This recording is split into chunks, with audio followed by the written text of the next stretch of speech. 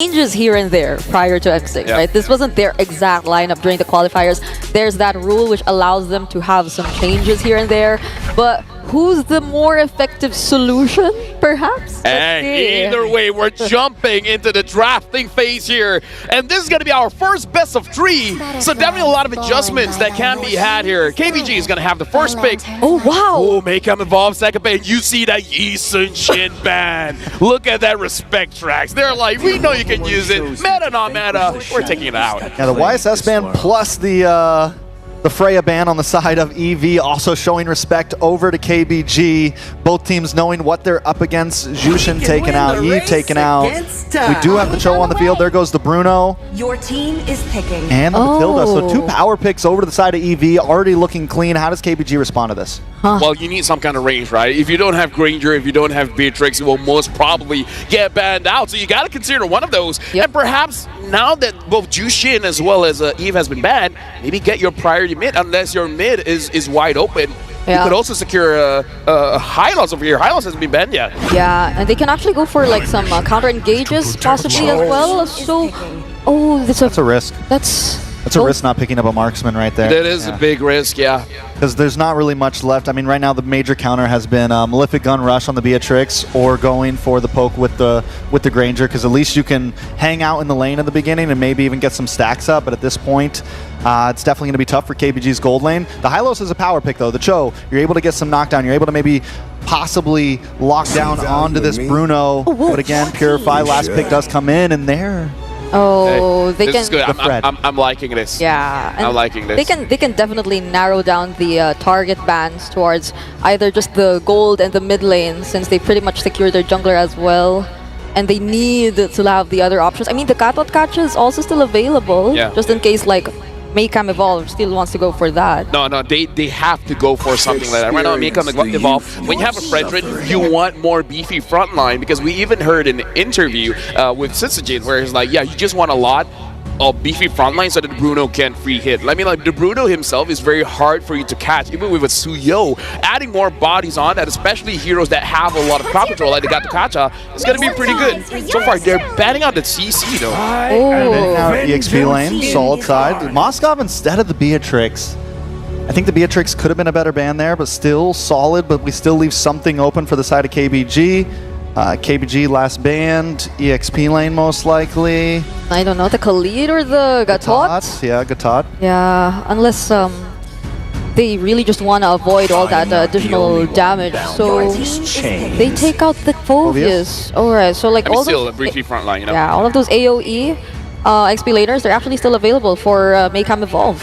Yeah, and they can pick it up here or just grab their priority mid lane. Anyways, right now we have a fun fact. Aurora achieved a 100% win rate with Yi Sun-shin, Joy, as well as the Lancelot. 7 times on the Yi Sun-shin, 2 times on the Joy, and 2 times on the Lancelot. But this time, coming in with utility jungler, letting the Bruno speak for himself. Apatapatu.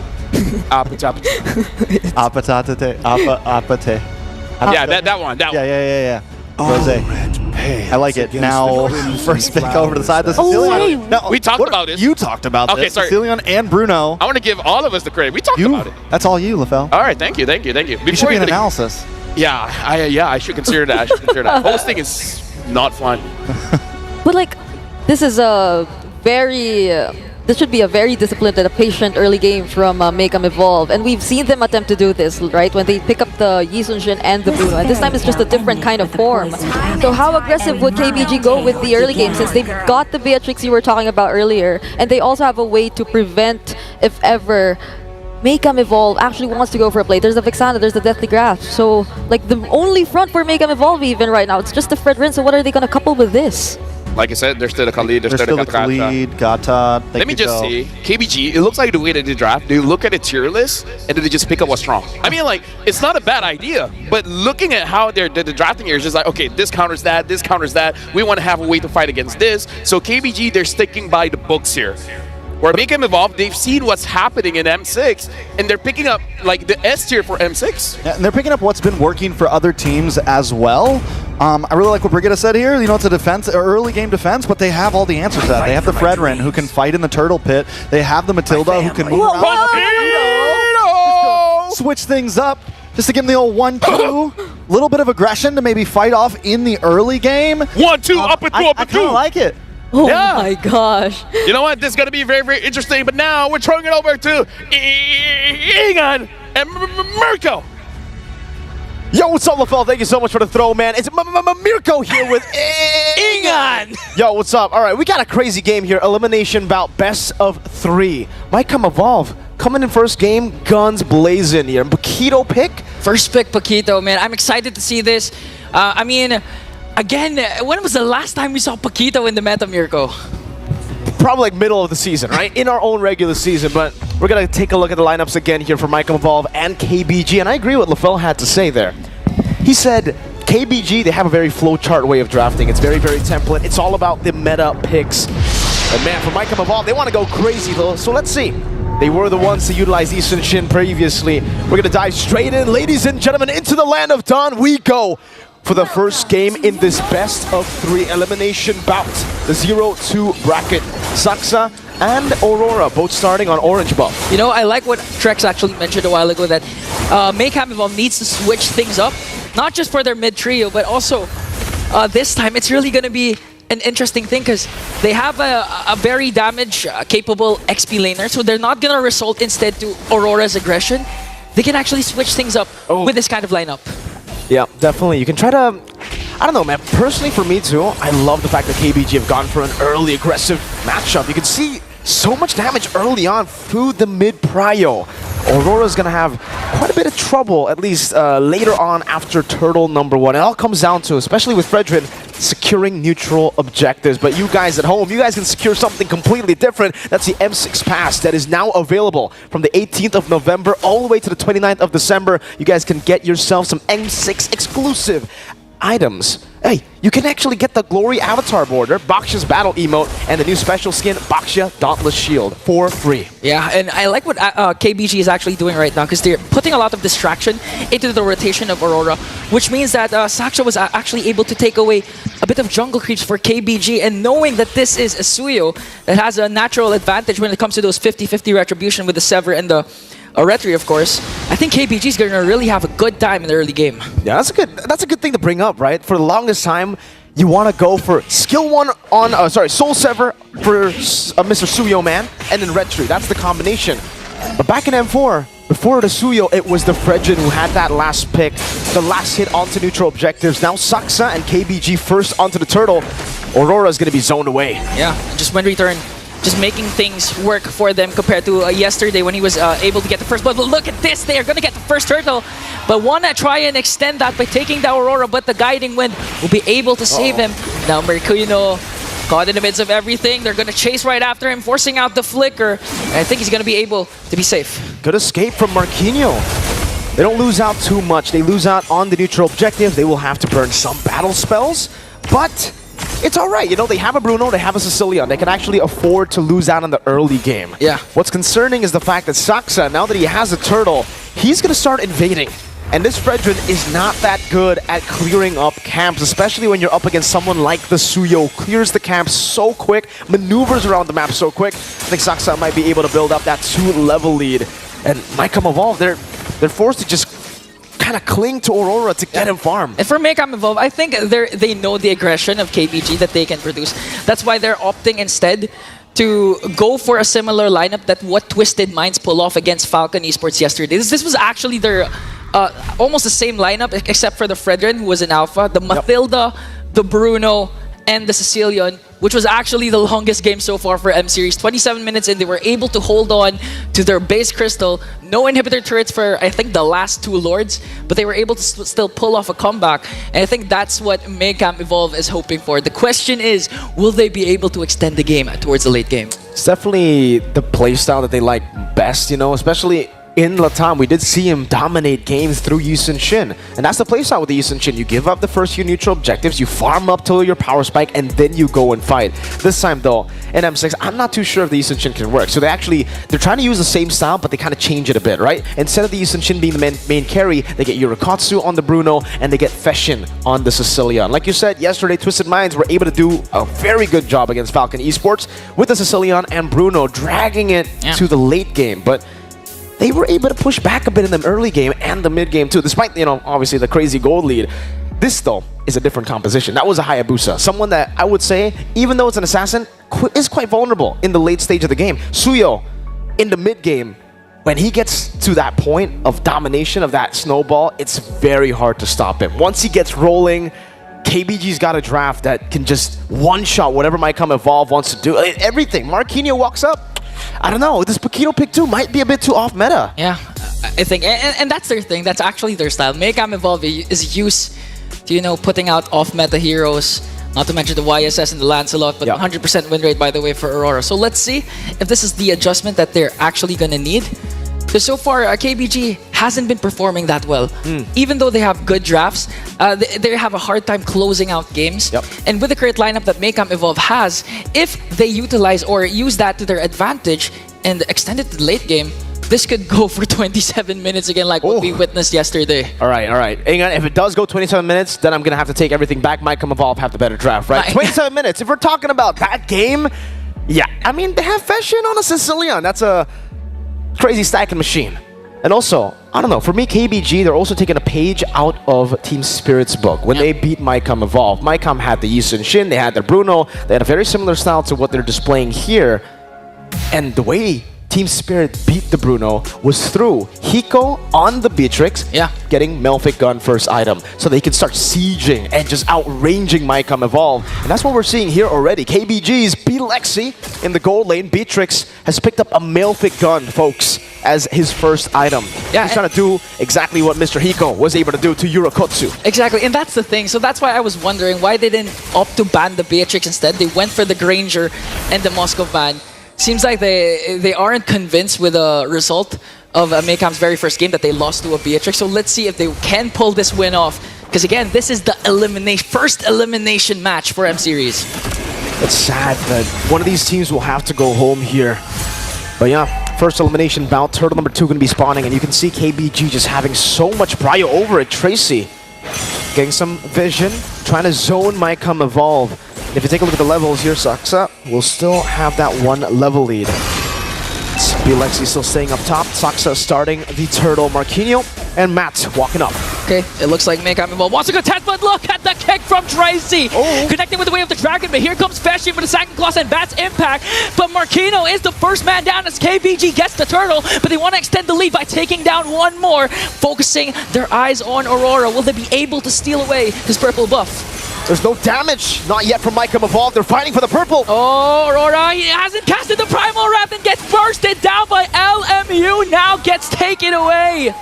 And they steal the purple buff also. Oh, it's a disaster of a first game here. The first 4 minutes for MyCom Evolve.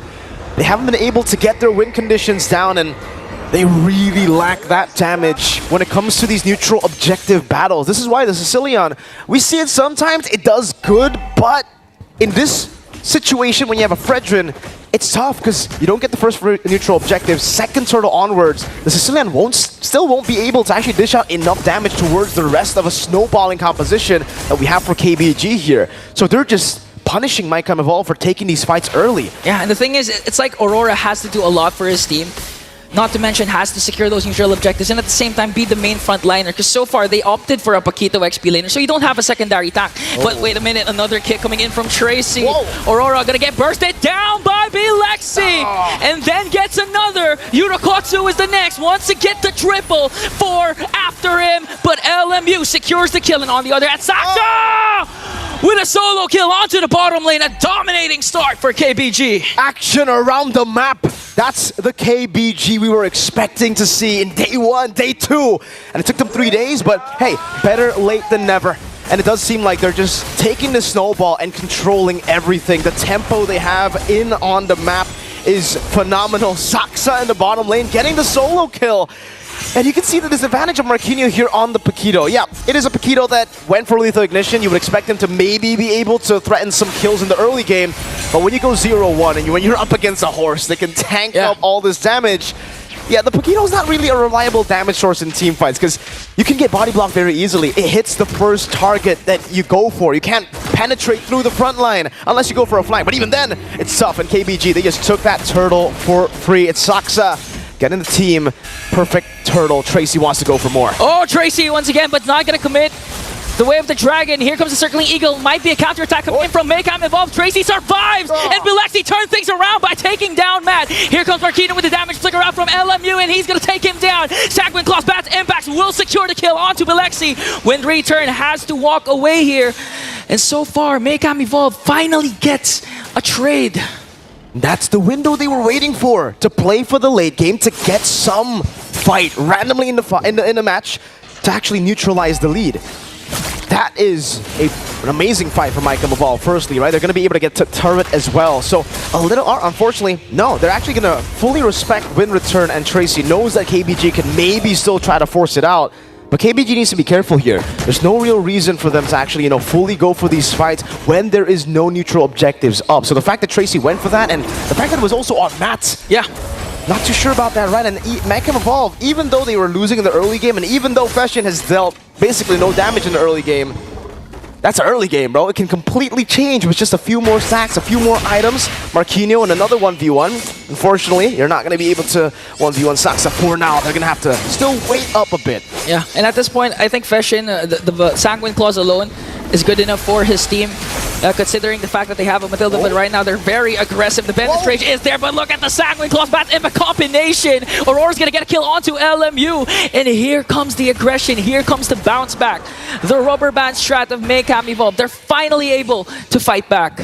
Okay, that was a big pick. Luomu has died 2 times in the last 2 fights, and that's the Vexana. That's the guy you would expect to play in the back, to play it safe. Fashion has been amazing at getting the Sanguine Claws here, so you just need a couple more, and you should be good in the mid-game. Eurokotsu is going to get this turret. Saksa won't be there in time. Circle Eagle. Oh, they're going to commit though. Energy Eruptions. Hackman Claws again is going to catch 2, but Wind Return goes in with the Glorious Pathway to cut the clash off. And this is the thing for Maycam Evolved.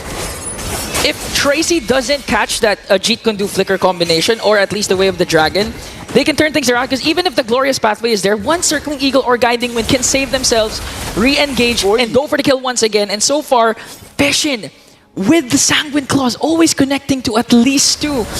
If this game again extends just a bit, like 30 minutes, 14 minutes, they can actually, be more aggressive than KBG and even take this Lord away from them. Definitely.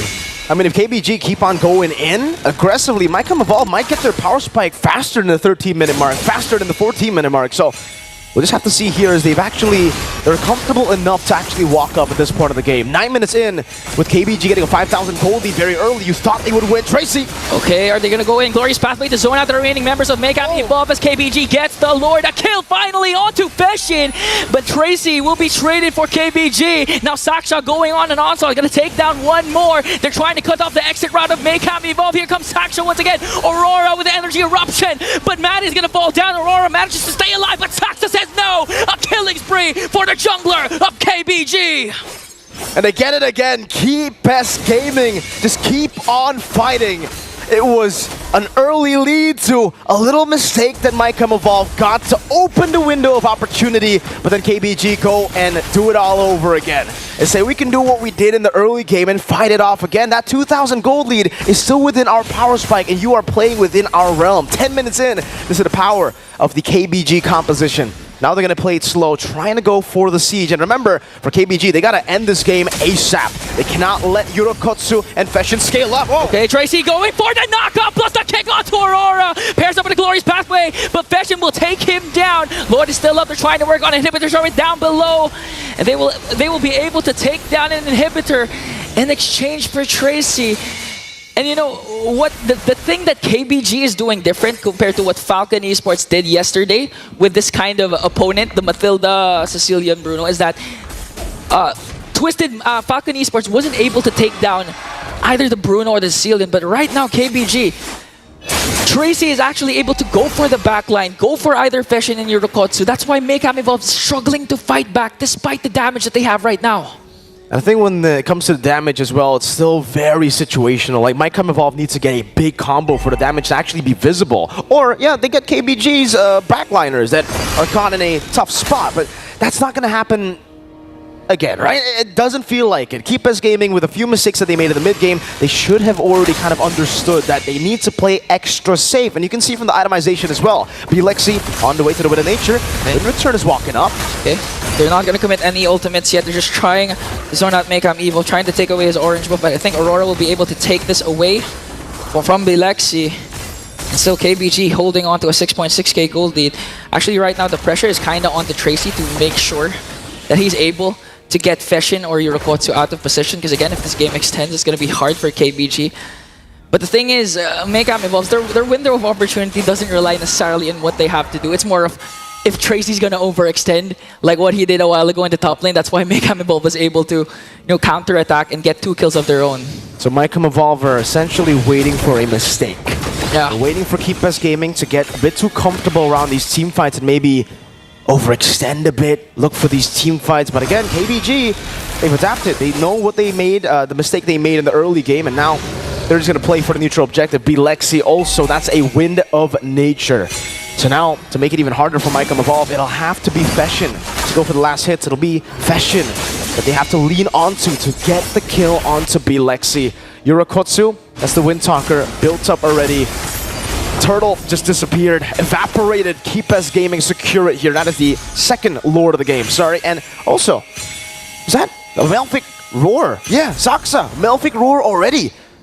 Man, not even Aurora, or yeah, not even Aurora can actually handle this damage, I feel, right now. He has an anti-curse and a cursed helmet, but that's it. He's building towards possibly an Athena shield. Let's see, KBG. They have the Beatrix, they have Tracy to actually dive in the siege as well. Makeup Evolve, they gotta protect Mr. President, but they got 2 presidents right now. Yurikotsu or Feshin, you gotta choose one. Yeah, but the thing is for KBG, eliminating one president alone might be able to do the job to finish things off, but that's true. That just shows how the lead KBG has right now. Saksa has a lot of damage items that can burst down any single member of Makeup Evolve. Lord marching into the bottom lane as they work on the mid lane inhibitor turret. They're going to try and play this safely, not going to overcommit because again they have a Cecilia. On the other hand, Glorious Pathway, and Tracy goes in with a kick. Going to catch Marquino, going to bring him down once again. 4 members are left to defend. And look at the Queller from Saksha, making sure to bring down Matt. Gonna catch Aurora to bring him down as well, and KBG will get game 1. An early start to KBG's return run in M6. Is this finally where they turn the tides around? This is the 0-2 bracket, ladies and gentlemen. An elimination match, best of 3. KBG now hold that match point, and Makeup Evolve, they're going to have to start evolving now. Yeah, last now chance. or never. Now or never for Makeup Evolve. Get a great start from KBG. Better than what they've shown us for the past 2 days, especially for Wind Return this time, not getting first blood. We're going to throw it back to the panel. LFL, what you got for us? Thank you very much, guys. That was amazing. Good job. Good job as always. Right? Look at the casters. But anyways, looking at the game, right, we have to talk about the draft as well as the item timings for, especially for KBG, because this is not the first time we've seen this kind of composition, having the Sicilian as well as the Bruno on the same team. And Bruno has been a problem here. Get in this draft, yes, things like the Cho. Tracy did amazing on it. Things like the Suyo, things like the Hylos. If they can get those things, definitely don't switch it up at all. Don't get too crazy. And as long as they can do that, it could definitely be a 2-0 for them. And now we're about to jump straight into draft here. And again, we want to see some kind of adjustment because the idea was there, right? I think we all agree. The draft is okay. It's just the Paquito really threw us a little bit off guard. But overall, right now looking at the drafts here, and looks like okay, the draft has happened. It is for us on screen here. Looking like Evo's Makami is going to be first pick, and KBG will be the second pick. And so far, again, banning out the Yisun Shin as well as the Juju Shin. Evo's Makami, you guys were talking about it. Now they ban out the Cho. They ban out the Cho, they ban out the Eve as well as the Freya. First pick for Evo's Makami. Wonder if they want to go with the Bruno route. Still, they ban out the Suyo. Which I think is solid. I think the Suyo ban's solid. Eevee's not going to be able to take that now. There is the Alpha still open, though. There still is the Fred open. There still is some Nolan, some assassin picks. Still plenty of options for both teams. And they get the high loss this time. They deny it from KBG. So will they get the Bruno Matilda? or the Alpha. I feel like you can't ignore Matilda. Yeah. Legit. I feel like... Actually, never mind. If you have a very tanky EXP and jungle, I mean, yeah. then you can have an enchanter, a roamer. But I feel like when it comes to the roam, it's pretty open at this point. Fight for the ultimate. You know, one thing though, you They mentioned pick up how- the Hilda. Yeah, Hilda's solid. You mentioned that they shouldn't change things up, but Eevee's forcing them to change things up by taking the Hylos, banning out the Cho, you know, the Suyo's ban. At this point, KBG has to bring a essentially completely different draft to the table, but it's the same exact story for Maycam Evolve. Matilda's though now going to be open for Maycam. They have the Hylos already. They can throw Hylos into the EXP, and now they have that tanky EXP that they lacked last game, which I think could be very solid for them. I mean, assuming he's going to the EXP, because here's the thing. I harness. I've played a Matilda going up against a Bruno. If I wanted to ult against the Bruno, I will not survive. Just with a few kicks, I'll die. So even picking up the Matilda, it is quite the risk. Not a bad idea, but it is a risk. Once the Bruno has 3 items, it's going to be tough for you to tank all of that. And now they pick up the Alpha as well as the Valentina. Still hiding where this Hylos is going. Yeah, and they might still consider the Matilda later on if they just want to go with the standard type of combinations that are there. But the Oh, Joy. Yeah, the Joy picked up Right. here. So they pick up the Joy, and there is also a possibility that they still... well, I think Tracy would like to get the Hilda. We're back. Though. Like it's a very aggressive roamer. He's known for like all those jawheads and all that. So we definitely want to add to the pressure. Always on the way. Second phase of Banzo coming in. KBG going to take out the Granger. I got a feeling they will take out the Beatrix, unlike DG didn't do last time. No, they go for the Phobia. So some people just, I mean, Your team it's solid, but they do leave something open for Maycam here. But I think KBG's confident after game 1. They are a bit more late game present this time, having the Joy, having the Bruno. But they have that Hilda to kind of keep them forward and keep them pushing throughout the mid and early to get to that phase. Yeah. The thing is, when you pick up a Hilda, you kind of signaling to the opponent, you guys can't use an assassin here. So picking up the Alpha here, I don't even know if this Hilda is going to be all that punishing towards it was Macam. Unless KBG picks up a roamer that can pair up with the Hilda as well to make sure that there is some kind of aggression going on. The Joe is not there, but there's still quite a few that can pair up with the Hilda. And now, Maycam Evolve, they pick up the Gato Kacha. Not going to let the Gato Kacha go to KBG because Gato and Hilda is going to be very difficult to handle. And now picking up the Harif. An option. You can press the lane going up against the Bruno, but again, the Bruno can go for a Malefic Gun second item and then you neutralize the lane. Yeah, I mean, in terms of like team fight, this feels like a much better, well-rounded draft from Maycam Evolved compared to earlier. Like the conditions are clear; they're not just so focused on a particular area of what they need to do in order to pull off the conditions of their lineup. But for KBG, that we aren't entirely sure whether or not Hilda will be in the roam or not. I feel like EXP. I feel like the other there's a Kaja sometimes. Even that though, it still could be EXP and Rome Khalid. Honestly, we've seen. I feel like Rome Khalid is solid. Yeah. Goes over to Tracy, so it does look, they do the swap over to Tracy, so it will be a Rome Khalid. Gives them some nice early aggression, some nice wave clear, and we've seen KBG like to move fast to the off lanes. That's going to help them get that. Thank you very much to our panelists, and now we're passing it over to our casters. We're going in. Thank you so much, Lofel. Again, here on the desk, it's... Welcome back. It's game number 2. It's match point already for KBG, and it seems like Maycam Evolve have finally evolved in their drafts as well. They've actually taken a lot of the meta picks now. The Alpha coming in, also the Gatot Gacha. It's all about Prio now. If you take a look at Maycam Evolve. Now finally, Marquino goes for a secondary tank for the XP laner, so it feels like we're gonna feel him more for this game. Let's see if Maycam Evolve can equalize here in the elimination bout, or if Keep Best Gaming will shut the dreams of Maycam Evolve down to keep theirs alive. Ladies and gentlemen, welcome to the Land of Dawn for game number 2. Saksa this time on the Joy, up against Aurora on that Alpha. And you can already see the Khalid, Tracy on this Khalid. Very, very aggressively trying to get into the enemy jungle. But this is what the Hylos and Gata does, man. It stops any sort of invade from happening in the early game. But at the same time, you know, the Khalid, the Hilda, we all know that these are heroes that are aggressive. First 4 minutes, first 5 minutes in, it's usually their power spike to just disrupt the jungle, disrupt the rotation of main cam Evolve. I'm honestly expecting a very, very fast game for KBG if ever they start things out strong. Definitely. We can take a look at the emblems here. The Master Assassin actually from Alexi. Very confident. Matt. Okay, we'll take a bit of damage there. A little bit of a freeze too. Feshin and Matt revitalized early. But again, for the emblems, it's the Master Assassin for Alexi. So still very, very confident that he will get the dub in this laning phase. Wants to get as much of an advantage as possible. Meanwhile, for Yurokotsu, it's that Bargain Hunter to get to the item power spikes quicker. It seems like Wind Return will try to cut in the waves. And Marquinhos, if he stays here too long, he might actually lose a couple of minions himself. Yeah, oh, look at the slows. And now the three attackiest heroes are just going at it each other. Wind Return has to use a Revitalize to walk away, and Saxa to the rescue. Casting his Electrifying Beast just to zone out main camp Evolve alive, but he might actually get a kill here. A quick response from the rest of the members of KBG. Another Revitalize will be popped by Maycam. It's all about the Revitalize, just healing back up. Maycam Evolve unable to punish that greedy little, you know, cut up top. But KBG know their limits quite well. They know that Griselda is very, very hard to kill, has to Revitalize as well. And Turtle number 1 will be spawning in the game. Tracy, not level 4 just yet, and Aurora actually opting to go for the purple buff first. Yeah.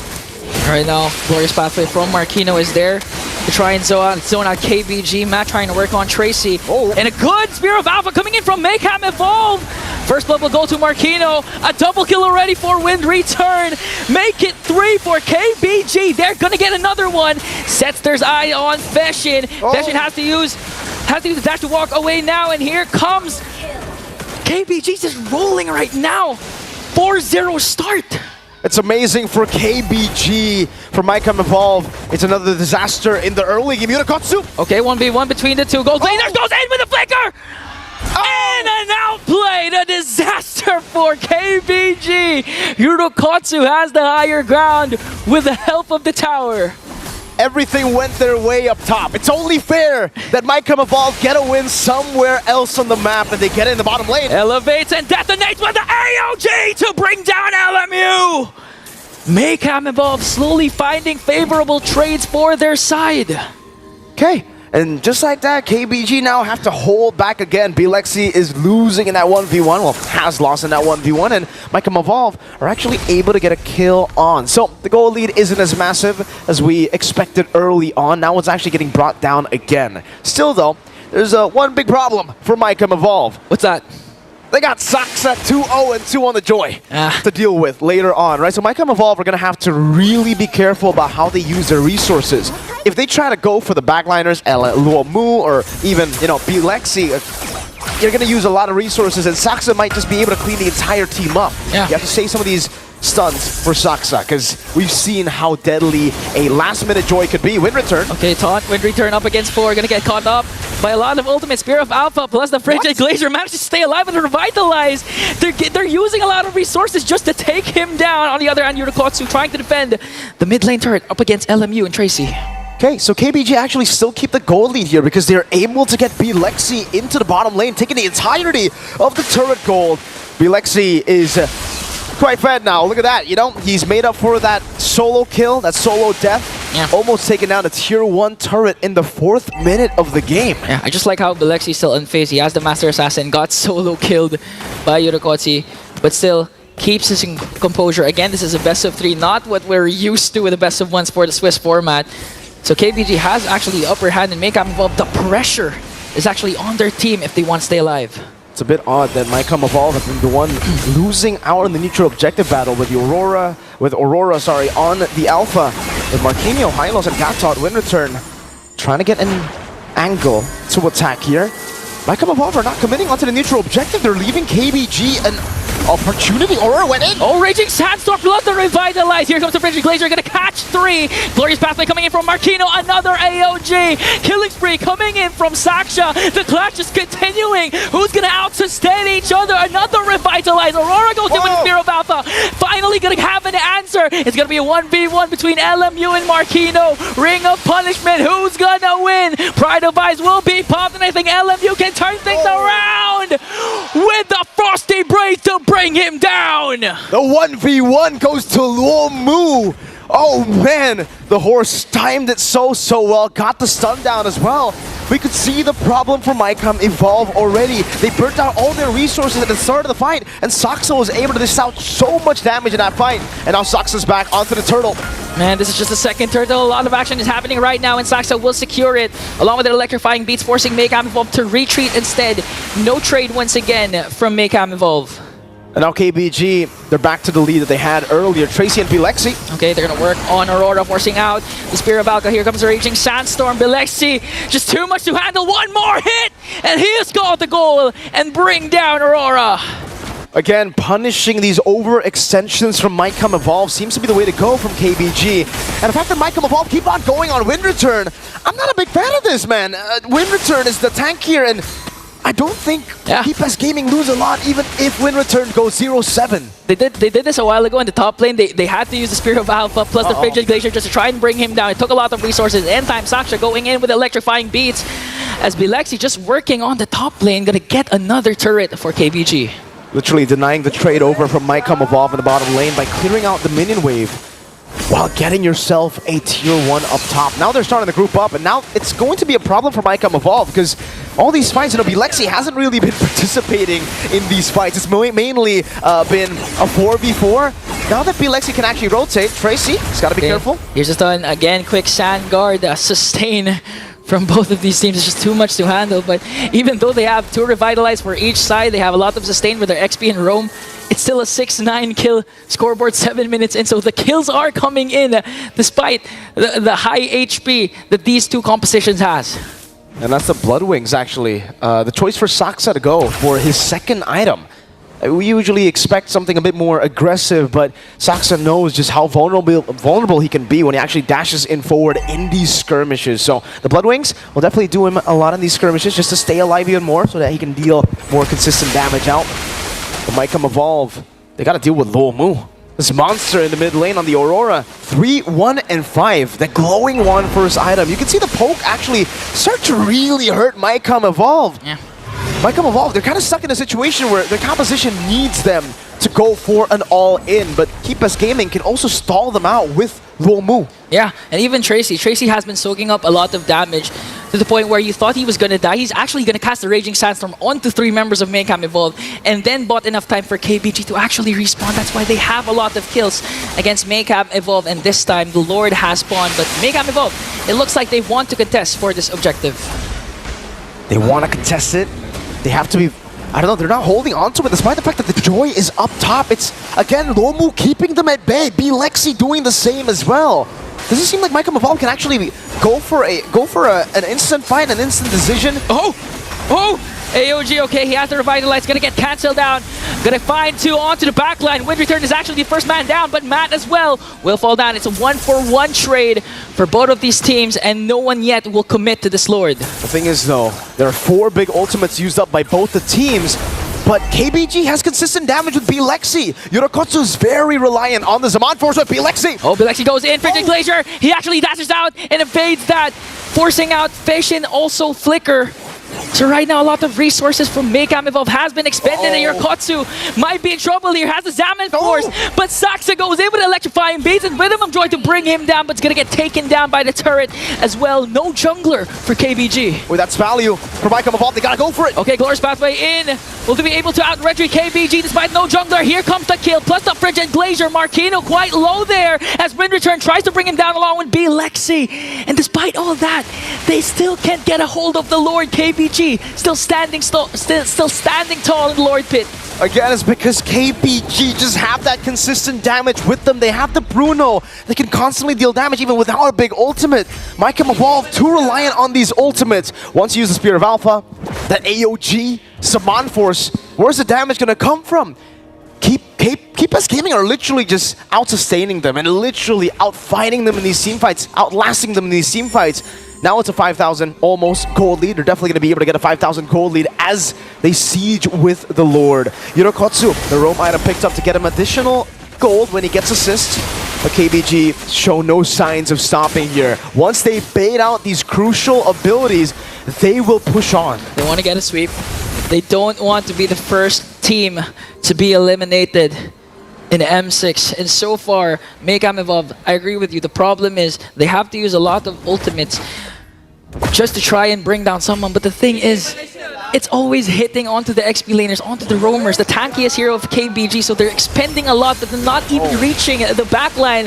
Marquino goes in, paired up with a glorious pathway as well, trying to bring down Belexi! This might be an opening from Maycam Evolve, no damage dealer from KBG. But again, they have to think about the Lord marching in the top lane as Saxa works on the mid lane. They played a gamble, Maycam Evolve. In desperation, they went for it, and it worked out. They got Belexi. They got the timers down too for the flicker. It was not up yet for Belexi, and that saved them from getting at least a base turret down. So Keep Us Gaming, they're kind of caught off bay right now. But again, if we're talking about Maycam Evolve, let's talk about scaling. And Aurora wants to go for the fight. Okay, forcing the Raging Sandstorm to be used defensively. Spear of Alpha is gonna miss. A lot of ultimates being casted. So right now, Maycam Evolve, the problem that they had before, which was casting ultimates onto the front line, they solved it by trying to target Belexi. This time, it connected. That's why they were able to find an opening. But who got the purple buff? Luomu. Oh. Luomu got it. He also got the Divine Glaive. So, yeah, that poke is starting to really hurt. You see why? Wishing Lantern is the second item he went for after the Glowing Wand. That's why he's been able to just dish out that poke. Saxa's going in. It does seem like they're actually Aurora. Yeah, they're gonna try and commit onto Saxa, but again, the mobility of this Joy might be a counterattack for LMU. Frigid Glacier will be used up as well. Just keeping Maycam Evolve at bay as Belexi tries to work on the inhibitor turret up top. AOG, they're gonna commit. They want to go for a clash, but LMU says no, stuns Matt, and stops the clash. Okay, so again, for Keep Us Gaming, they're just trying desperately to go for these base turrets, but then they can always just fall back, right? It's on Maycam Evolve to actually get a lead or to try to neutralize the lead that KBG have right now. And the fact that KBG can just continuously siege in without getting punished that much means that I don't know how Maycam Evolve are going to fare around the Lord. They were fortunate enough to see Belexi in the bottom lane overextending. That's why they got that pick off. But now as the Lord spawns in, it's going to be a much more coordinated for Keep Us Gaming, right? For KBG, fighting around the Lord should be great for them. This is where their composition strives the best. No, it's gonna all boil down to the initiations that can be set by Marquino and Matt. Proper targeting, proper decisions. They have to be decisive. When they cast the major ultimate, they have to go all in if they ever want to contest for this Lord. Yeah, that bottom wave. Maycam Evolve, no interest in actually clearing out that wave. So slowly but surely, the mini waves will be crashing down. Matt gets a taunt. Okay, here's the taunt. Glorious path before Marquino to try and cut them off. AOG onto the back line, but it's not going to connect Tracy. On the other hand, answers right back with Raging Sandstorm. A lot of Revitalize will be casted here. Sax is just trying to go for the back line, trying to avoid the Spear of Alpha as they will take down Wind Return. Belexi takes down Matt, but Maycam Evolve trying to respond with 2 kills. Belexi on the other hand, volley shot after volley shot. Saxa delivering the final blow to bring down Marquino, and KBG sets themselves up perfectly for this Lord, but Yurokotsu want to go in, going right after LMU, but the Pride of Vice is there. That's why Belexi might be able to take him down and turn things around. 1 member left. Saxa says no, wants to go for the full wipeout, forcing Fish into retreat, and KBG is on the driver's seat. The call is to end, not to go Lord. Keep Us Gaming might eliminate Maycam Evolve. KBG in the verge of trying to stay alive. Here come the ultimates. They have minions, and KBG lives to fight another day. Keep Us Gaming will survive the grueling 0-2 bracket. But for Maycam Evolve, they will be the first team eliminated from the M6 World Championship Swiss stage. Ladies and gentlemen, this is proof to you that, man, the Swiss stage is brutal. Brutal, excellent. Something for sure is it's greater than ever. I got tired, man. I feel you, man. Keep Us Gaming, Maycam Evolve, they went all in just like you did, Ingan. And unfortunately here, for Maycam Evolve, they're gonna have to say goodbye to their dreams. But for Keep Us Gaming, it stays alive. Laval Take it away, brother man.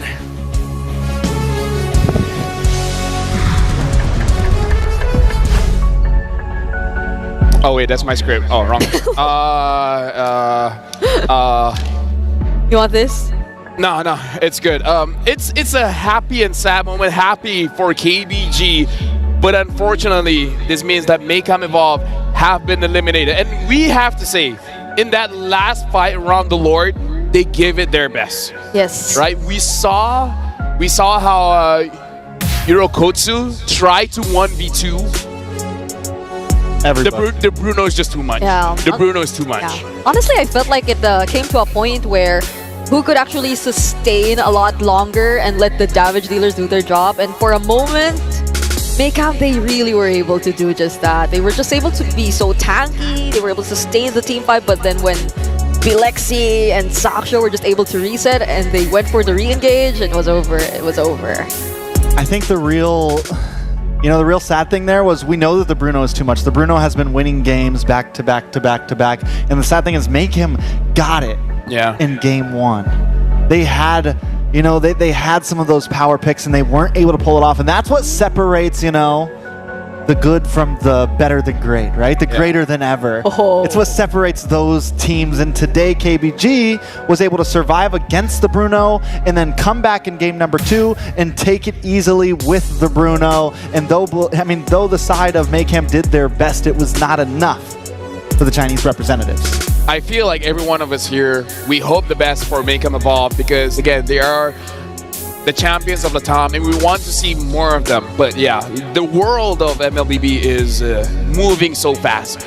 KBG, even after having 2 losses against 2 Indo teams, they have stepped up quite a bit.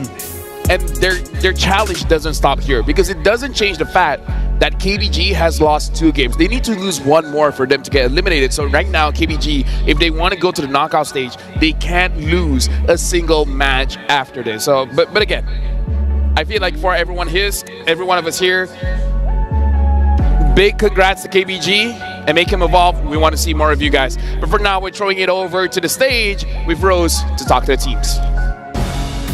Huge props to Maycam Evolve for representing the Latin America in the M6 World Championship. They have also given us a glimpse of the Argentinian flair in the world stage. However, their journey has to end today. And guys, on a count of 3, I would like you guys to give a final bow. In 3, 2, 1. Maycam Evolve, everybody. Thank you very much. We hope to see you guys next year, and we hope you guys can come back stronger. Thank you very much. And of course, it is time for the winner's interview. KBG officially securing their first win in the M6 World Championship, and we have Coach Webby with me from KBG.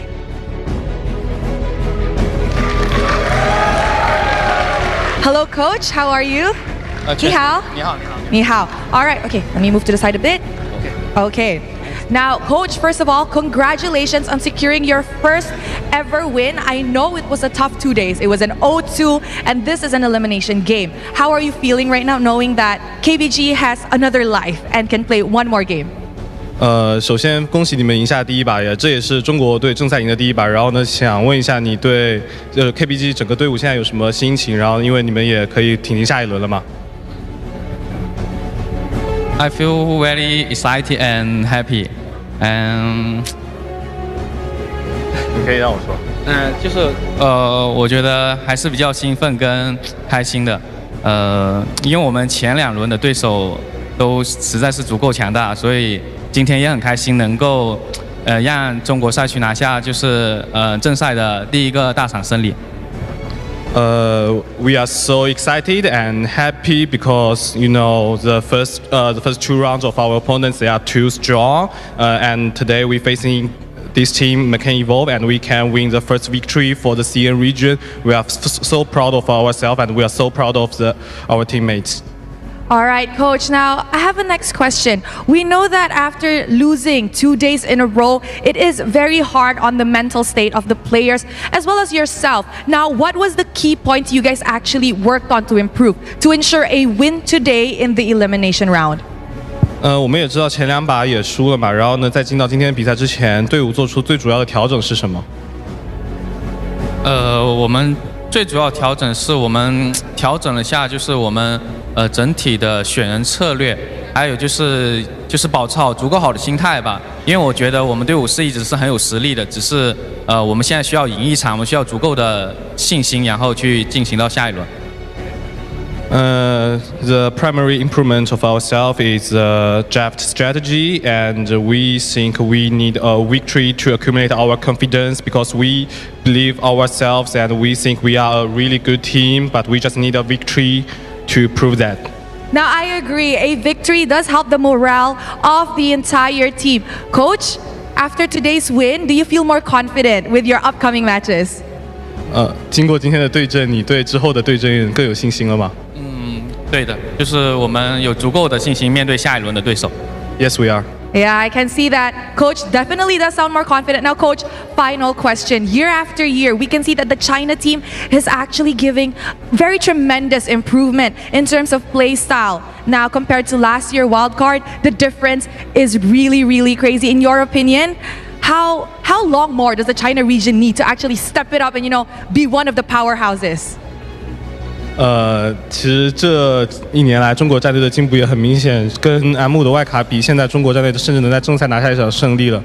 然后你觉得中国队进步的最大的原因是什么？以及中国队需要多久才能成为最有实力的赛区？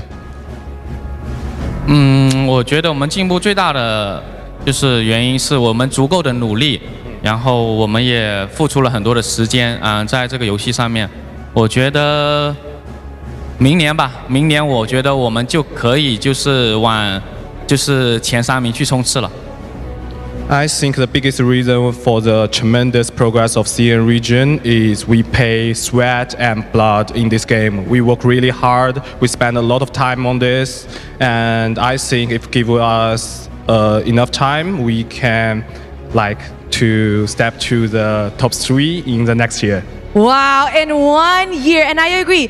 Blood, sweat, and tears does play a huge role in improving. Thank you very much to Coach Webby, and congratulations on your win. You guys live to see another round in the M6 World Championship. And with that, let's head back to the panel to break down this elimination match. Panels, take it away. Congratulations to KBG. Now they're feeling a little bit more confident. Now, here's the thing. Like we said, it's much more difficult after this. But before we even talk about that, we got to talk about the game just now, because this game number 2 is much closer compared to game number 1, where we see Makeup Evolve actually taking quite a few fights. Flexing the watch. Quite a few fights. Dude, Fairy gave me a watch. I'm gonna flex it. But yeah, different game, right? Game number 2, Trex? Very different game than game number 1, but still a dominating game for Keep Best Gaming, even with the and the Fanny Band on the side of S2G. Looking at the bans, we can tell a lot. Look at the bans coming in from S2G, the Luyi, as well as the Alpha, making sure that their front line, this basically shows they want to play a front-to-back kind of composition. Alpha is good against that. The Luyi is good against that. Looking at what NIP Flash has banned out, they want to stop aggression coming into the side lanes from the Matilda, and banning out the Hilda shows that they want to use some kind of assassin. I wonder if NIP Flash wants to let go of the Bruno and then pick up something like a Suyo or a Joy. There's also a lot to trade here. Yeeve's open, Jushin's still open.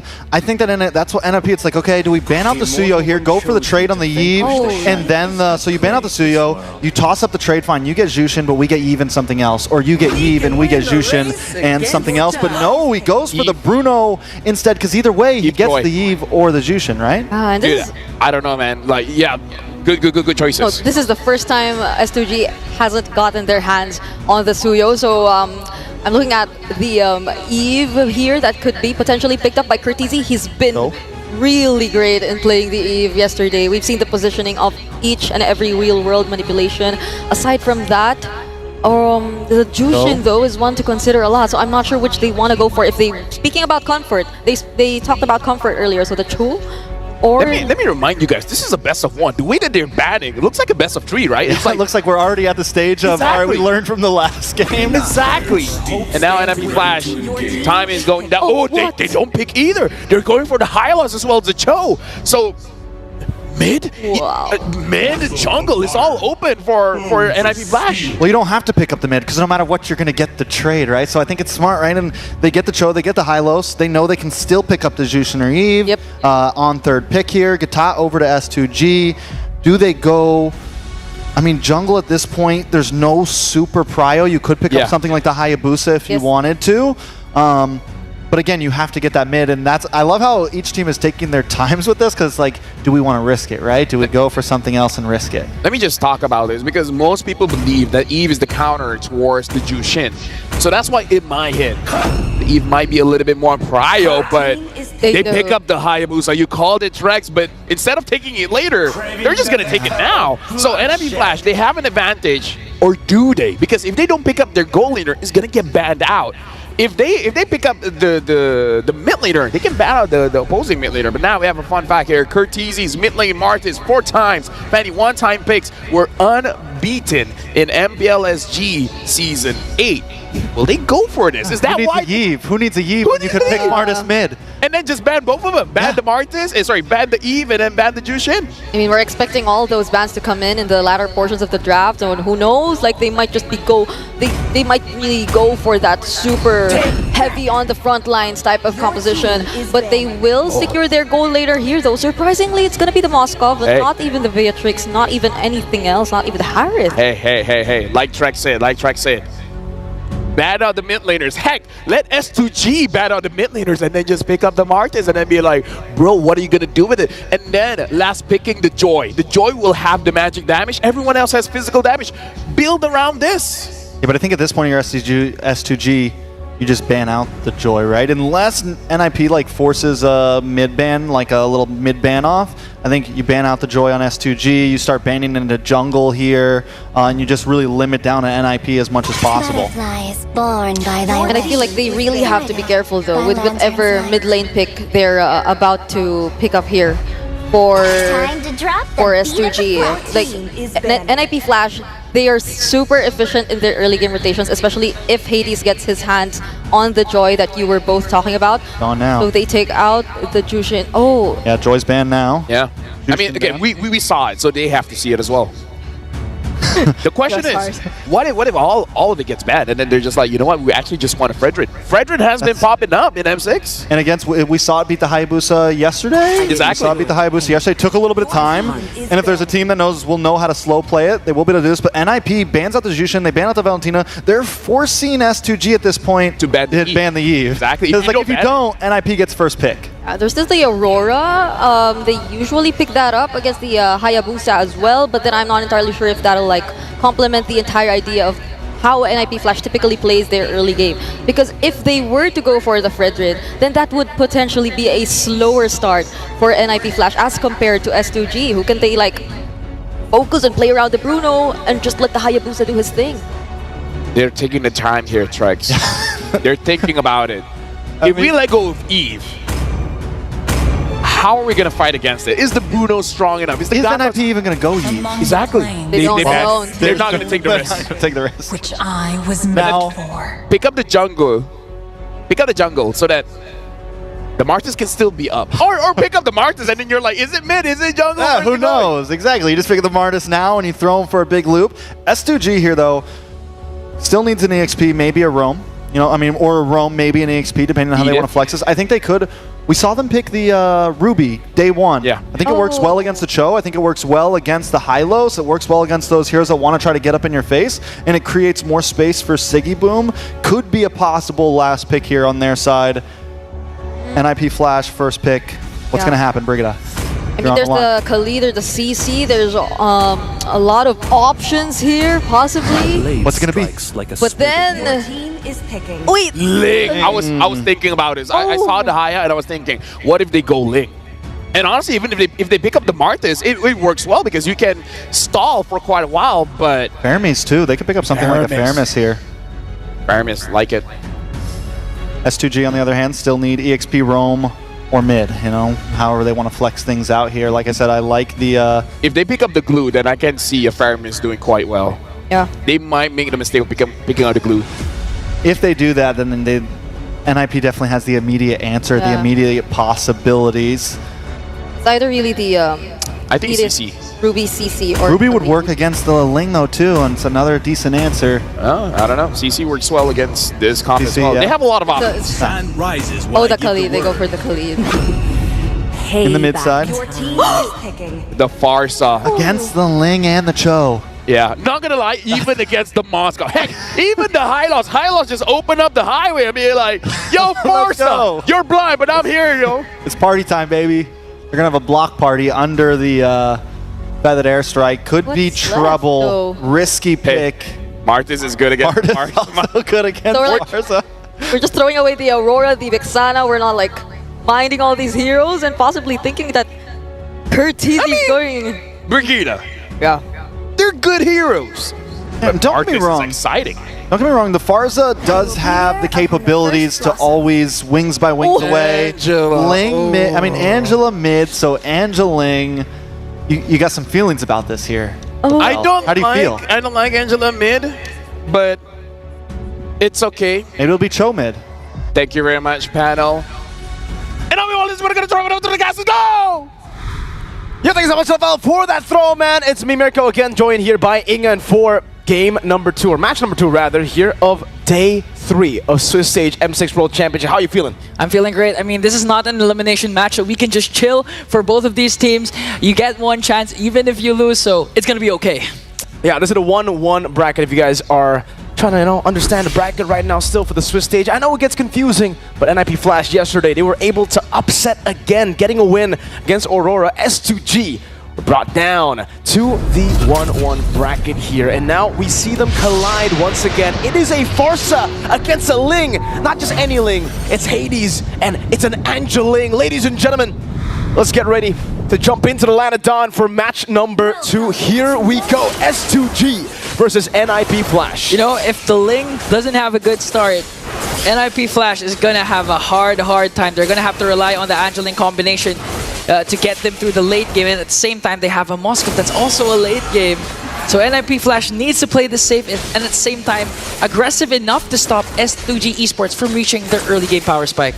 Yeah, I'm actually quite, versed in the Angeling combination. We've seen this a lot in MPL Indonesia. And you guys probably seen the M6 pass around everywhere, wherever you go. And you guys can go and get it right now. The M6 pass is now available, up for grabs for you guys to get. You can actually achieve the level 75, that's a prime skin, with all the other Baksha skins and the avatar border, all for free. So go get yours today. A lot of skins, a lot of giveaways. Thank you so much, Moonton. Thank you so much, M6 World Championship. And thank you for this amazing game. Again, NIP Flash, they have the Cho.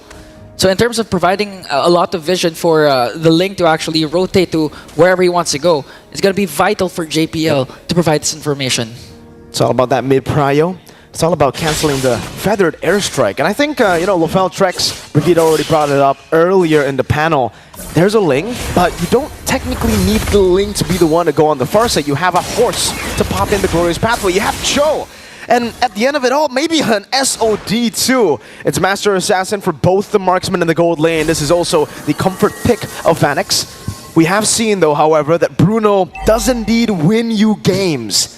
So S2G, even though they went for, a gamble with the Farsa, and the Bruno is a good safety net that they can rely on here as they get mid-prio to set up for the first neutral objective of the game. Turtle number 1, purple buff, still not taken by Hades. Hey, S2G Esports starting things off by having control on this turtle pit, but Diablo and JPL is just waiting for Hades to come in the picture. Here comes Hades, just waiting for the hard guard as well. They're just trying to zone him out. Raging Sandstorm coming in from Lunar, and Hades will secure the turtle. Now it's going to be a tap of the blades. Pagu knocked up. More Defiant Blades on. Pagu with Revitalize, trying to sustain over, but it'll still be first blood over to Hades. Strong start for NIP Flash. I mean, JPL and Diablo just really doing their job, but Lunar gets kicked into that feathered airstrike, though.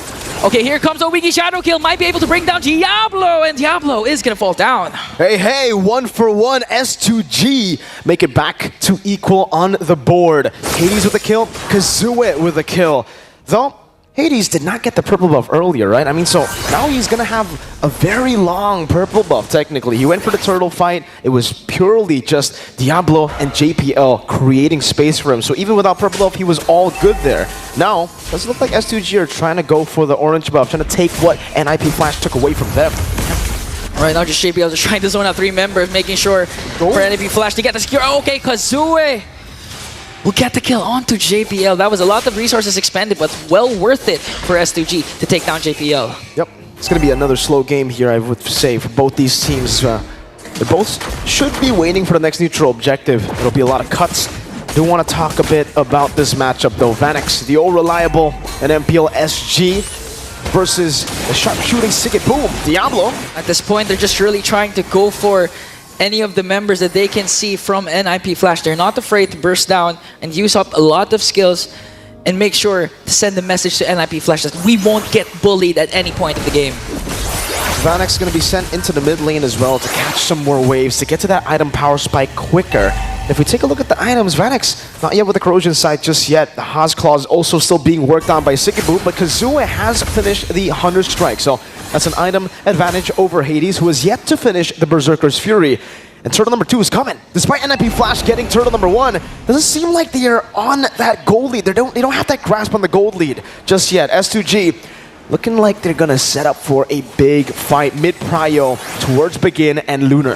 Yeah, and that's the thing. I think NIP Flash, is this really the best composition for you, considering that Curtizi is one of the highly mechanical mid laners all throughout this this tournament, and you're just giving him an Angela. So is that really the best lineup for NIP Flash they have to offer up against S2G Esports? It's a give and take, right? Oh, Tempest Blades? Okay. Hades will just use it to get away from the shadow kill. But back to the point, man. I feel like, yeah, it's a gamble you're playing. You're putting Curtizi, a very mechanical sound player, on an Angela, but it also enhances Hades, who's ridiculous too on those mechanics. This team was once called Hades. Yeah. Hades, you know, we're not going to say it here, but, you know, NIP Flash. Yeah. Turtle number 2. It does seem like for both of the teams, they both have assassins. They do not want to contest for the neutral objectives. They'd rather just farm up and wait for those power spikes to hit, and then they might go and fight. This might be like a 1 turtle game, 2 turtle game. Yeah, it's going to be a stalemate. Right now, NIP Flash also considered as the Singapore All-Star team. Oh, yeah. And we can expect that, because again, we have to wait for Kazue to scale up, for Hades to scale up, and for specifically for NIP Flash, they're really banking on that Angeline combination. And if it fails, if Hades gets picked off and delays his power spike, it's going to be detrimental for their team. Oh, gank up top. Oh, Siggy Boom! The Turkish Triggerman will fall down in hands of 2 members of NIP Flash. Now S2G wants to go for the trade, trying to take down the turtle. Oh, bursting it down. Kazue gets the retreat down. Diablo with a stun. Mid lane, Raging Sandstorm. And it's going to connect, but JBL catches it mid-air with the Way of the Dragon. Hades goes in with the Tempest of Blades to bring down Lunar as well. And NIP Flash, we thought it was going to be a stalemate, but right now they're going for the clashes, brawling in the mid lane. Woo! Just like that, it's another trade on. S2G were the ones to get 2 kills for 1 turtle for NIP Flash. And now it's the opposite. Now it's NIP Flash who are going for the kills. S2G securing the turtle. And Sigiboom just barely surviving, or helping that turret to survive. Curtizi, what happened in the mid lane? A feathered airstrike took him real low. And the kill onto Sigiboom onto the top lane really worked wonders for Vanix. Gave him a lot of space to work with, but JPL saw 5 members of S2G Esports just instantly got deleted in the map. Quick moves by S2G around the map. These rotations have really helped them get kills, pickoffs around the map, but you can see Hades doing the same thing in the bottom lane, as devilish as ever with the trades. Oh, almost got caught there with the Wiki Shadow kill plus the feathered airstrike. And now they're going to just transition onto the top lane. AOG going to be committed onto Vanix, but manages to evade that. 3 heroes of S2G, but goes in with a Spear of Destruction, wants to go 1v1 with Siggy Bomb. Here comes the hard guard. Okay, the clash. Oh, look at Hades. Onto the back line. Tempest of Blades. Coming down already. JPL with the G-Kundo. The turret taken down. NIP Flash using the hard guard. So, you know, Hades walking in again onto Siggy Boom. Just a bit of damage. A feather airstrike will shoot them away. But they use that aggression to just get the turret. And this is the clear advantage of NIP Flash. Even if they're outnumbered at any given moment, Curtizi is ready to cast his hard guard, whether onto Vanix, whether onto Hades, and at the same time, they're really utilizing the capabilities of their lineup. They have a Ling and a Moskov that's good when it comes to macro gameplay. So even if clashes aren't going on, they could just play the long game and just go for the split pushes, catch S2G Esports off guard, and Right now, Raging Sandstorm is going to connect, plus the Feathered Airstrike going in, ganking up onto Diablo, but he casts his Revitalizing Glorious Pathway on time. He stays alive. And Hades comes in now, goes in for the assassination. Tempest ablaze in the back, Sigiboom. So has to purify in time. Pagu thrown at a spear from Vanix, and it will be a 2-for-1. NIP Flash with the dub in the trade as Hades goes for the purple buff. Just look at Kazue, looking for an angle to probably try to go for the pick-off, but he won't be able to look for it. And that's a good pick-off, especially considering that the first Lord has spawned, so NIP Flash can just focus on clearing out the minions, gonna get a lot of minion waves pushed so they can position better in this Lord pit. A huge play coming in from NIP Flash to catch S2G Esports off guard, despite S2G actually starting that clash. So NIP Flash, again, going back to their composition, it's easy for them to re-engage and respawn no matter what S2G does to them. It's very clear from what Begin got, the roam boots here, what they want to do. They want to just stick together and fight. Feathered Airstrike forcing JPL out, but that's a big resource burnt out. Now SOD. Oh, SOD gonna connect onto Siggy Bomb. Pops the spear right here comes to AOG. He's gonna bring down Siggy Bomb. Just going and working onto Pagu. The Revitalize is there, but Hades goes in with a Semblance of Blaze. Gets the kill. Pagu is down. Now Kazua is looking for the trade. Lunar trying to screen Hades.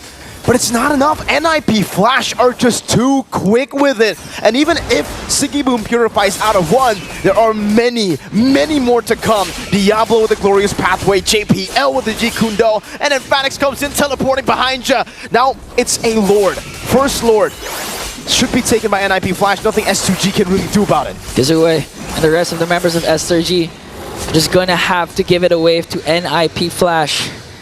And so far, this is still winnable or defable for S2G, and at the same time, as long as they are able to save their mid lane turret and just keep their jungle area away from NIP Flash, Kazue can still manage to bounce back and later on activate Sigiboom's Power Spike. Again, this is a Bruno that we've seen win a lot of games, and up against a team like NIP Flash, I mean, S2G Esports, they really need to get the pick off that they really want. Gotta wait for that Power Spike for Sigiboom, though. He is 400 gold behind. Vanix has hit his item Power Spike. That's the holy trinity of the attack speed items. Before Sigiboom on the Bruno, we all know what the real Power Spike is now. Usually, Hozclaw's Berserkers, all good. Now you gotta wait for that Melfic gun to be a real threat, a 1v5 kind of carry. So S2G, it can still bank on that. Begin already got the Wishing Lantern too, so he should be able to provide some good poke over to Vanix. Vanix has just been so elusive in these skirmishes, man. Waiting on the SOD, getting so much room from Diablo and JPL too. So he hasn't been poked at all by the Feathered Airstrikes. S2G just gonna make quick work of this Lord down bottom. Holy Shields are still intact. Let's see if NIP Flash will force a clash. Again, JPL has his Flicker, has his Way of the Dragon. Now they're just depriving S2G Esports of the necessary buffs that Kazue especially needs to scale up quickly with his Hayabusa. The Melfic gun already secured by Sigiboom, so that's the item we were waiting for S2G. But for NIP Flash, fleeting time too for Curtizi. So a bit more utility to play. The hard guard's going to be on a lower cooldown now, so he can actually look for maybe the cross-map plays around to try to force S2G or punish S2G, who really like to clump up together.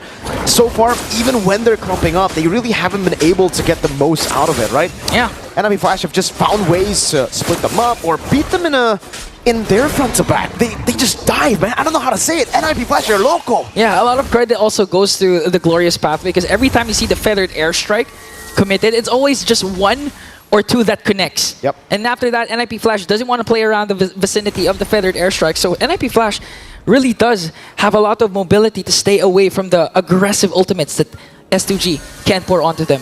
It's mobility and then it's sustain, right? Because when you get poked out, JPL gets taunted out, and this time gets bursted down by 5 members of S2G. That's one problem crossed out by S2G against NIP Flash. Everything in the kitchen sink. Man, that was 4 ultimates. Poor JPL, man. Just got ambushed like that. But back to the point, mobility, but also sustain. NIP Flash, the reason they've been able to neutralize the Farsa threat was because of Curtizi always healing them back up with the photo. Yeah. If you can burst someone down like that, then yeah, the healing doesn't really play into the game that much. If you can one-shot or evaporate the members of NIP Flash like they just did to JPL. Hades will steal the purple buff. This is benefit of having Hayabusa. You're not really too reliant on the purple buff in the later stage of the game, even in the early game. So Kazooie should still be fine. What's really going to be concerning is the fact that they're going in, Glorious Pathway again, and they're going to bring down the Turkish Trigger, man. All of a sudden, S2G Esports has to walk away. They have no damage. They have no Pago as well. And IP Flash will play this by the book. Going to go instead for the second Lord. That was speed in a flash. S2G just lost their gold laner. You blink and you miss it. And IP Flash are too fast, and for S2G, they've got no peel. Hades secures the second Lord of the game, and this time it will be an enhanced Lord. Even though S2G have great high ground, they should be able to clear out the waves with Siggy Boom and Begin on these picks. I don't know about the dive. You try to go for your ultimates on the Lord, and then Mr. Man Vanix comes around, Hades comes around, and Diablo pops in the red carpet for everybody to walk in your face. And that's the thing, even Vanix voluntarily dives onto the backline just to try and stop the Feathered Airstrike from being fully utilized for the side of S2G Esports. And now NIP Flash has the luxury of having the Enhanced Lord into the middle lane. They can actually take out all inhibitor turrets, or better yet, end the game right now. That's a base turret in the mid lane, taken down. The Feather Airstrike baited out. Diablo goes in. With a Glorious Pathway and trying to zone out the rest of the members of S2G. They're doing their best to try and clear it out as NIP Flash takes down 2 inhibitors. 1 inhibitor turret left for them to take down.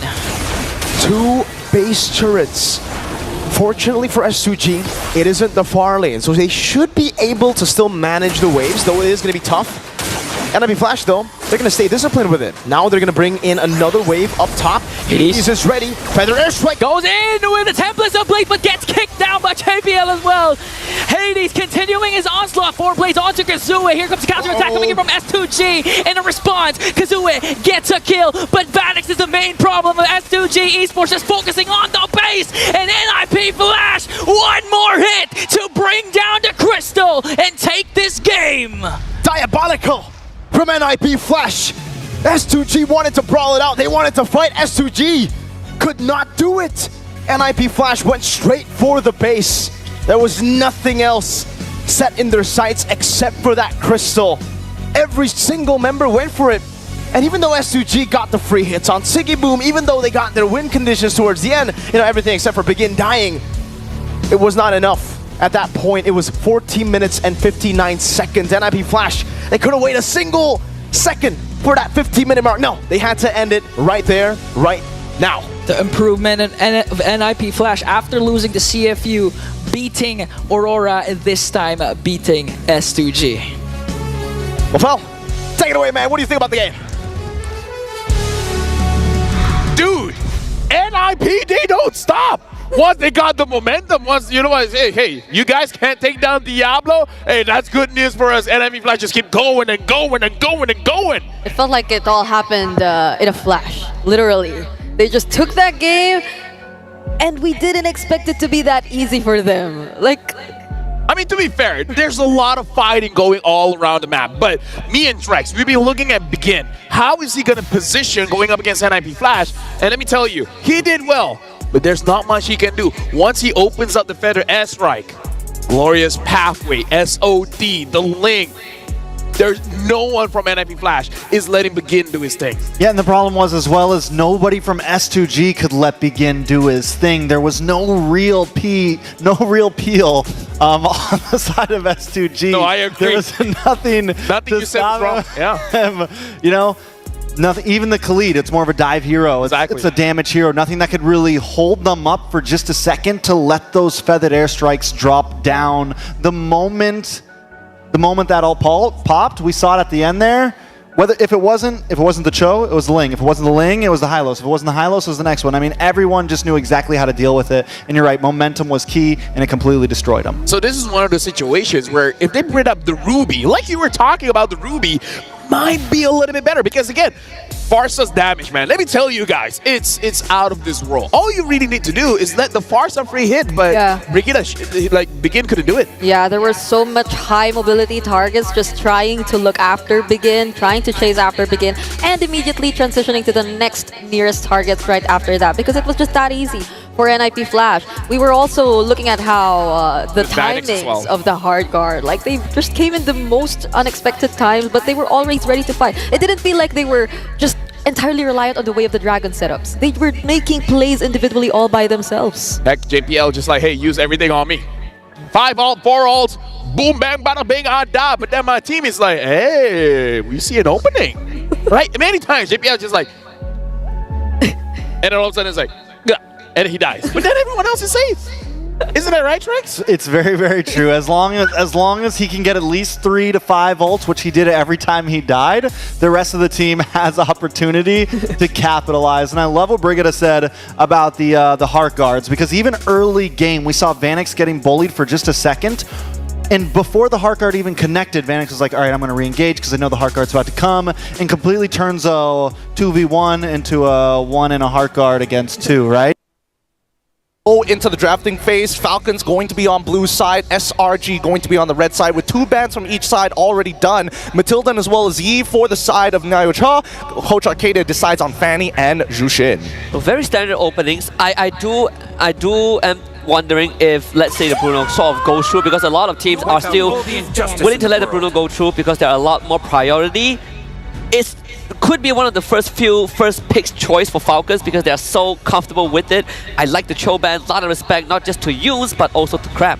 Yeah, for Falcon, they definitely have to consider the possibility that SRG might actually just go back into playing Fredrin, man. I'm not going to turn off that idea. And then rushing the Bruno as one of their first 2 picks. The Fredrin come in definitely way later into the draft. But now with a lot of power picks open in the frontliners, you have the High Loss that's becoming one of the best picks that you can go for. Even Hilda up in that first pick. A lot of teams actually want to contest for those 2 heroes. It's like if you get 1 power pick, you're giving up, again, the Bruno. The Bruno. I mean, we talked about Beast versus Claw each and every time. Honestly, very standard bans coming out from both sides. First pick going through for Falcons. Bruno coming in big. We kind of saw this coming, right? Like, you literally got the best Bruno in the country play. You gotta give it that Bruno. Not to mention that you reach that late game, he's just such a powerful pick. We've seen what Twisted Minds did. We've seen just now what Main Camp Evolved did as well, right? You want good late game insurance. Bruno plus Sicilian is sort of like that combo, but you do give the Loi over to SRG and the High Loss. We talk about how Loi is such a good hero on prodigies like Stormy, on people like Super Friends, and now he gets that. The macro game for SRG is going to be so much more different. Now if I am Falcon, you take away another strong frontliner that could show up for SRG, and they will not. They actually take away a pick of Sakai's, they go for the Joy instead, and then they have the Vexana in their mid, just so that they can get a little bit more of strong team fighting presence with the crowd control. So now they have to make sure that the Roam and EXP are chunky. It cannot just be pick off, it needs to be able to hold the front line, but it's so weird to say that because now we've seen the power spikes, the 1 item power spike of a Loi, with how well it can poke down the tankier presence of the front line earlier on in the game at around 5-6 minutes into it. So whatever the tanky frontline of Falcon will be, it has to be something with a little bit more mobility, which is quite rare. So it's gotta be a power lifter who does yoga, gotta be flexible, but still able to block a door frame. Yeah, quite demanding to ask for in 1 man, right? It's a lot to ask for, but at the same time, I can understand the sentiment, right? It's gonna be difficult when you have to not only think about your flanks, but when that glorious pathway comes down, it's a signal that something is about to happen and you need a way to disengage. Now the Suyo is going to be the final pick here to finish off the first phase of the game. Second phase, what are we lacking here? I think for Falcons, they can go down 2 different angles. The very first one is you keep on banning Yoom's hero pool like Tigreal, right, Edith. So you sort of force this High Loss into the XP lane and then you pick a counter matchup into it. But to be fair to SRG, there are still plenty of options. Like Khalid is still up, Tonkacha is still available. But if you're SRG, you probably will be looking at the XP lane. Yeah, so the 4v is bad. Yeah, Falcon, I think 100% needs to ban the Tigreal. They have the Joy with them, and the presence of the Tigreal, who we don't think of him as like the fast crowd control, but one press of the implosion, then suddenly that Joy is going to get caught out. They're still respecting the next best gold laner that they can go for, which is the Beatrix, but then the Harith is still active in the map. Pairs very well with the High Loss, pairs very well with the Low E. If SRG don't want to go magic for their gold laner, I mean, Innocent showed off a Granger in the very first day. He did. Honestly, I do want to see that again, but there has been this trifecta. If Bruno has taken away the usual go-tos that we've seen so far, has been either Granger, Beatrix, and what NIP Flash continue to show, maybe even Moskov could be part of that mix. Yeah, I'm thinking of Moskov, and when you have the Luo Yi, you always have the safest pick for Innocent, which is you always kind of fall back to the Claude, right? We haven't really seen that up to this point, but it can always be at the back of SRG's mind. They go for another ban. This one's going to be the chip, so I do like it. You don't want anyone to be able to match the Luo Yi. Yeah, if Falcon opened up the Tigreal here, I wouldn't be too crazy to say that maybe they're thinking of pulling off something off of the Team Spirit playbook and picking up a Nakai somewhere there, whether in the EXP or the Roam. Again, in the scrims, leading into, well, the 14 seasons for Philippines and Malaysia, a lot of teams were floating around the idea of a Kai being popped up more to counter the presence of the Tigreal, so I wouldn't turn off that idea. Actually, wait, hold on. Husky was mentioning earlier that, you know, limit down on the support section so that you do maybe see the high loss go into that EXP lane, but if with that chip ban and SRG being on red side, technically they could have picked it up for themselves. Yeah, technically they could have, but I feel like you just want to... means that they don't want to go down that route, right? I was thinking either Kaja or Franco ban because you want to protect this Joy, so they go for the Franco ban because Joy is kind of right up in your face, but it doesn't eliminate the possibility of a Kaja, although it does make it slightly awkward now that there is the high loss kind of floating there in the draft. I wouldn't be surprised if FCon is thinking about something like what we saw from Team Spirit. I think the glue wouldn't be too tricky to pull off in this current situation. Glue for Falcon? For Falcon. Yeah, in the EXP lane. Oh, wait, no, yeah. I'd be totally okay with that. That seems like a good idea. It seems like whatever SRG would want to go for into the gold lane, just the presence of the glue would be annoying enough to buy time, maybe for the Bruno to just be able to free hit. And that takes up one of our conditions of a strong frontliner. Ranger, as we mentioned earlier, for Innocent. So if it's a glue, well, they can go ahead and pick the Tig here, right? Glue Tig, yeah. Glue Tig? Maybe not Tig. They could also go for a Kaja themselves, depending on how fast they want to go though. It depends. As you mentioned at the very beginning, it's about the angles that they want to take, right? Based on what we're seeing, do they want to play to their style? Keep it a little chaotic, make sure that you're always guessing how they're expected to approach the fights, or do they just take Coach Arcadia's team head on? Okay, so they take away the Edith option, yeah. Such a smart pick. You take away that flex, right, for SRG that we kind of talked about a bit. Yeah. There's the thing, yeah. Okay. They make it an Edith EXP. Yeah, really clamping down on that hero pool for SRG. Yeah, this is going to be a little awkward here because, again, it's very final pick. They've held on to the high loss as a flex, maybe to try and get Ikram himself the power pick, the winning matchup on that side of the map. There is one hero I can think of, but I'm not sure if they would consider it the X-Borg for SRG in that XP lane, right? You put high loss, you put Yums on high loss, and you have this X-Borg. Decent backline dive, great against the front lines of FCon. They want to be in your face. Oh, yeah. X-Borg will be supplemented by the high loss, supplemented by the low E as well. It's not going to be the perfect pick. There's still a chance that either the Joy or the glue as well. Xana might just be able to take away his armor. They could also consider glue, I suppose. It's not that bad either. Yeah. I say the hard part is, do you want an answer to the Joy and do you want it in the EXP? Guinevere! Wait, we don't know where the Guinevere is going on just yet. It looks like Cram. Yums, right? Yep, it's Yums on that Guinevere, Cram on the high loss. Okay, after this, final predictions. SRG's drive is a little bit hard to pick up, but I have faith in them, so SRG for me. Falcon is simpler. All right, with that being said, let's throw it over to our casters, Naisu and Staffa. Take it away. Thank you so much for the breakdown panel. Welcome to the caster desk. What is up, guys? I'm Naisu and joined, as they mentioned, with Staffa. Staffa, we haven't casted together since what, MSC 2022, also in Malaysia. How are we feeling? I'm guessing which draft you like better. I mean, there's already a bit of bias going on there, but I think we are in for a very exciting series right here, ladies and gentlemen. We shall witness the Giants tremble the earth as the Falcons take to the air for a battle between land and sky.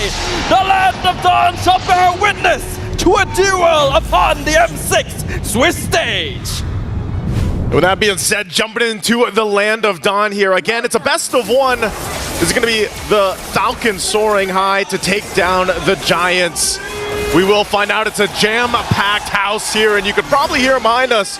They've got the drums out and everything for the home squad team, SRG. Now, looking at the lineups, like I mentioned, you know, Staffa, I know you're loving SRG, what they brought to the table in this composition, but also for Falcon Esports, I've been really impressed with how they've been able to play up to this point throughout the Swiss stage. And the fact that they went that first pick for Benny, one of the marquee picks right now of M6, and a lot of the cause of debate on what should happen to Bruno, it's a solid choice for them to go ahead and start things off. Not only that, but even the fact that they have a Tigreal and a Vexana to help set things up. You throw in an Edith there too. That's a whole lot of crowd control that SRG has to deal with. Yeah, I agree with you, Naisu. Like, I definitely want to root for SRG a little bit, but I cannot deny that Falcon Esports has a draft that actually is pretty terrifying, right? They have so much set up with the Edith and Tigreal to follow up on things, and Selangor Red Giants are very reliant on this Guinevere actually landing onto Dax, and that's a joy. You're not going to catch her easily. Not going to be able to catch her easily, and I think part of this too is I really got to see. I know it seems, hold on, top side. Trying to go for top lane, gank onto Royal Milk. Not quite able to finish off Evil Queller. Going to miss right at the end there. You know, how many times are we to see that too, by the way? Just low health bars and a Suyo across. Royal Milk's got to do it again. Ooh, a nice dash from Royal Milk just to make sure that he's not going to get picked off here. Dax already waiting in the brush, but don't think going to try and challenge this. They have their eyes on the turtle. And this is what I want to see here, Staffa, is how is SRG going to utilize, especially the Guinevere pick? I know we've seen it pop up a couple times now. Some teams obviously finding more success than others.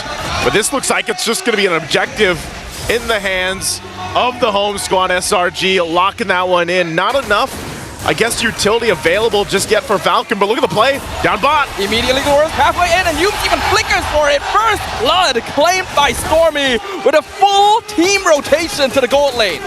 Just a huge play already.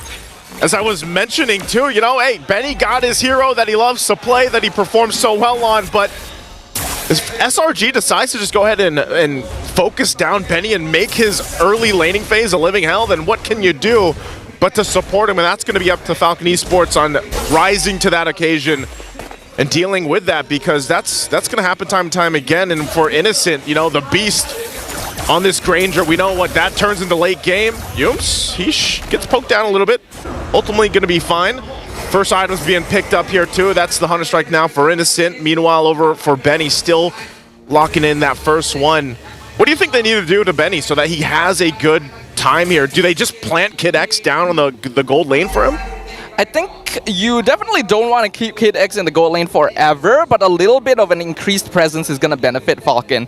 Generally, the traditional playstyle will lean towards Benny's side of the map anyway, so I think they can stick to what they're comfortable with. It's just that SRG went so quickly because they knew that Kid X didn't have Implosion ready yet to punish them for grouping up that hard. Now that the levels have actually caught up on both sides, we're probably going to see SRG tone it down just a little bit to make sure they're not caught out in a big team fight ult. I mean, we have seen that, you know, even the beginning days of the Swiss stage where SRG, they made a couple mistakes, and a lot of people were wondering, you know, what happened. And even Coach Arcadia himself said in that quote, you know, they basically beat themselves because of the lack of discipline that they face. Oh, hold on, mid. Speaking of, they caught Kid X. That's a violent requiem. No implosion because you are already dead. Right into the diversion play. Going for Benny in the bot lane. Glorious. Oh no, Benny. They are diving the tower. There is nowhere to run. Purify will not save you. 3 kills for Selangor Red Giants. It is not a good day for Benny in the gold lane. And man, that's the answer right there. Yume's able to find the mid lane. This turtle, though, I don't think at this point Falcon Esports really wants to contest this. They are getting in position for it. Implosion is available. They're going to have to fight for it. Royal Milk already popping Primer Wrap. A 2-man knocked up on Kid X. Guy's already securing turtle, but buying beats comes out.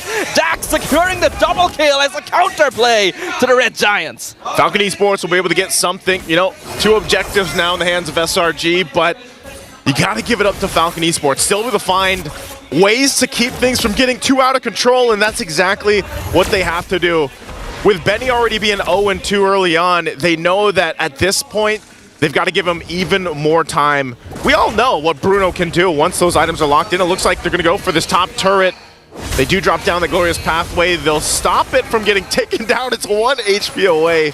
So eventually that turret will go down, and Falcon Esports really maintaining from that deficit in the gold lead for SRG, getting it 2 out of hand, and I feel like they have to do this. They have to do this for the majority of this early game.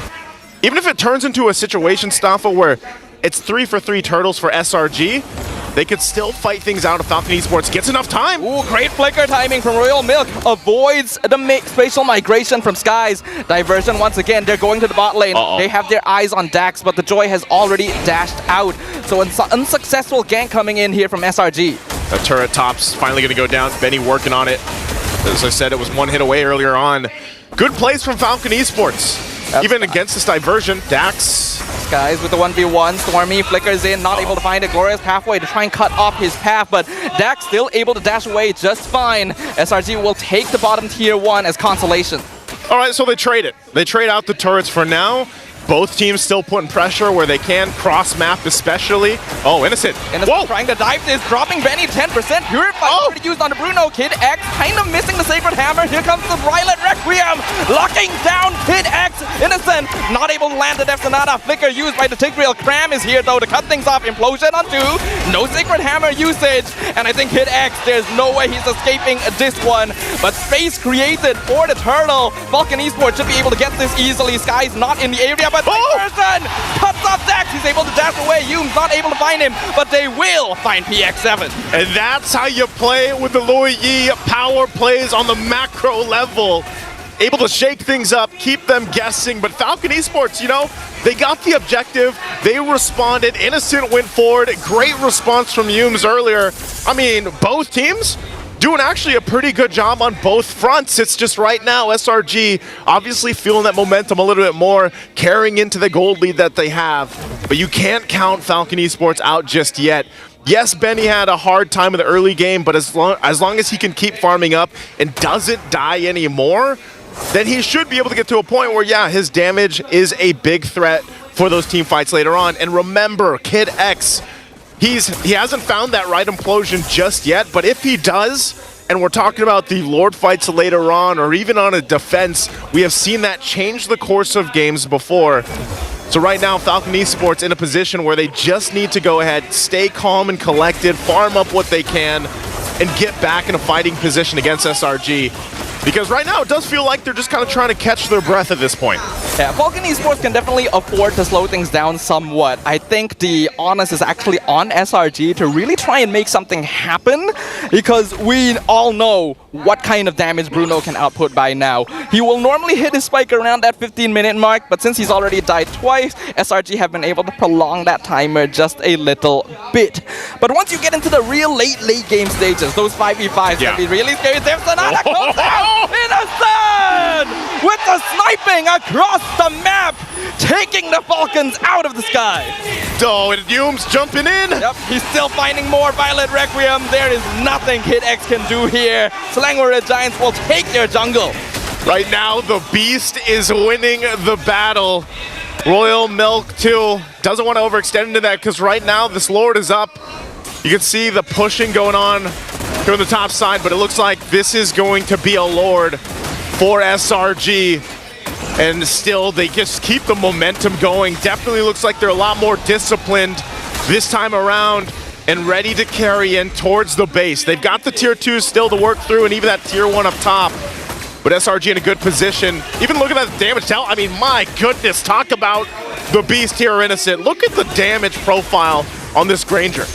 That is very, very impressive. Innocent, he did debut this Granger in the first game of M6, but they didn't do all that well. But now they're changing it up. Diversion play into the back line. That's going to be your knockup on Royal Milk. Killing spree for Skies.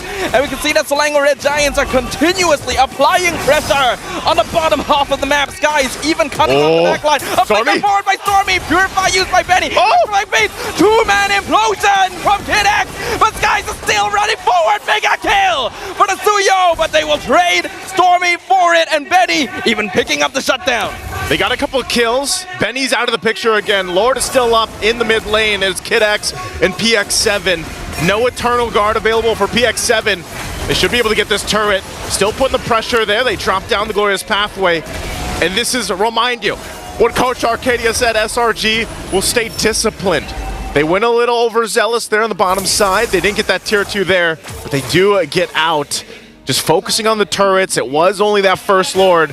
And so Falcon Esports, you know, they're seeing that gold lead get a little bit bigger across from them, and they're feeling the amount of pressure that's being put. And it's really up to them to go ahead and slow things down, farm up to where they need to be. I think even to a sense, you know, Benny, the fact that he was able to get a kill and that we got that preview of that implosion, but with the difference in terms of the value of items that they have, it's really difficult to capitalize on the implosions right now. Like, if you think about all the crowd control, where are they sending this diversion? Oh no, Benny. Benny should have seen that. I don't think he did, but he's still kind of at a bad angle that SRG can't really connect on, so they will eventually pop out, even the Glorious Pathway, just to make sure Falcon doesn't catch up with them as they back out from the jungle. At this point, Falcon Esports just trying to scrape up what they can. And you know, this has been the struggle, Stafa, of the Tigreal in general. Like throughout these past few days, I think even the sense in the wild card. It's great to have him, and then you're just traditionally a tanky hero, but if you fall behind and then you have this kind of scaling happening for the opposite team, you're just a guy that's throwing your body to the wind and hoping that you get an implosion off. And if you do, then that's great, but sometimes you're even dead before the team can shine and follow through. That's a Malefic Gun picked up now by Benny. This is the item that definitely is needed with a Bruno and has found a lot of success with.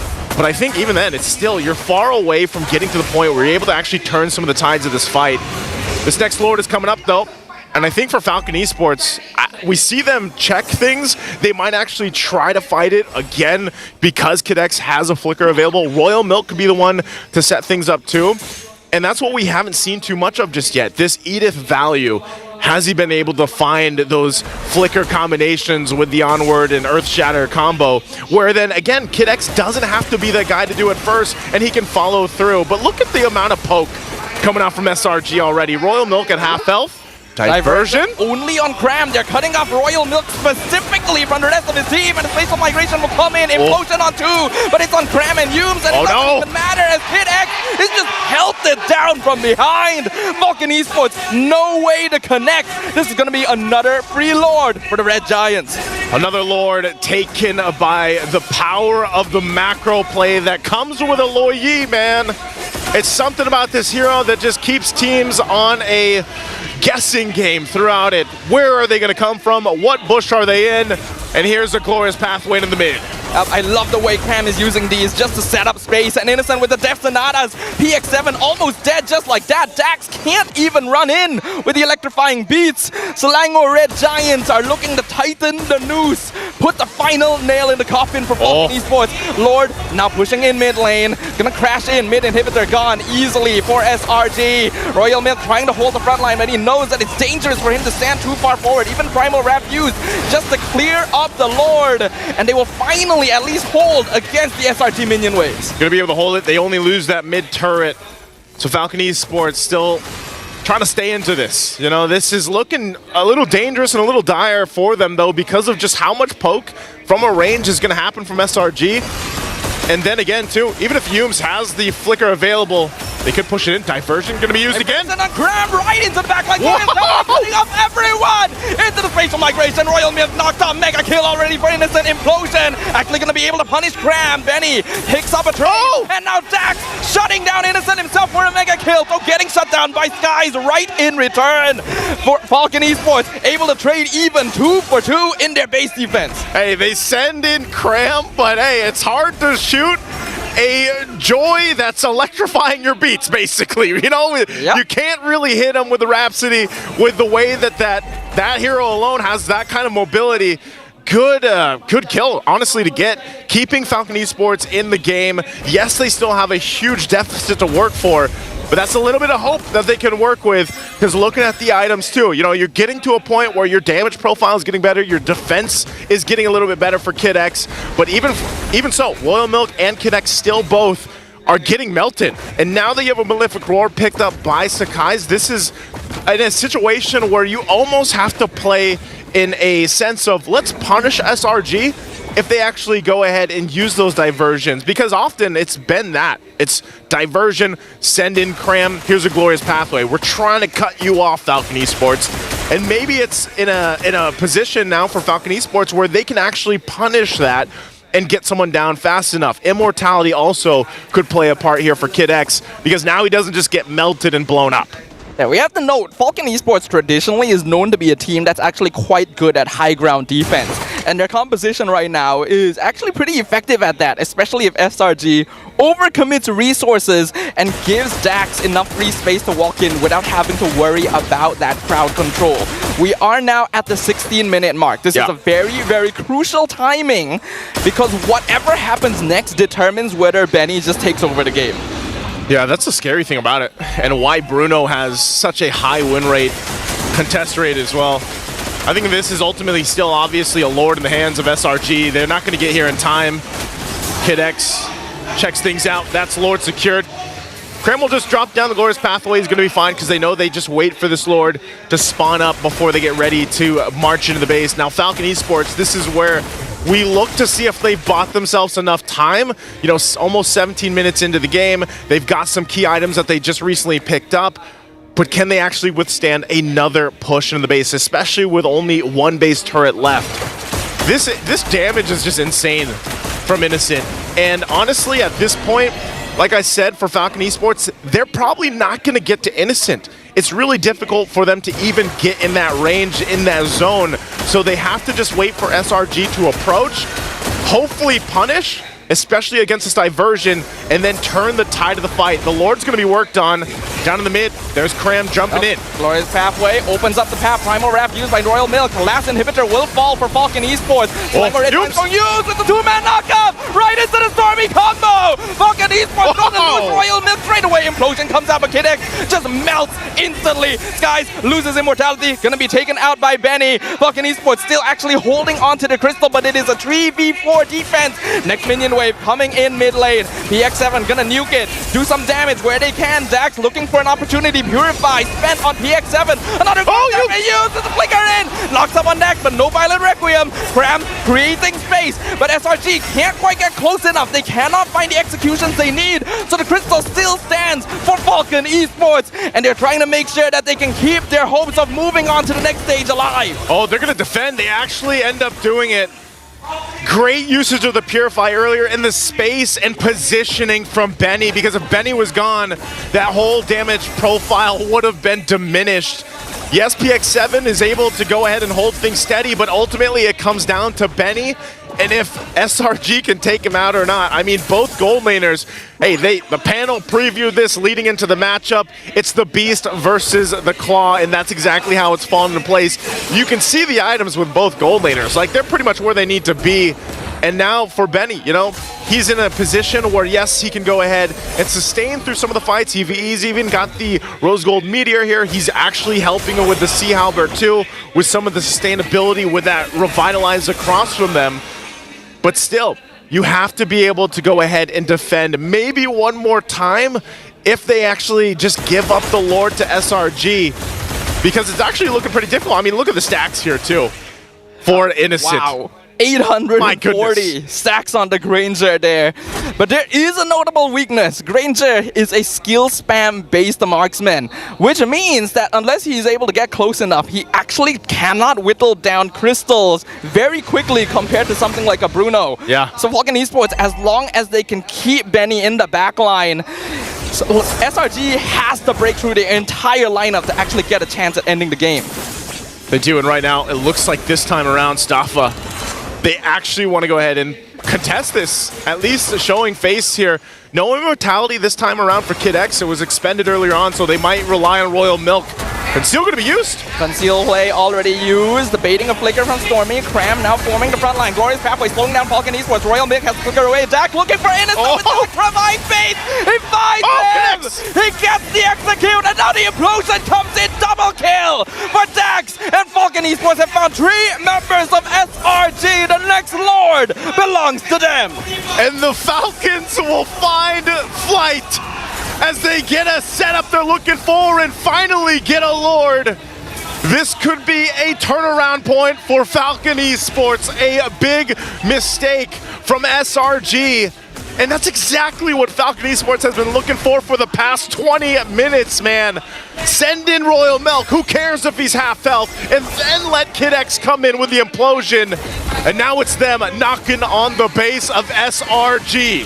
SRG now has to hold another 10 seconds before the rest of the members come up. Yumes misses the flicker, implodes and catches them, and it's a killing spree for Benny! An absolute reversal as Falcon Esports topples the Giants and takes the victory! The Falcons will soar once again. Discipline and determination on the base defense time and time again, and I know our crowd, they're a little quiet right now, guys, because what a turnaround for Falcon Esports. Amazing performance, amazing discipline. Remind you, Benny did not have a good early game. They had to scrape, and just bring it back in their favor, and that's exactly what they did, and why you cannot count any team out, especially in these best of ones. Another victory added here for Falcon Esports. Amazing, amazing performance. Some adjustments for SRG. Let's throw it over to the panel to see what they thought about this comeback. Thanks, Naisu, as well as Dafa. What an absolute banger of a game. From dominating victory, what it seemed to be a dominating victory for SRG, Falcons turned it around in one singular fast sweep to knock them down and sweep them under the rug. Big Sag here on the desk. I'm telling you, man, I'm telling you. You know, 2 days ago when they lost to S2G, our Keita said in an interview that we lost because we didn't have the discipline. It happened again. Lack of discipline. They had the advantage. All 3 inhibitors down for Falcons. All they had to do was to wait, but they got impatient, and you know how Falcons operate. All they need is one good swipe with the talents, and it's GG. It's GG's. Okay, you know, real quick, you know what that felt like? You know what that felt like? It felt like Kid X looking at Stormy and just going, "Who?" And Stormy flinched. He did. He flinched for that moment. To be more accurate, he flickered, and that was the signal to go. It was painful. It was painful to see, but honestly, an amazing game coming in for Falcons. With that being said, we do have one of the players coming up to the stage to have an interview with Rose.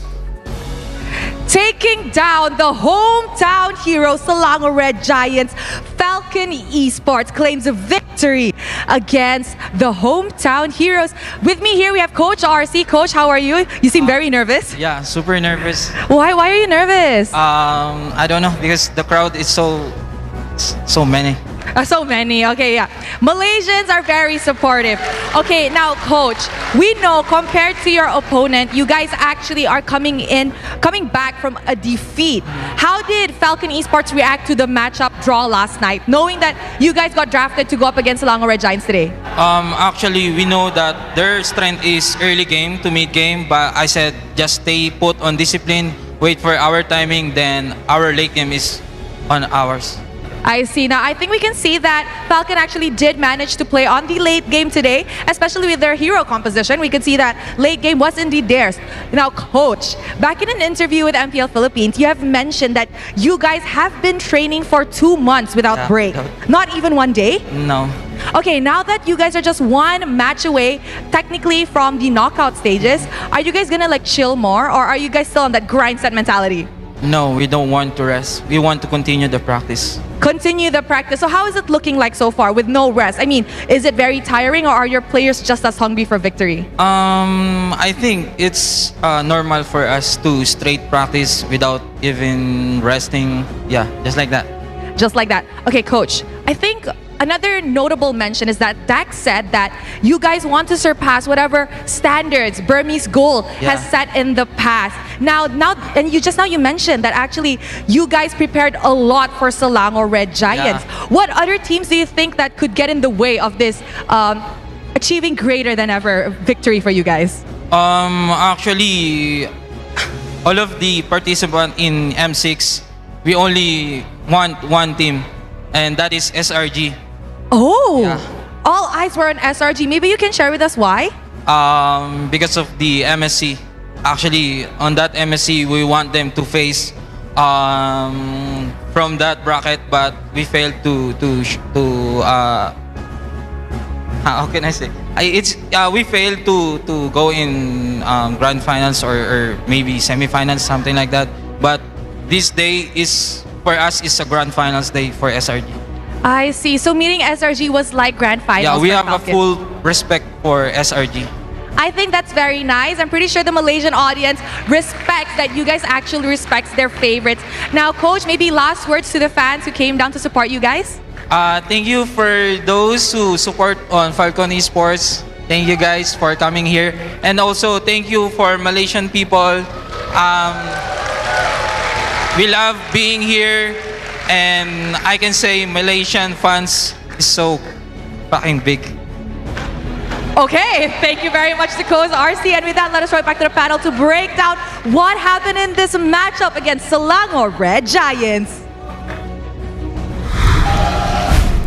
Oh, Falcons dropping the bomb there. Dropping the bomb. They can't spell Falcons without the bomb, right? So Falcons, just pretty big crowd. By the way, Yeah, just put that aside for now. Falcons. Don't just so quickly. Don't change the lead just so quickly. Look, with the amount of overheats that have happened in this game alone, big upsets once again. Falcons have put a lot on the line, and honestly, they were eating dirt for like 8 minutes into this game until finally they got the item power spikes towards the end. Guys, guess what I just found? What'd you find? I found this unfinished gummy bear for my suit.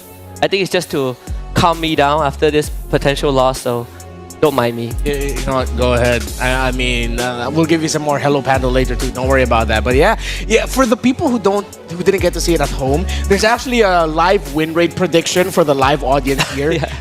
Leading up to that fight, it was 2% Falcons, 98% SRG. Falcon Esports pulled out the 2% from out of nowhere. They had a 2% chance of winning it. It's crazy, honestly, but let's break it down even more in the post-game. Because again, there's a lot of interesting observations that we need to point out. Obviously, standardized builds coming in specifically from Benny, but then, I want to talk to you guys about Granger builds right now. We've seen many different variations. Hiko prefers having the Sky Piercer alongside with everything else. Some even prefer going for the War Axe on top of having Festival of Blood. So, in your opinions, where are we going with Granger? I think for Granger, the one major trait that he doesn't have is a finisher, right? And it's very skill shot based. So at the end of the day, for the Granger, you want to be able to deal out damage and have your team finish the opponents off. Sky Piercer solves that problem, but again, if everything is a skill shot, there's a chance you miss it, and you need someone on the team to supplement that finisher. In this case, you're probably looking at Sakai to do the job. Yeah, I'm glad that you pointed it out. The Granger isn't the main piece in terms of finishing the job. At most, you even see Innocent going forward, similar to the best Grangers that we've seen so far in M6, wherein they go forward, pepper down anyone, go back, and then have someone else go forward to finish the job. You have the Loi with you, you have the Suyo with you, so you don't need to be the finisher here. The best highlights of Innocent are actually him saying, wait, I brought this guy low. Nah, you guys don't need you guys. It's all good. It's fine. It's fine. It's fine. But that was rare and few. And that was them making the most out of Falcons' mispositioning, of them being a little bit too forward, not respecting that their formation can get broken by this high loss. Two things that stand out to me, right?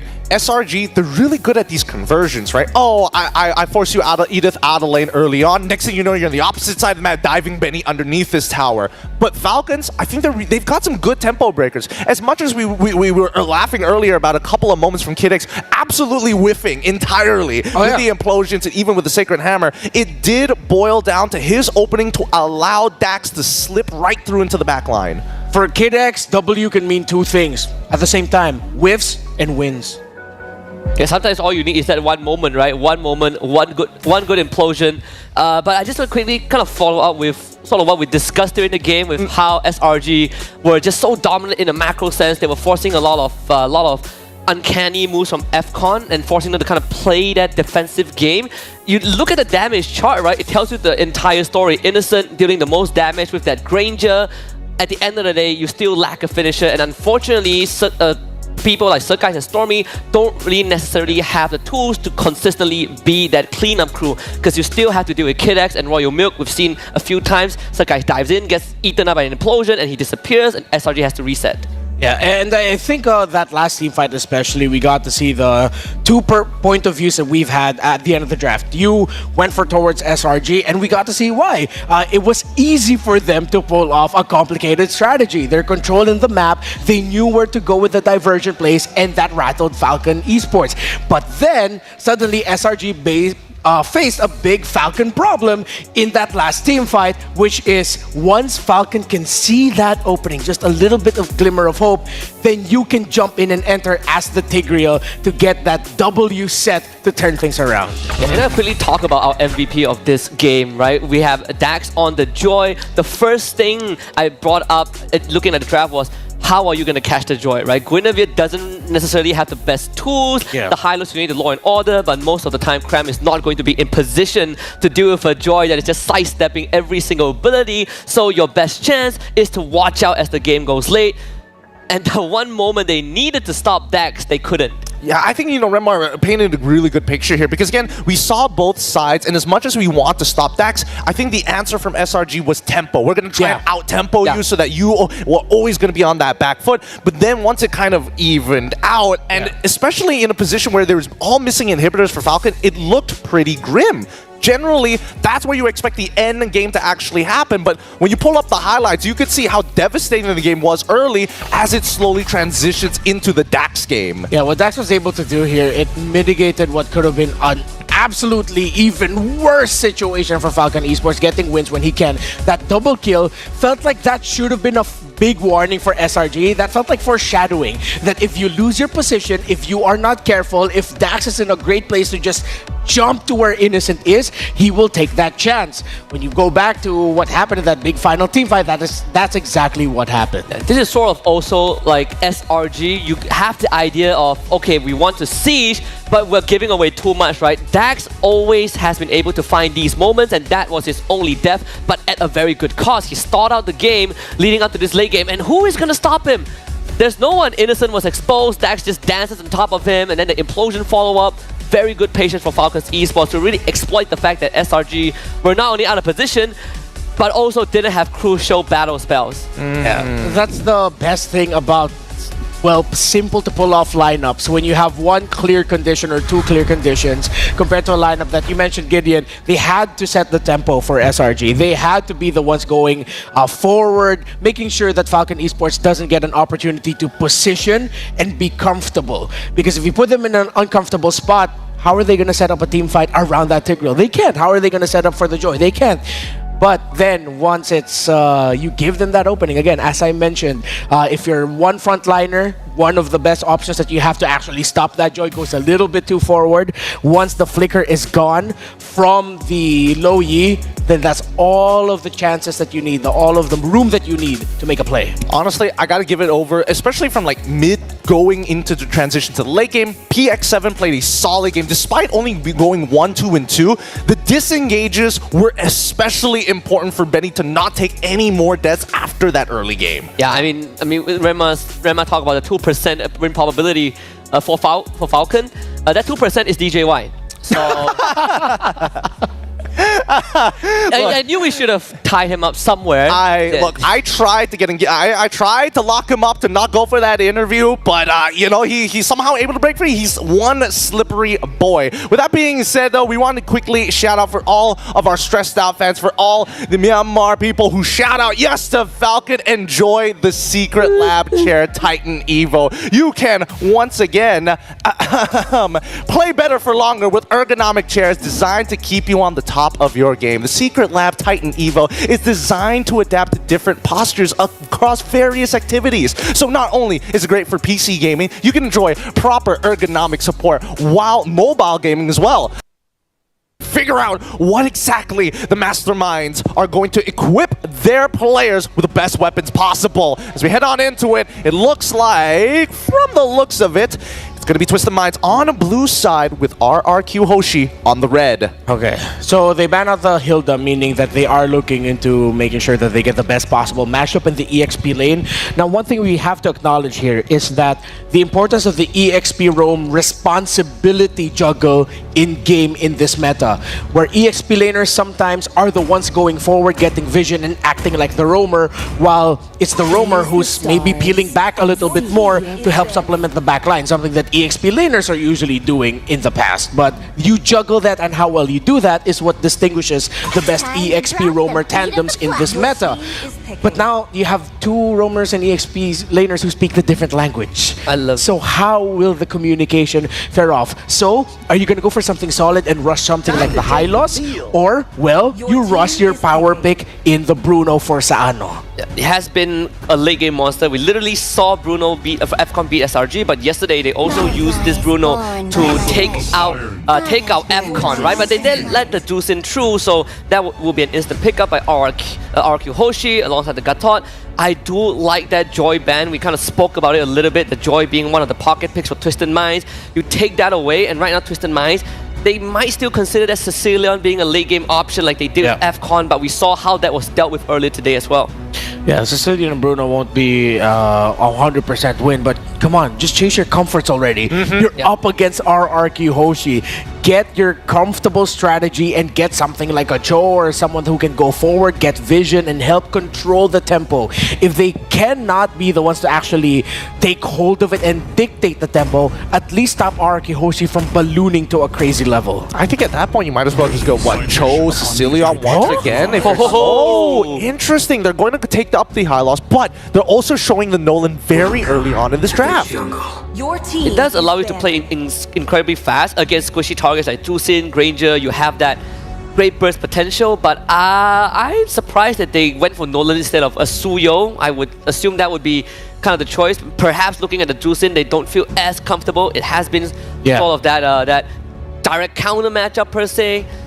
So I can understand, but still, you need an answer to get to the Juicin. Only love. I think if Twisted Minds, if that's the case, it might be going a little bit more run and gun here. And of course, RRQ Hoshi are respecting that power pick in the Sicilian. So honestly, maybe it's because we don't see Nolan that often, especially here in the Swiss stage, that I'm leaning a little bit more towards the RRQ draft for the first 3 picks. Especially since right now we're not fully too sure what the roam pick is going to be for Twisted Minds and the mid as well. That for most of the what we call powerhouse regions, you pick Juicin against a team from outside the powerhouse regions, and then you see the Juicin tearing it up. It might actually end up becoming that's going to be the case in the early to the mid game. That's a good possibility, but we've seen potential. Well, I mean, there's a couple of potential answers here, right? We've seen Skylar actually deal with Juicin using the Wanwan, but now that you've already got the Bruno locked in, it feels like there's a bit of a clash of styles. Yeah, we've seen a couple of ways to do it Juicin, not just with 1-1, but with heroes that are very mobile, right? Like Cho, Moskov, heroes that can get by the Juicin and make it really hard for us to start stacking the Lantern Flare stacks onto you. This Tigro ban from Twisted Minds is definitely kind of to try and limit what Edok has in his arsenal. There's also the Cho to consider as well. He has been insanely good at finding picks that you don't even think is possible. But taking on this Tigro also means that Twisted Minds needs to start thinking about what Tro is going to go for. He has already lost Matilda. Now he doesn't have his primary Tigro with him. What is the next option? Maybe the high loss. I think even I want to say yes, but at the same time, I'm more concerned right now for Coven because again, there is a bit of a pinch in terms of the mage pool, right? Sicilian is already out. Now the next thing is going to be Aurora for disengage.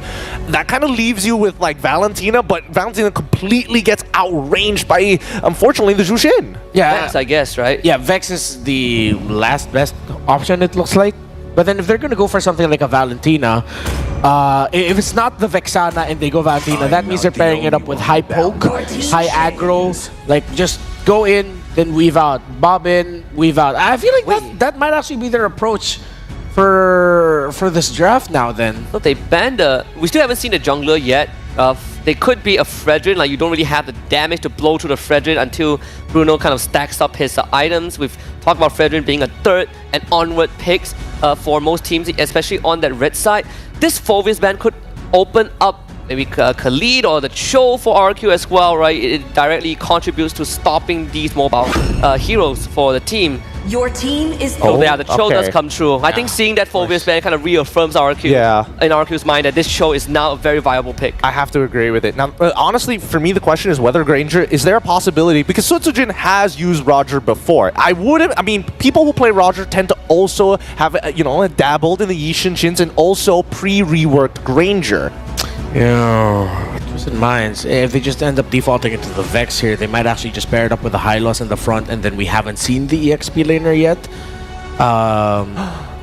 So what?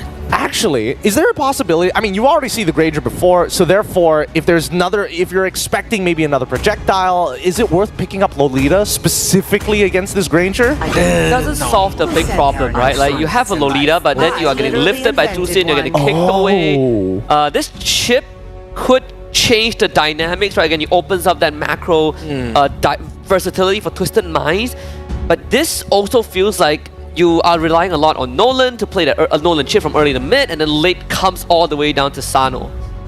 Where? Is it really just gonna go into the roam? What if they're Granger? What if they're mad lads enough? What did Yo. Yes! Granger jungle. Wow, for Futrojin. Let's go! Because they've got a lot of setup. Although, my only issue is the Harith. I was thinking maybe Beatrix. I mean, there's a lot we're going to be talking about all outside of the cast. Let's throw it over to our casters. Take it away.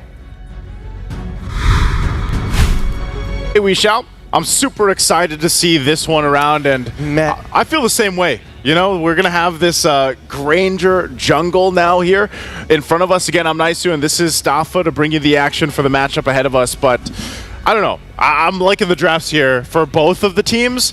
I know there's a chip, too, over there, Staffa, but I'm wondering if they'll be able to utilize it, because we have seen in the past, maybe the chip doesn't work out because it was a power pick for the longest time, but let's see.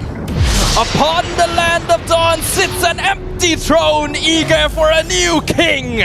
Will the kingdom rise to claim it, or will their mind palaces be twisted beyond recognition? Welcome back to the land of dawn for RRQ Hoshi versus Twisted Minds.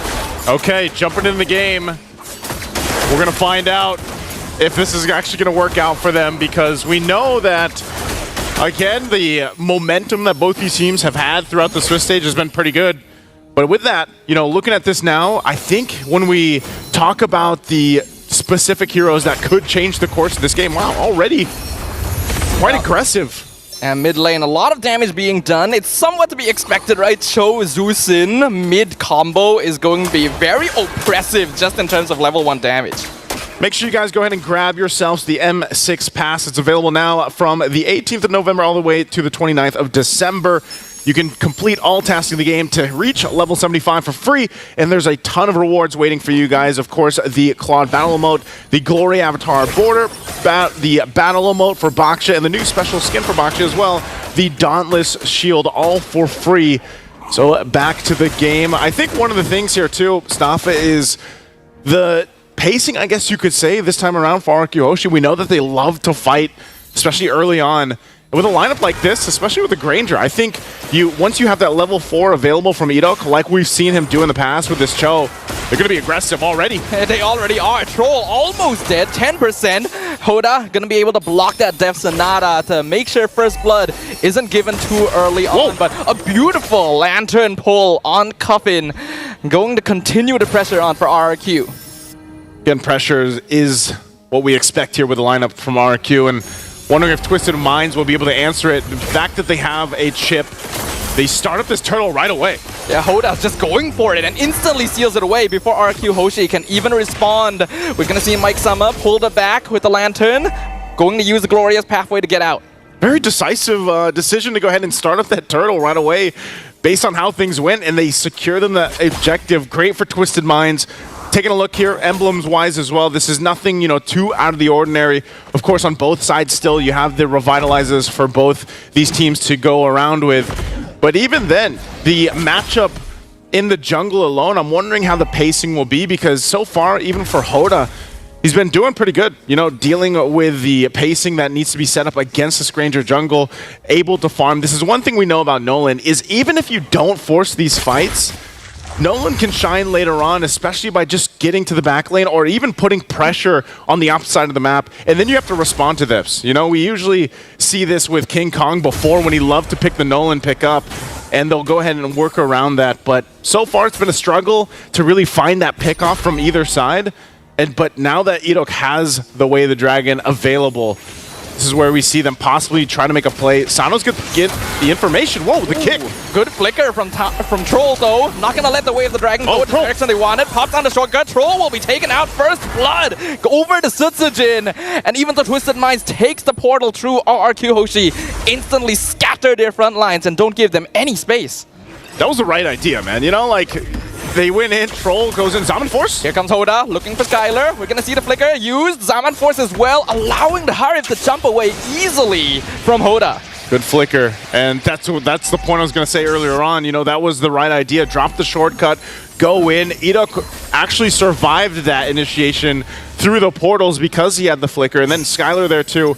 Burning that will stay alive. First item pickup, the priority here for Sutsujin is going to be the Sky Piercer, man. So wondering what else the build will be here for this Granger in the jungle. But this time around, RQ looks to go ahead and secure themselves this turtle. So now 1-for-1, both teams. Edok, it's got to be a little bit careful here. Doesn't have a flicker available, but still has the backup of the team Rins there as well. So still, both teams kind of looking for this side of the map where they can actually really punish things.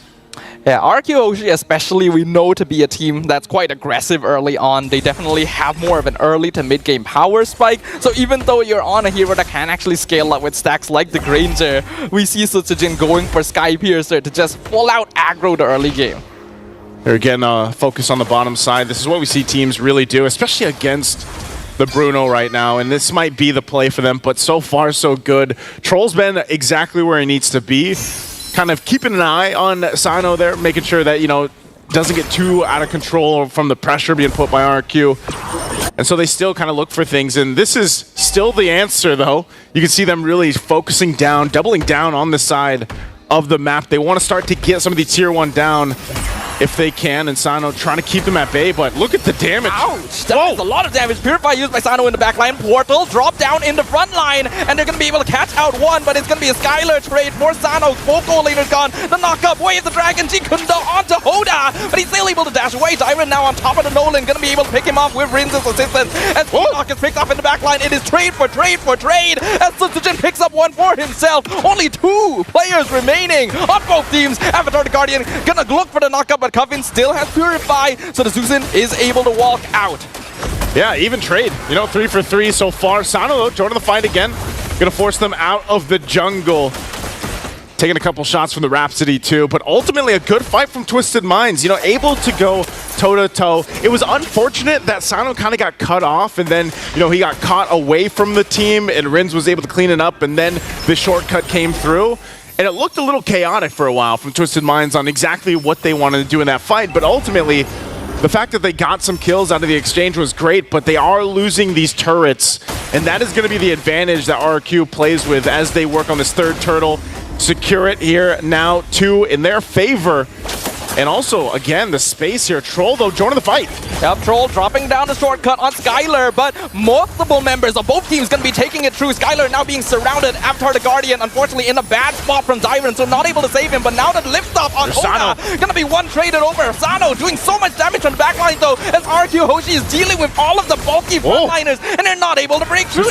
One more down. Here comes Sutsujin from flank. Not able to finish off Troll, though. Rhapsody comes out cuffing, going to use ultimate as well to escape from Edok. And RQ Hoshi has run out of resources. Twisted Mind comes out on top.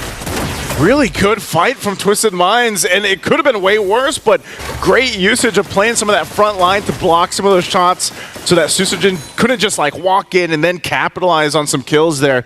Again, both teams really trying to go and scale up, but yes, there's still this lead. There's still also the macro advantage that RQ has, and this is, you know, what they're going to play around with. The fact that they got those early turrets down, they can play into it.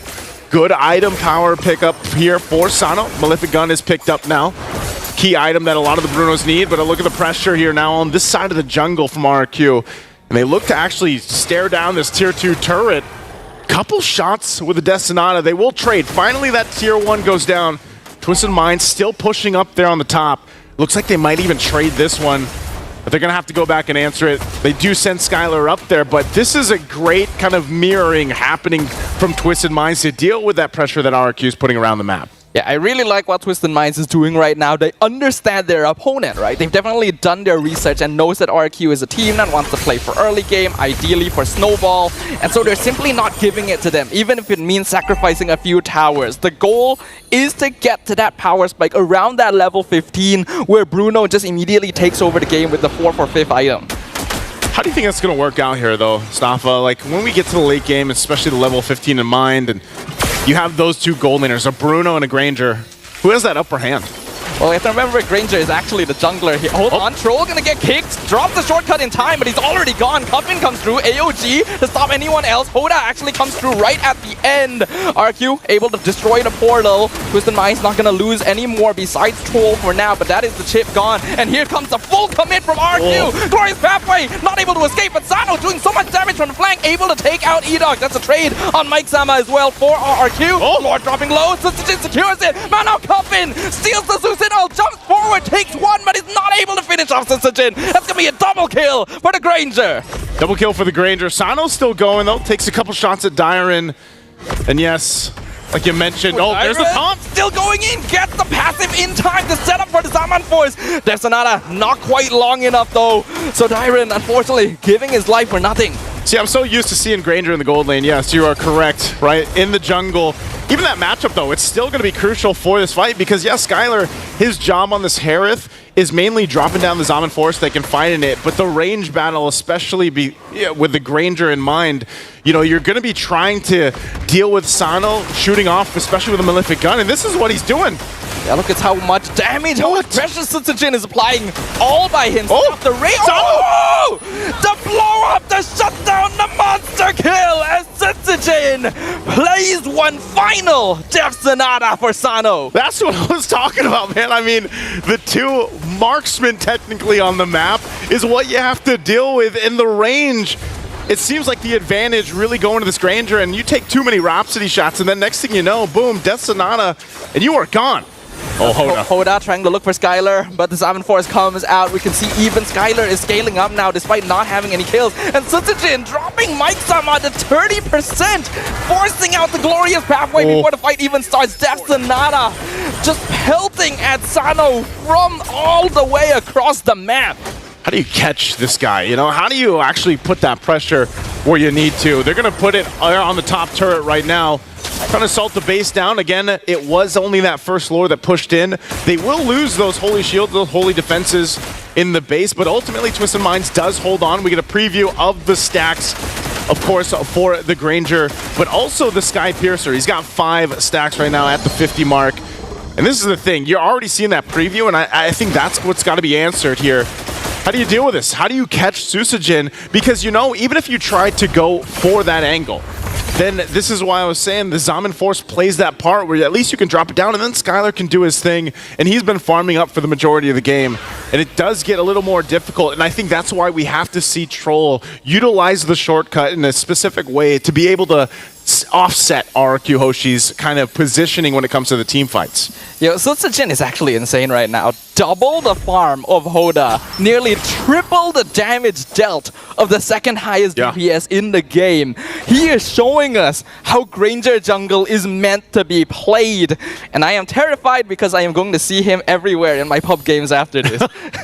You know what? At this point, there's been some trendsetters so far. Troll found Sutsujin. There it is. Shortcut comes in. Coffin with the shutdown. And now Rins has to use ultimate defensively. That is the kill that Twisted Minds have been looking for, but conceal play. Flicker forward by Troll to escape. Unfortunately, still going to be cut off by 4 members of RRQ looking for a little bit of vengeance. Zaman Force should be the final nail in the coffin here as Skylar finds a little bit of revenge. Oh, you see what's happening here too. Twisted Minds gets that information. They make their way to Lord. They know that Sutsujin's down and gone.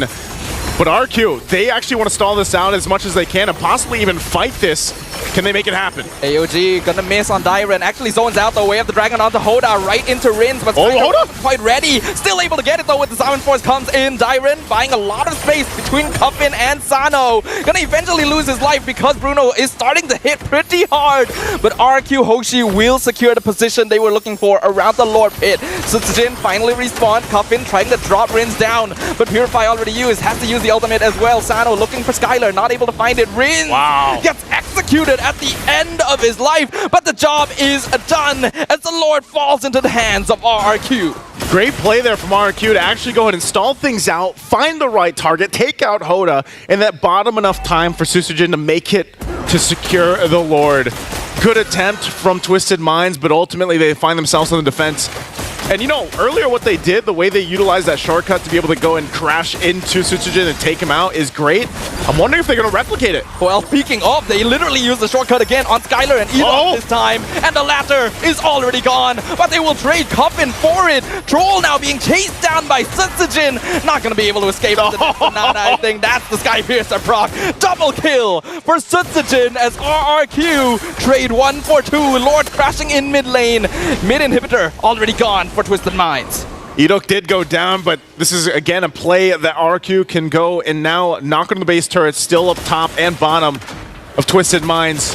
Definitely still have to respect what can be set up here. The Glorious Pathway comes in, a nice fracture. Sutsujin at 10%. There's no Sky Piercer though, not enough to finish him off. Skylar with the killing spree. Sano will trade for Rins. The Susin going a bit too far in, but that is another inhibitor gone. And with the final one falling, Twisted Minds no longer have any structures. That was so close, Staff. I mean, a good thing for the Revitalize to help Susujin there because he got really low, and that's what I was saying. You got to be able to respect the damage still that can come from Twisted Minds. We saw a preview of it, and if they get caught in a Glorious Pathway trying to escape, then they might be in a bad situation. Twisted Minds, I feel like at this point, they almost have to twist their own minds to be able to go and find the right target, which is Susujin on the backside, utilizing the shortcut, taking a look at the items.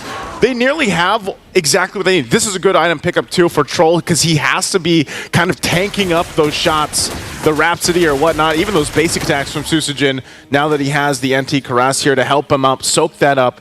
But even so, Mike Saman needs to get a little more defensive because part of his job obviously is utilizing the Glorious Pathway, but then the Revitalize. And like I said, Hoda, we see this time and time again with a Nolan, man, able to go ahead and try to assassinate someone before you end up going down or escaping are all going to come to play. And even for Cuffin, you know, what ultimate is he usually taking? Well, it's usually Rins' Beacon, and he picks up a Divine Glaive. So damage is going to be great from Twisted Minds. The hard part is really solving that puzzle of the team fight and the positioning that they need. Because some more big item pickups obviously are going to RQ now that they have the 6k gold lead. And even earlier on, you saw how much gold and damage was done from Sutsujin alone. He's picking up the potion now too. He's locked and loaded at this point. Oh, Desanada, they scouted out Troll. No ambush attempt here. And RRQ, you can see how effectively they are using this hero pickup. Twisted Minds, like you mentioned, do need to delay the game a bit longer. Their frontliners are just not durable enough. In comparison, Dyren and Edok both already have Twilight armor. So even Sano not gonna be able to get through them too quickly. It's a really hard positioning to take here against this Lord, take against RRQ for Twisted Minds too. Cuffin still looking to take an ultimate from this. We'll see what he ends up doing. They are going to go ahead and stay away from Cuffin's entry point. Rins is going to wait patiently there. The Lord is going to be started up. They still have to, again, take time because Troll can actually go ahead and utilize this chip in this situation. But look at the placement of Hoda. Hoda's on the other side, again, because he knows that he can shortcut down through. Half health on the Lord. Here's the green light. They're going to go for it. Yeah, RQ makes the executive decision, but Troll is in the backline with the shortcut. Skylar picks up the Lord, but here comes Glorious Pathway, and Twisted Minds are surrounding RQ Hoshi. But Sutsujin is too much damage, so it's going to be a mega kill. Sano going to be trading 1 for 1, and now Skylar has been shut down, and Sano is going insane. He finally gets traded away, but what does it cost? All 5 members of RRQ. The kingdom has been wiped off the map. Twisted Minds twisted their mind for that one, man. I said that's what they had to do. They do it. They diminish the gold lead that RQ had. They still have to deal with this Lord, but what a momentum shift that Twisted Minds just had. We're going to get a good look at this replay. Again, brought to us by Kadia. Look at this placement. Troll comes in, conceal, finds Riz, crash courses in, does a ton of damage too, drops things down. The AOG wasn't enough to help them out, and then even from Troll, he takes this aggressive flicker forward to cap out a kill. And that is a fight that definitely goes in the hands of Twisted Minds. Great usage of the chip, and again, this is why that hero was usually banned out majority of the time, because things like that can happen. RQ still in control generally of the game because of the advantage they have with the map presence. Those turrets are down from Twisted Minds, but that's exactly what they need to hopefully turn things around in their favor if they really want to cap out game one. Again, it is a best of 3 this time. I've personally observed so far in the Swiss stage that when you are playing against the Bruno, if you are not able to end the game by the 15-16 minute mark, it doesn't usually end very well for you. And Twisted Minds have bought themselves a lot of time with that previous engagement. Yeah. So I am actually quite worried for RQ now. They really got to play the next few minutes carefully, or we could witness another comeback. Twisted Minds has been doing that. You know, we saw that yesterday. Get another look here at the stacks, of course, with Sutsujin.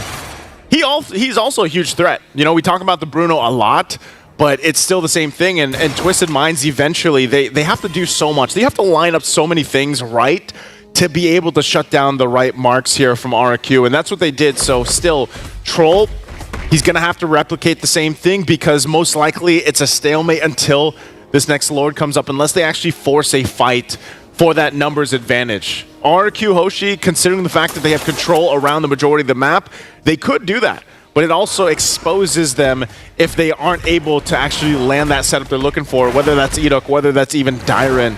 They're better off kind of just taking it slow, waiting for that Lord to come up, and then trying to go about it a different way. Because this time around, I don't think it's going to be the same thing. You know, RQ Hoshi isn't going to fall for that play that we saw earlier from Troll, setting things up through the portal and then dropping the shortcut. Yeah, RQ Hoshi basically need to mind the positionings of 2 players on Twisted Minds, and that is going to be Troll and Sano specifically for reasons that I don't think need to be too definitively explained, right? We know that these are the main targets that RQ could lose the game because of, and because of that, they gotta adopt a slightly less aggressive positioning around this next Lord. It's really crucial one again, 20 plus minutes in. Still take note of the positioning for both teams on the map. I don't think Susujin actually, you know, wants to fully commit to this just yet, too. Cuffin taking the Avatar of the Guardian this time around. And as RQ gets ready for this fight, you know, manages the waves, they want some of that pressure to still go, too. And that's why you also have the Hoda dealing with that wave up top, because they've got all 3 lanes kind of pushing in because the base turrets are down. And so they got to manage that. They might even try. Looks like they wanted to possibly push into that tier 2. It does. It might go down. They sent Skylar up to deal with it, but both teams kind of just staring each other down.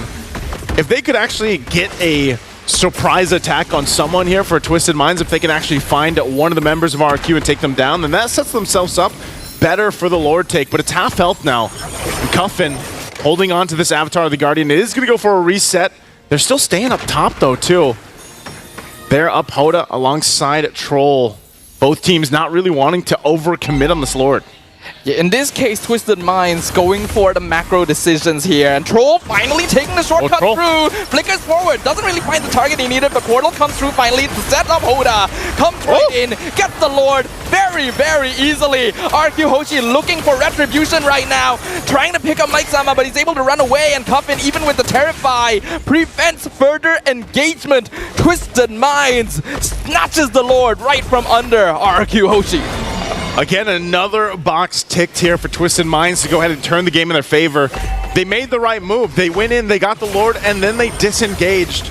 And now they can kind of recuperate themselves and get ready to go ahead and march further with this. Look at the gold difference between the gold laners. Sano's done an amazing job at really farming up. Still obviously locked in with everything that he needs. Going with the no boot route here. And just picks up the potions because he wants to be able to pop off as much damage as he can when things are set up. Cuffin still holding on to the Avatar of the Guardian too. This could be a very scary defense for RQ Hoshi to defend against as that Lord makes its way up top. They try to hold on to these turrets the best they can. They still have the tier 2 turrets, and it looks like they'll clear things out that way. but also defensively. You know, earlier I was saying Mike Saman needed to get some more of that tankiness, and now he's got it. Even with the immortality, able to help him out from this. So RQ, as the waves are going to be managed out, how do they approach this base defense? When we look at it, their base defense isn't too bad, but they're most likely going to have to utilize the Zaman Force to clear some of these powered up waves, because this is a rather strong Lord pushing in at almost the 23-minute mark. They want to hold on to the base turrets, but we might see a exposed base from RQ as they get ready for the defense. Glorious Pathway comes in, Twisted Mind looking for the kill angle. Dyron caught out, cannot AOG out to safety. Killing free for Hoda, and the stolen AOG knocks up Enoch. He has to flicker away. They gotta deal with They're gonna be able to pick up Troll. The Lord is on top of the crystal, but it's dropping low. Zaman Force comes out. RQ Hoshi will be able to clear it away as Twisted Minds now retreat. Skylar blows up in a single second as Sano kicks him in the face with a bowling ball.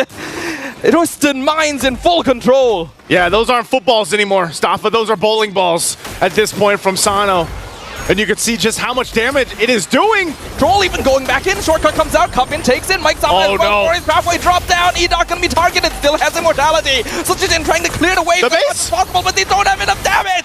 Twisted Minds have turned it around. They have taken game number 1 from RQ Hoshi. You cannot count these guys out. The Twisted Minds, man. I said it earlier. They got to twist their minds, get back into the game, make it work. They were down by so much, and they scrap it together again, just like they did yesterday. Even without the Sicilian, what a performance from them. Panel, take us through game number 1.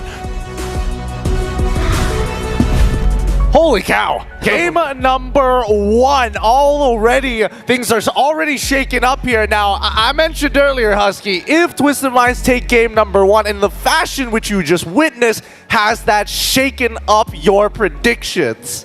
A little bit. Shaken my predictions a little bit for sure, but still have faith in RQ Hoshi because we saw the pros of both teams, right? RQ Hoshi, early to mid, very clean with their engages, very good ideas. But when that late game rolls around, we all saw how Twisted Minds win the previous game. It's all that mid to late game, the macro play, Cuffin and Troll. Oh my god, what are you guys made out of? Remar, have they twisted your minds off? Heck yeah, they've confirmed. I'm not crazy to believe that possibly, potentially, you know? Just what I really appreciate what Twisted Minds did go for the last big chip, how they played it, even though they lost it. And we were talking about this, we were like, is Twisted Minds just gonna be playing for the late game now? And then Husky, you mentioned, oh, maybe that's how they win, you know? And they dragged it out to the point where they could just find an opening, and the opening was through macro, with showing the chip and the Nolan up top, or well, no, the chip was hiding, showing the Nolan top, and then suddenly you think, all right, we're gonna fight. Nope. Here's my portal. Suddenly, Hoda goes through and just goes there to retry, not to fight. They escape, they push forward with the Lord, and they continue the aggression. So many things happen in that one sequence. Like not only showing your jungler top, forcing Skylar to respond, chunking a Susujin, forcing that recall. I gotta say, we saw F-Quad against SRG. You asked us if we believe in the 2%. Do you believe in that 1% win probability for Twisted Minds that they just made come true? Yeah, again, there is a live win rate prediction here in IOI. It got to 99% RRQ Hoshi will win this, 1% Twisted Minds. It's pretty crazy how things are shaping up. 20-19 was the final kill score, 23 and 40 seconds as the duration of the game. All right, looking at the items, first things first, obviously, Bruno is Brew, yes, for sure. We know that. It is tried, tested, and true. Sutsujin on the Granger jungle. Walk me through this, because again, they've got a good distribution of damage. They got magic in the gold, they got physical in the jungle. However, I'm looking at his item build progression, and he is swapping out. He was rich. Yeah, he had to constantly swap it out. He would get BFB, he'd get whatever item they decided needed at the moment, and then would buy back the boost so that they'll have the stronger retribution once it got to the point where objectives were the main name of the game. You really gotta appreciate what RRQ Hoshi did in their draft. I am more subscribing to the idea that they picked that Granger as a flex. It wasn't locked in yet for the jungle. The moment they saw the chip and they thought about the possibility of how this team fight would go, they decided we need a second carry. It cannot just be, let's say, if ever it was, the idea was Skylar on this Granger. We need another carry, so if one goes down, the other one will cover. And that's why RRQ dominated for a good amount of the time. Because Twisted Minds, yes, they would fight, but they could only get one carry down. They couldn't get both Sutsujin and Skylar for the longest time. Yeah, and that was also partially because Twisted Minds, from the early to mid, didn't have the damage just yet, right? Sano still needed an item, Cuffin still needed an item, Hoda had a rough early game. At one point, he was 4 levels behind Sutsujin.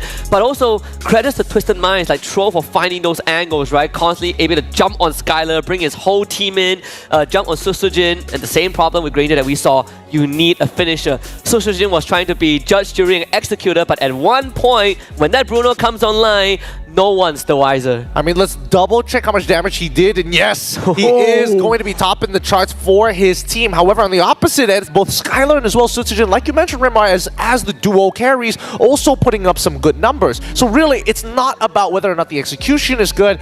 I want to talk about team fighting and also specifically positioning, because Cuffin pulled it out on some critical moments. Yeah, that sudden entry to go for the Shadow Strike, to be able to dash forward. There was one clip there where we saw Cuffin just, you know, helping check out bushes, the shrubs, because the chip wasn't there. He saw Sutsujin, poked him, brought him down to 40%. 60% of his health gone in just one combo from the Valentina. And the fact that he would be getting the Crimson Beacon of the Juicin, it essentially turned into another Juicin, except with a deadlier outsource of damage. Because the Valentina isn't going to be using the Lantern Flare for damage, no. It's her Shadow Strikes and dishing out that damage coming out from the Crimson Beacon as well to help reposition and stuff like that. Oh, what a game by Cuffin, man. Cuffin season is real. I mean, it is Cuffin season, but Sano at the end of the day was the reason what got them over the finish line. As much as Cuffin was able to kind of clutch it up to get this man to his item, Power Spike, he is, at the end of the day, the finisher. Again, when that Malefic, he bought Hardcore Malefic Gun, and then I was saying that he needs that Berserker's Fury. Yeah. Once he got that, you saw even Dyron and Edon, they could not walk up. They take a few soccer balls in the face and they drop to 50%. They gotta start backing off. So Sano, he's definitely been able to get the time and space to hit that item spikes, but again, special mentions to his teammates, right? Cuffin not only taking Crimson Beacon, but switching to the AOG in that late game. He's like, if throw isn't enough to dive, I will be that diver myself. I mean, if we're talking about dive, and more importantly, I'm a little curious about your thoughts on the chip coming in from Troll.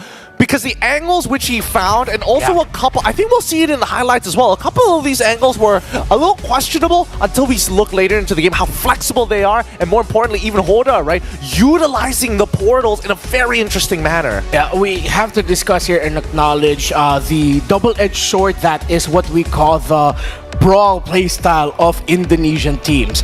Indonesian teams are some of the best, if not the best in the world with team fighting. But those team fights can get really messy. Not all the time, but when you have a pick such as a chip available on the other side, that's how you can exploit that the breakdown of formations that sometimes happens with Indonesian teams when they team fight. And even the best team fightings in the world succumb to that. So Twisted Minds, again, the angles that Troll was coming in, that's probably why they picked this. It really just shows that Twisted Minds went into this acknowledging the best things about RRQ Hoshi and realizing that even in the best qualities, there are weaknesses. Let's pick up a chip to make the most out of that. Yeah, and we even sort of question, right, that Forvis ban enable not just a Cho pick, but almost everyone else from RQ Hoshi, and we're thinking, how is that draft going to come together for Twisted Minds? But like Rema pointed out, the chip angle from Troll really exploited the fact that RQ Hoshi not only want to brawl, but they also don't have the longest reach, right? They constantly have to be moving forward with the Granger and the Harif, and every single time they overstep, Tro shows up, and then suddenly his entire team is on Skylar, and there's nothing that RQ can do about it. And there's something that you mentioned earlier as you led up to your question to me. It's the man marking on RQ Hoshi, where once that troll, the chip portal comes up, once you see the chip, it feels like RQ Hoshi is like, wait, which angle do we go? They had all of the tools, yes, to turn the team fight around. That's why they were team fighting well. But at the end of the day, it felt like they were overwhelmed at times by all of the angles the Twisted Mind members were coming from. It's interesting to see because at the end of the day, I thought they would have man-to-man defense much earlier on. Do you think there was a little bit of disrespect coming in, especially for the first couple of minutes into the game? Well, I didn't get a hint of disrespect though. They were managing their minion waves. They were positioning relatively well. I think it's just the surprise factor that the chip brings, and we were reminded as to why chip was the priority ban for a good amount of this year. You can't be sleeping on this pick, and obviously, hold on, let me just put on the aging glasses here. Hello Panda is going to be fueling your game, because with Hello Panda, it's crunchy biscuits filled with creamy chocolate, the ultimate snack to keep you energized. You can level up your day and visit Hello Panda website. Do we have any on the desk right now? No, we don't have any on the desk. Nope, they haven't refilled us yet. I'm pretty sure Troll has some. I'm pretty sure the chip has some, right? Because the chip loves that Hello Panda. In fact, when he opens a portal, he says, "Hello, it's me." Panda. It was building up to that. I'm pretty sure. I remember seeing a box here. I'm pretty sure Trex has already stolen it from us once again. But with that being said, honestly, with the way that these games have been shaping up, even I'm going to need some fuel to digest all the information happening in this game. Well, as these games are going to go by, and more importantly, as Game 2 is going to be starting soon, real question is about adaptations. We're going to be here on the desk thinking about that, but we're going to be throwing it over to our side reporters, Michelle and as well as Poji. I'm curious to see what they're up to. Hi guys, here's Michelle. So now I'm having the analyst and caster from Indonesia, Arashi, with me, and also Pogi is joining us, right? Hi. Okay. Poji. Poji, sorry for that. So Arashi, welcome to Malaysia. So what brings you up here? I'm here to support RRQ, my favorite team, and also Indonesia. Hopefully, we can have a great performance here in M6. Okay, sure. So after watching the first game of the RRQ Hoshi, how would you like to reflect their performance? I think they did pretty well. I saw a lot of good moments there. Sure. Of course, it's the M series. You never know what's gonna happen. But I feel like the drafting phase is solid. Cascute over there is doing a great job. And when it comes to the mechanics, at least, RRQ is always solid. Yeah, but Twisted Mind shouldn't be underestimated, really. It's still strong enough. So, like, after you knowing that RRQ Hoshi is qualified for the M6, how's the feeling? Because they were missing for the M5, right? Oh man, it feels really bad because for the longest time RRQ wasn't really doing so well. But now we've did the rebuilding. We had great new members, new rookies coming in. So I think they're doing a great job. They made us proud already in MPLID because they improved so much in one season. So we're all looking forward to the performance on the international stage. They are new, but I think they have a lot of potential and you cannot count them out. Yeah, new roster and a new arrow maybe. So about how long you have waited from Indonesia to here? About how long? How long? About the distance? Oh, it's about like 2 hours. Oh, 2 hours is long enough. It's long enough, right? It's not as long as you. Yes. So any message, any words you want to say to RRQ Hoshi and about other fans who is back home watching from Indonesia? Okay, I guess I'll do this in Indonesian. You can say that and we're gonna translate for us, right? Sure, okay. Okay. Fans RRQ yang di Indonesia dan di negara lain, Kingdom, doain terus tim kita semoga juara, semoga bisa bawa title M6 ke Indonesia. Viva! Viva! Serumpun. Oh, dapat cakap. So kepada semua peminat-peminat RRQ di Indonesia dan juga yang berada di Malaysia, all around the world. So come, show your support and always pray for your favorite team. But kita nak tunggu apa lagi? Oh, sorry, I have to speak English with you. Yes, so, sure. What's next, Michelle? Yeah. Okay, that's good for us. Thank you for the translation. Thank you for Arashi. So now it's a good time to start the game pipe. Let's get it back to the panel. Thanks, Poji, and thank you, Michelle, and as well as Arashi, RQ's #1 fan, watching here at IOI City Mall from Swiss Stage all the way from the beginning till the end. However, it's not over yet, and now it's time to discuss the most important part. Adaptations coming into game number 2. Because Twisted Minds, they've shaken it up for RRQ now. I think they're gonna shape up. They gotta tone themselves. They gotta stay disciplined. They gotta ban the Bruno. Yeah, like it's a hot take. It's a very hard to swallow pill, but you gotta ban Bruno because this is M6 World Championship, not the goddamn World Cup. Ban the Bruno, man. Ban the Bruno. Please, guys, you please. Ban the Bruno, okay? Ban the Bruno. Yalla, ban the Bruno. It's desperation here because, again, Bruno has been doing so well, turning a lot of these fights, and especially when it comes down to the late games, it's not a good time. It has not been a good time for teams who face a late game Bruno. Let's look at the players' current conditions right now, and based on the faces that I'm seeing up there, things are going serious. Things are getting dark. Yeah, I mean, if you're not gonna look at what Bruno has done for the entirety of the M6 World Championship so far, at least look at Saudi Gold himself. Look at Sano and what he's done on that Bruno. That in itself warrants a respect ban. You tried to play into it. You did what you could to come up with a lineup that could challenge it, but he still ended up becoming the MVP anyway. It's pretty disgusting, but we got to talk about EXP laters and Dyren. Very accomplished. I mean, he achievement in MPL IDC's Vorti's dream team, but his history, right? All the way from Rebellion, and then eventually joining RRQ on the 12th season. He continues to grow, and he's had his ups and downs, right? He had to even go to the MDL for a certain degree just to come back to achieve second place with RRQ Hoshi's main lineup. And that's why when we talk about RRQ Hoshi, I feel like in the past few days when the lineups would come up and even in the draft, the conversation would always just float to Dyren, what he can do in the game, what he can do for RRQ Hoshi. So I think that's one thing that RRQ also needs to look at. I mean, he was present in the previous game, but with the RRQ draft in the last one being a little bit more focused in having the double carry setup, now you might want to go back to basics.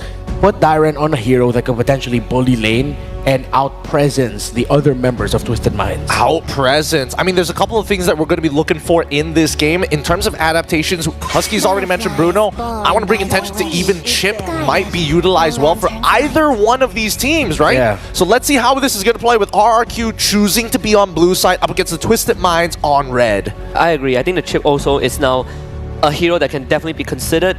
More so on that red side, since you have that last pick potential. When we talk about being control and not kind of having a tempo broken, Chip is sort of the one that always jams that extra screw into your machine. So they do ban on the Chip. I like this start from RRQ, and because they're on blue side, if that Bruno goes through, they can take it for Skyler. Are you gonna have a similar meltdown if Twisted Minds lets the Bruno do this time? Please, man, Bruno, please. please, right? If he wins 9 out of 10 games, there is a reason. I mean, I think there are good arguments to be made. However, you only have so many bans, right? If you're willing to give something up and it's so focused around the gold lane, which half the time, you don't see the gold lane from like mid to early unless there's a heavy snowball. But here we go, finally. Yes. Coach Lyric is like, I got you. I'm getting rid of the Bruno. This is going to be an interesting gold lane matchup now. Yeah. For the first 3, I was thinking, yes, one of these. I'm looking at trades for Eve, Kali, Cho, Gatot, Suyo, Alpha as the main. Oh, and excuse me, Granger as well.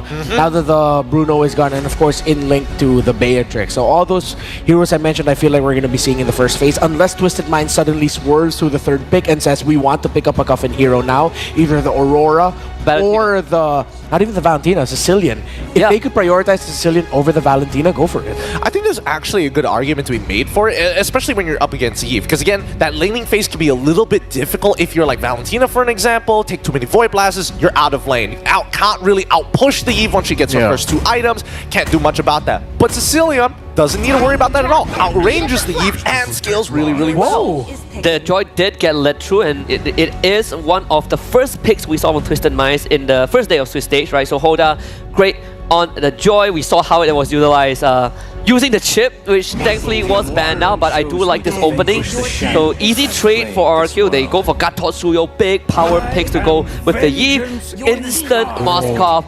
This is one of the few picks that if you want to create a vacuum, Moskov can play around it. Yeah. Oh, this is really interesting because I'm looking at the lineup coming in from RRQ. It looks kind of similar to what they played in their grand finals against TLID. And then we cut back over to the Twisted Minds, and I think they've got some really good concepts. No chip. All right, let's keep this fight messy, but there is a possibility for Sano to make it into that backline more reliably. Yeah, when you see an Eve on one side, the high loss is one of the most go-to counters you can go for if it's not either the Gatot or Khalid. It's a little bit more honest. You're going to be running up into it, but it provides what you need, that extra boost of movement speed so that you can break through formations. And then, of course, Joy, who says, what formations? I'm Joy. Yeah. I will somehow find a way into the back line. And, of course, if they're going to be playing around the box, then you have the Moskov to go in with the Spear of Destiny, Spear of Destruction from a different angle. One thing that RQ Hoshi might want to consider respecting here, and that Twisted Minds might actually surprise with, if they could do it with a chip, they could also do it with a Lo Yi. Yeah, I agree. I think there's the Lo Yi. If you want to look at roam options, there is a Cho right now. If Troll is comfortable with it, you could take it. If not, then maybe you can just ban it, right? Because you're on that red side.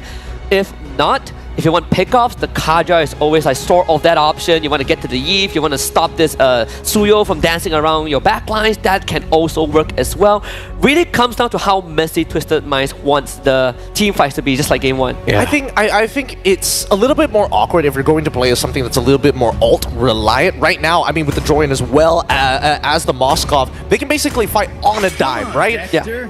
I think that at this point, looking on based on where the bans are going for, what? Wow, they banned the Claw, huh? Interesting. But why? Do they want to play Farsa or something? But then they've already got Gatot, and then there's also like Suyo who can cancel it out. Yeah. What are they worried about with Claw? Is that whoa? They're trying out there. It could be because they want RQ Hoshi to play with a marksman that isn't really going to be splitting the lanes, but joining the other members of RQ Hoshi, looking to win via the team fights. That's why good ban by RQ. They read it. They read it. The Lo Yi. I mean, they did it in the previous game, you know, with the first 3 picks, the even as well as the Lo Yu getting banned out on top of the Hilda. But at least now, for the side of RRQ, I think at this point, what are they worried about, right? Are they going to be prioritizing whether or not, you know, Gato going into the EXP4, Dyron is going to be a good option, or are we thinking it's just about priority? I think right now when you have such huge power picks, you're thinking about how to bolster that, but I think in the back of the mind is also first how to stop the Joy and how to get to the Moskov, right? Like these are two very slippery heroes that can easily not only kind of mess up your battle formations, but in these moments of chaos can overwhelm you. Anytime. Especially when the late game rolls around, right? Like we talk about the Cho being picked up, you want to split those battle lines, that Cho is perfect. Okay, you have your Vision Getter, you have your Front Holder. Is Skylar gonna go pick up one of his iconic picks in Season 14 of MPLID in the Nathan, or is he just gonna follow the trend now and consider either the Granger or... Oh wait, Irithel, right? Another one of his iconic picks. Okay, so are they gonna look for another source of magic? Need another front, it can't just be the Gatot. Ruby! Oh, nice micro stun up against the Joy. Oh wait, now they can go Valentina again. They can go Valentina again. They've got some pretty relevant ults at this point, but I'm not sure if it's going to be enough, right? Because it doesn't matter what mid-duel, whether you switch out for Ruby for the Gato Gacha, they are going to have full control over that mid lane in compare. I mean, as long as you have a concussive blast, right? I mean, as much as we say that if Coffin gets his hands on the RWM, it sort of defeats the purpose of what RQ wants to do. You have a Gato backline die, but everyone else wants to run in, and you don't really want to run into an RWM. Yeah, and if there's a real-world manipulation on the side of Twisted Minds, that's a little bit happier for Joy as well, because RQ is trying to get out of that, but then at the same time, they'll have to try and get away from the Joy. Of course. Still go back for Sicilian. Of course, go for your Sicilian, yeah? Late game monster, right? So much late game damage. I mean, it's the classic, right? Again, walk me through which draft do you think is going to be taking it away? Is it going to be enough? I'm leaning a little bit more towards RQ Hoshi, but we cannot deny that Sicilian needs to be respected. What about you, Husky? Same. I like RQ's draft a lot more. All right, that's the opinion from the panel. Let's throw it over to the casters to get us into game number 2. What? I'm not sure which draft I would go with here because there's both both have signature picks, and the fact that Twisted Minds just got the Sicilian, they can replicate what they just did in Game 1. And I think part of this too is just the determination that they showed in Game 1 already. If they carry it here, again, they're at match point in this best of 3. Can RRQ bring this composition to the table to get them to a Game 3? Because, of course, both teams want to move forward to the knockout. The land of Dawn remains a silent witness to history lived and rewritten. But will it bear witness to history twisted for the first ever MENA team making it to an M-Series top 8? Only time shall tell in Game 2 between RQ Hoshi and Twisted Minds. And as we get a look at the junglers here, this is going to be a crucial thing. We've seen so much of the Suyo pop off and a lot of early game potential, but same thing can be said now often with the Joy. She's been it's just been a pick that's popped up a lot. It's quite durable, it's quite mobile, and against this kind of lineup, that's exactly what you need, and maybe that's also why there's a little bit of that catch, you know, that comes through with a Ruby. The mobility itself can be matched with Skylar now on this Irithyll. A lot of early aggression already. Troll gonna do some poking, but actually ends up overcommitting himself. Has to use Flicker already at the first minute of the game. As I was saying, you know, Sadafa, that's part of the plan with the Ruby. A pick we haven't seen too often throughout the Swiss stage alone.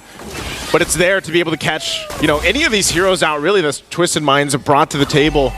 And it could actually end up being in a situation where, yeah, maybe Troll overextends a little bit, tries to get that setup or that kick that he's looking for, but then there's a Ruby across from you.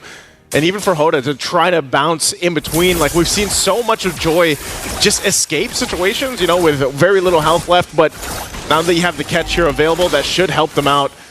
A little trying to delay this a little bit more from Hoda, but Hoda's going to be fine. Now go into it when we lead ourselves in that first objective, that first turtle, so to speak.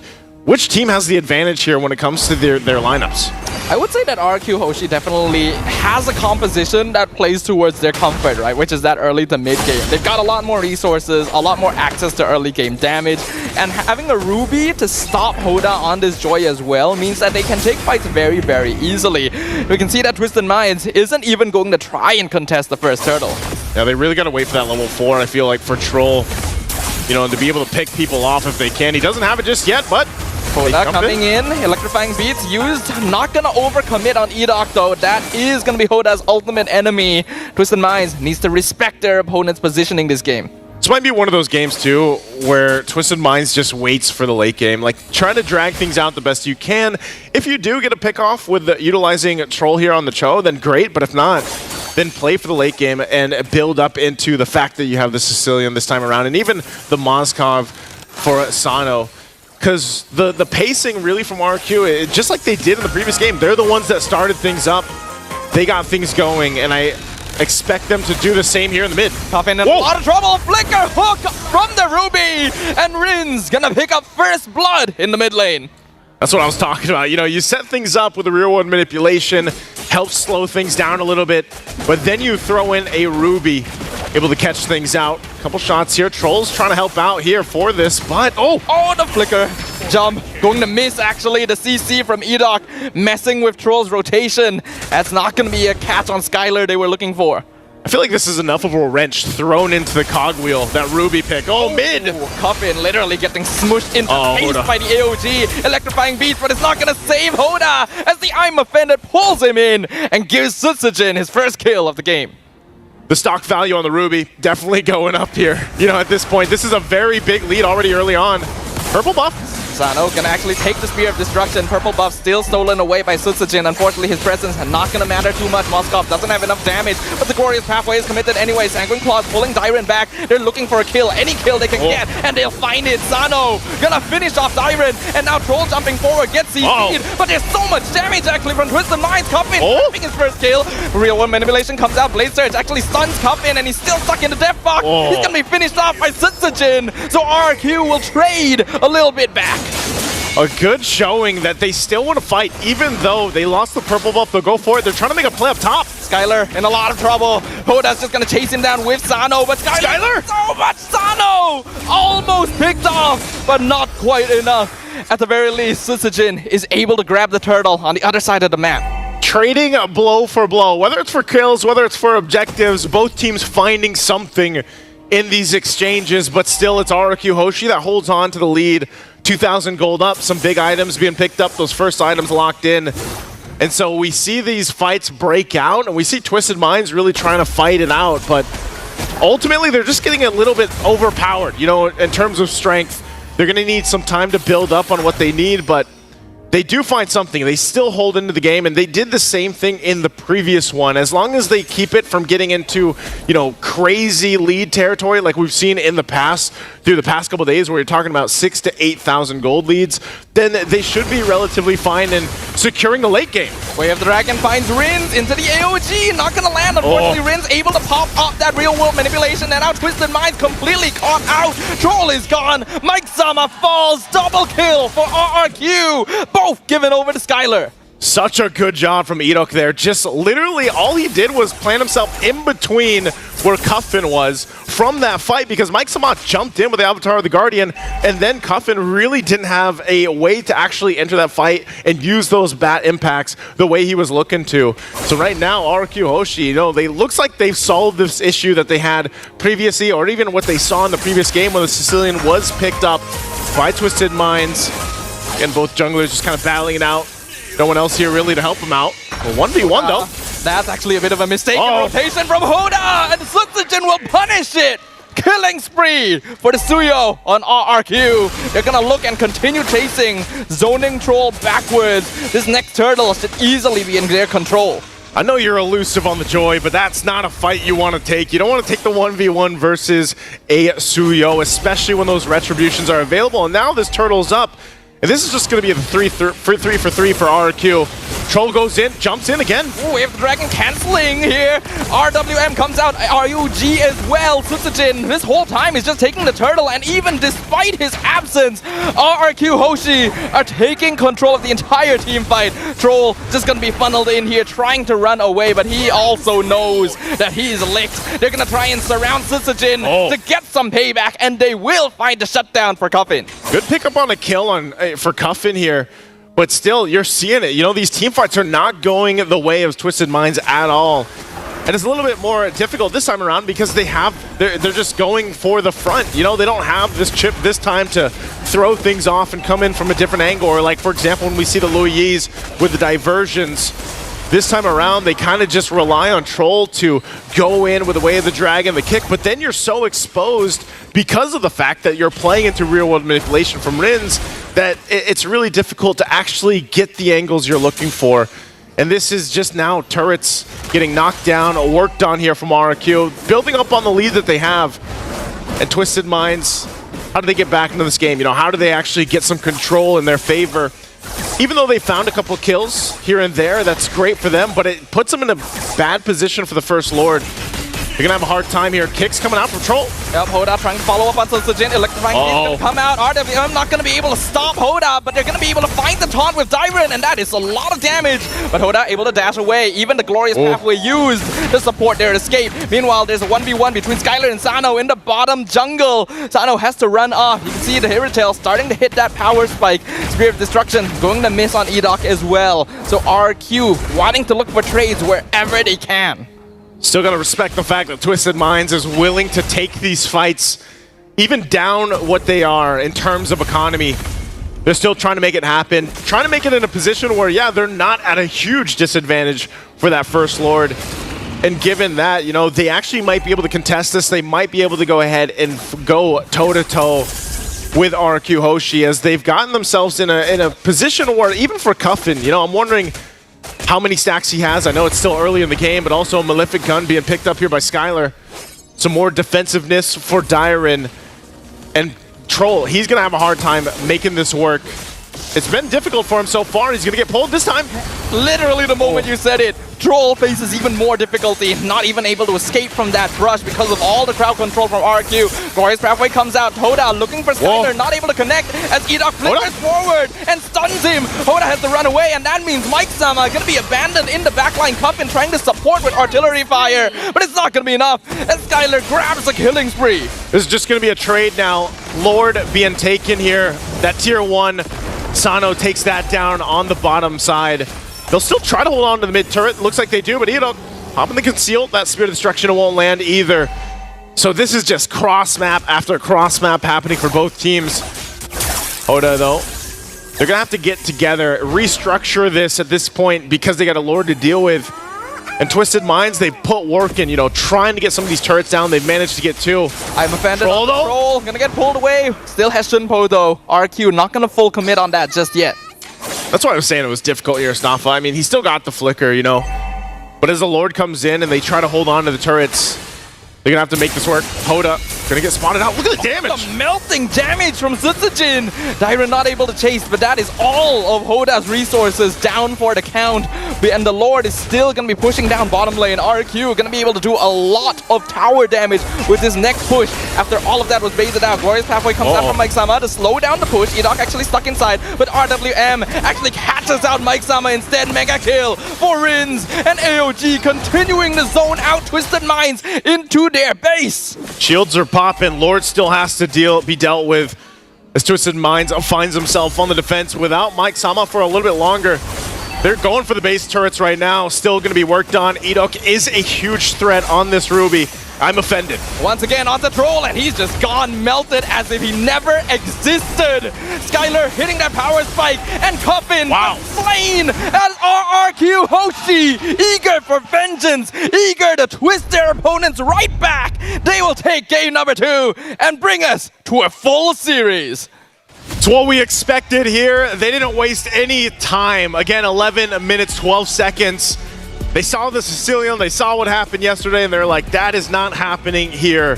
Not even giving a chance for those stacks to build up. Great adjustments from RQ. Very clean game. This time around, right off the bat, able to punish. And again, I think the value here in that Ruby pick was just on the mark because it solved a lot of the issues. It solved a lot of the problems that maybe that Cho would have made for the team or even the setup potential. But the fact that you have the Ruby there really helped them out. So let's go ahead and throw it over to the panel to see what they have to say about Game 2. Thank you, Nice2, as well as Sadaf. Man, that game definitely saw a different side of our RQ, a lot cleaner, a lot sharper, but we did see the mechanical mistakes get heavily punished as Twisted Minds. Unfortunately, that early game, 1 or 2 of those was enough to send them spiraling. Yeah, I think, RQ still kept the same playstyle that we've seen, still loves to brawl, still does it cleanly, but like you said, right, it really came down to Twisted Minds. They went into this game having a pretty hard to execute composition like game 1. I would say arguably even harder than game number 1, but they were playing it in a way as if the draft from RQ is from game number 1. They were not really disrespecting the Ruby. They were really trying to force a lot of fights. Like Hoda was trying to force a backline dive whenever the team wasn't ready. Lot of minor mistakes that RQ punished. Yeah, there was a time where the Ruby and the Eve were a killer combo, and they were killer with punishing teams that overextend, don't respect the roam in the mid lane or reach, their ability to poke down, and it was just like that, rinse and repeat. They played around the box of the Eve incredibly well, and the moment that Rin saw that, hey, I'm gonna pop my real world manipulation, I'll use it now, build an advantage, they did that.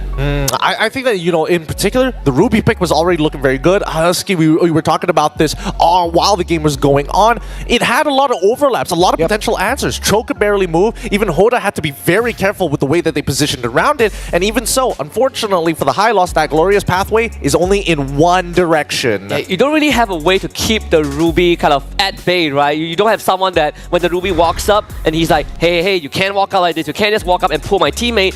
High loss feels like the only person, but you don't really want Mike Sama to be in that position. That's why we sort of were going back and forth a bit about a potential Valentina that can not just be there with the Terrify, but the utility that you can steal from RRQ to benefit your teammates if RRQ plays fast.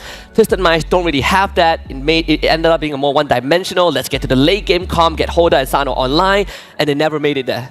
Yeah, you can see that Twisted Minds at least kept the joy with them to have an aggressive option. But then the fact that they picked up a Moskov and then a Sicilian just goes to show that Twisted Minds showed to RRQ that we're playing for the mid to the late game. We are going to try to out-macro you. We're going to space out the maps. And similar to what you mentioned is they went into game number 2 with the idea of playing it as if they played game number 1.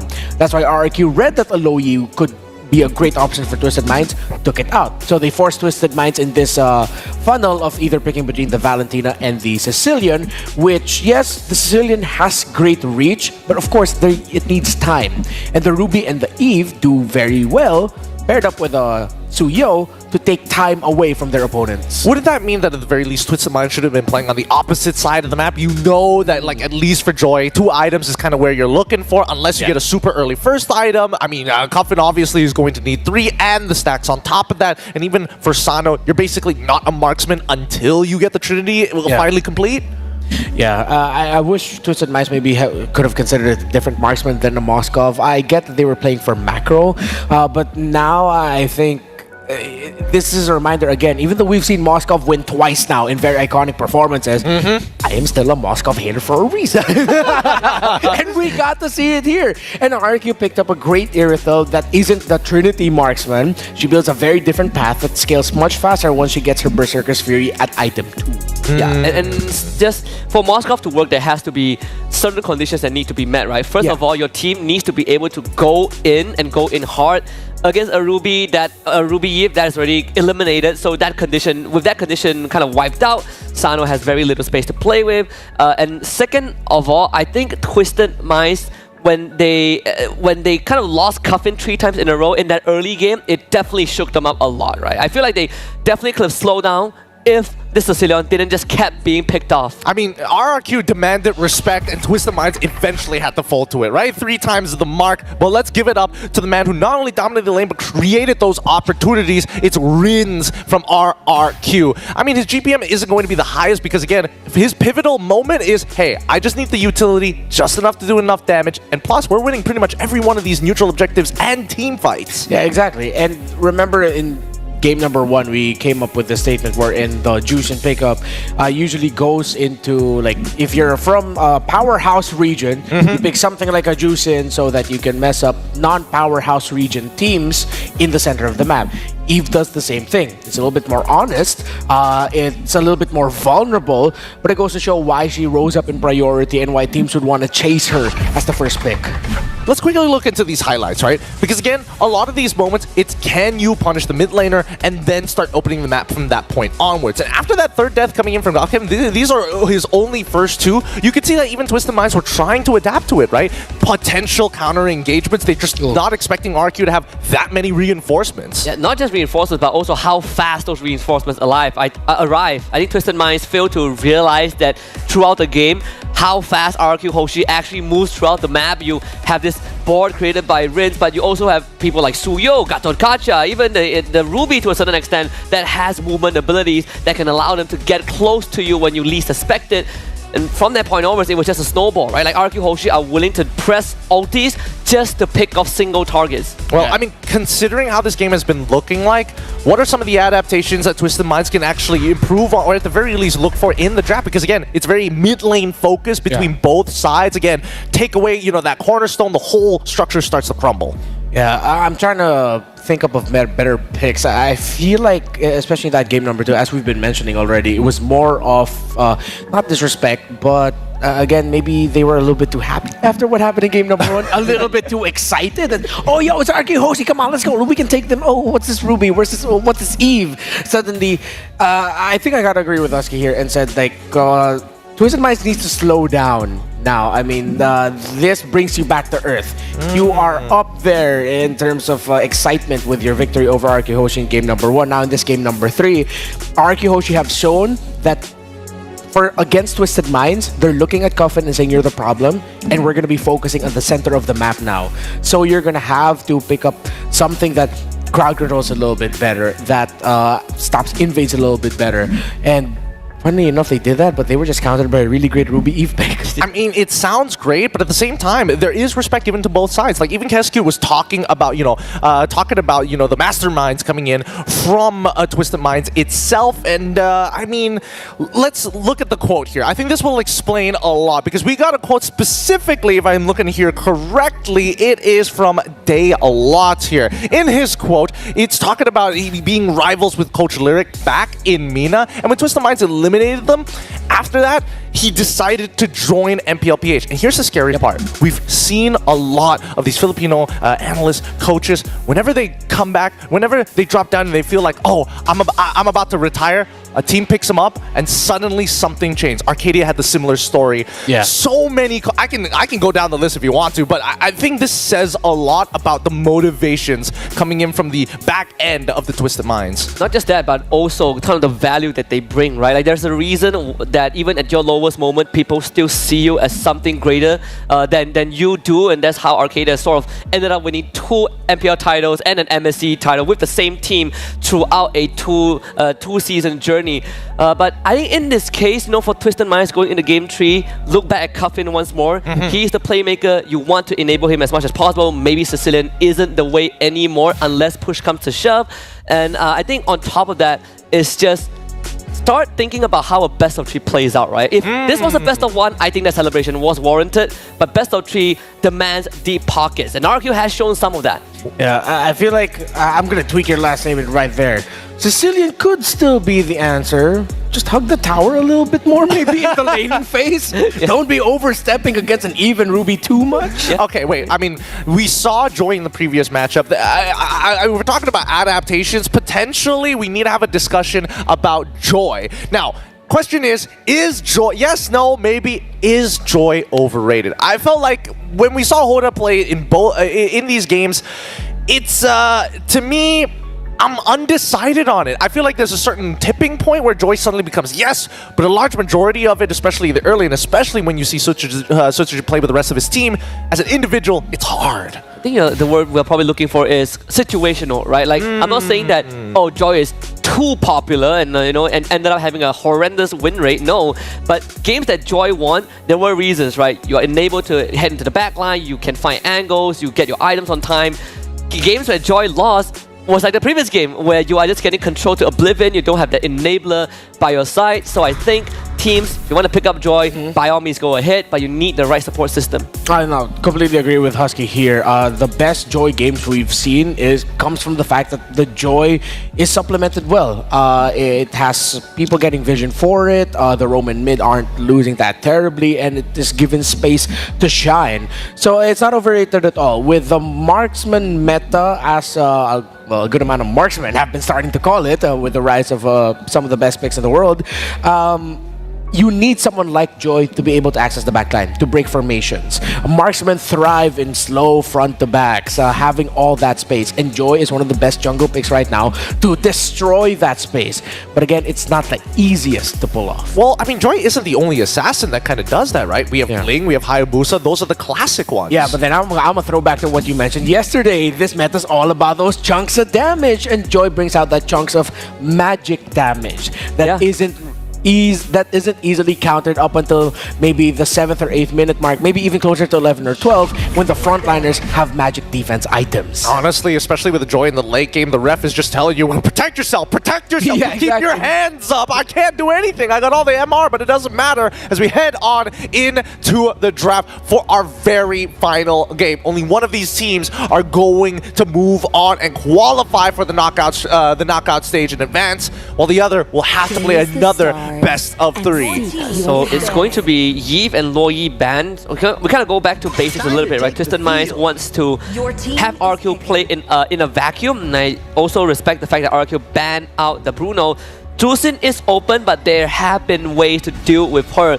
Bruno being one of it, that has been taken out. We've seen dive comp like Moskov, Ling Angela, those are decent as well, as long as the Jusin cannot just kind of statically put the lantern on you. See if Twisted Mind decides to go for that, or alternatively, they could start looking at the more flexible picks. I mean, if we're talking about flexible picks, I mean the Zushin, right? The Zushin makes every composition feel really, really nice, especially when you need to fall back onto an anchor that doesn't die very often. Zushin comes to mind straight away. No surprises here. They're going to be locking it in. Now, what is RRQ's response? Okay, with the Jushin over there, honestly, I think they'd want to go for the Cho and Suyo. Cho Valentina doesn't look too bad as well.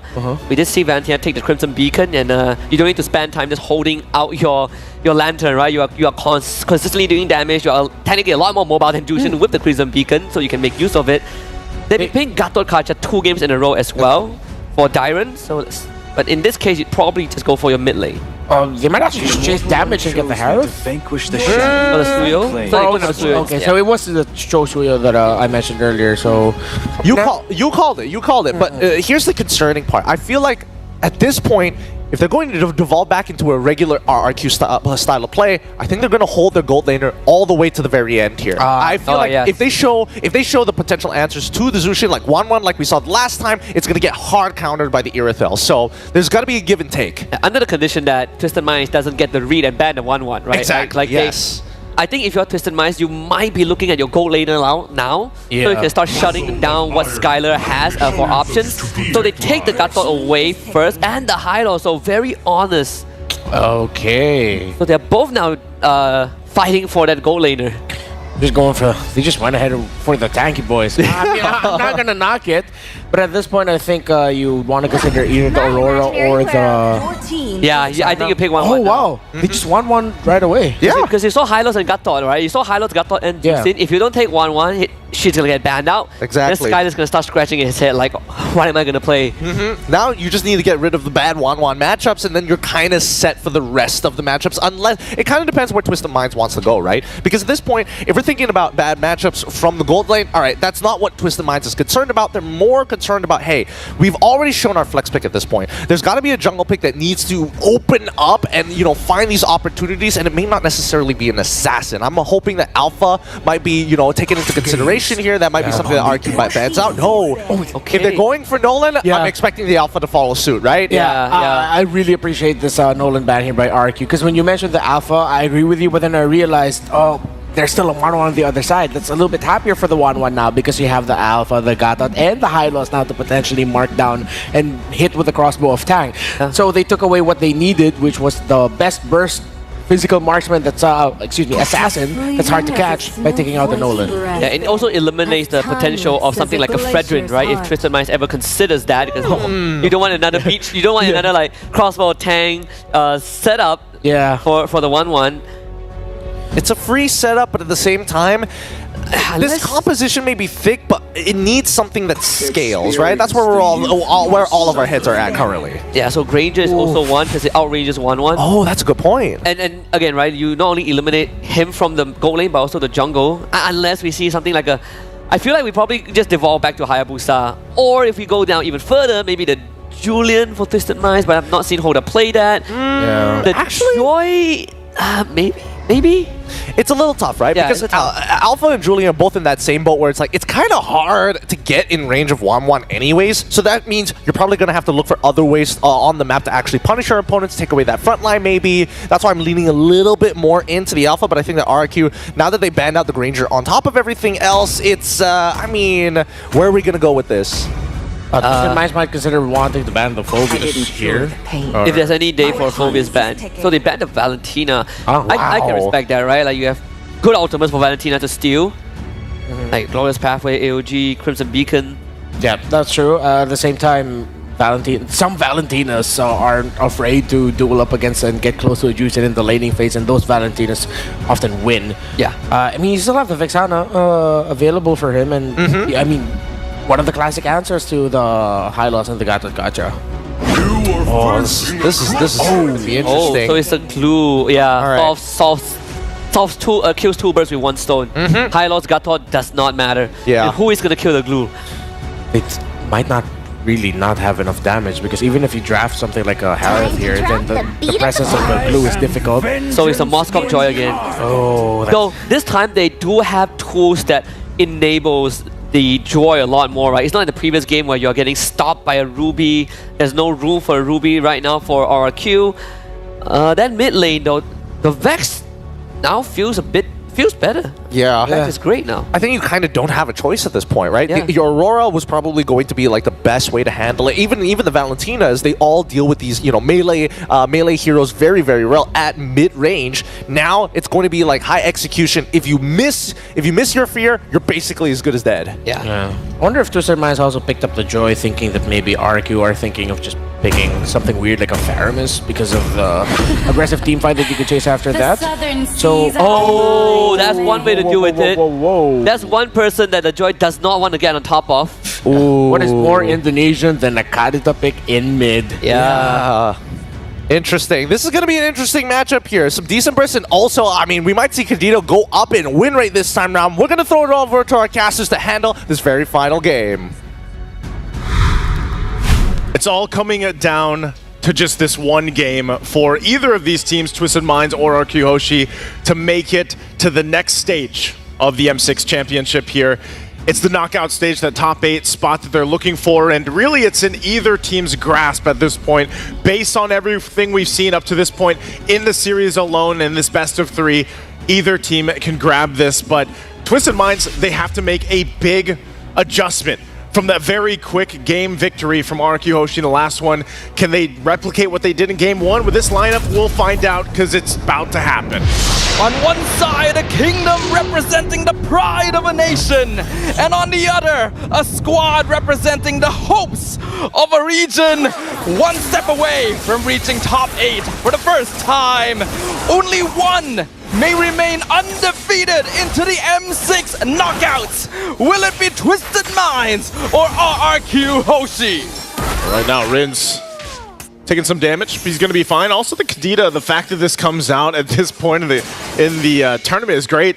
You know, we've seen previews of this before, but what a fitting way to go ahead and grab a victory if it is RRQ Hoshi. And now Twisted Minds, on the other hand, like what they mentioned, you know, with this, whoa, actually already very aggressive from Rins.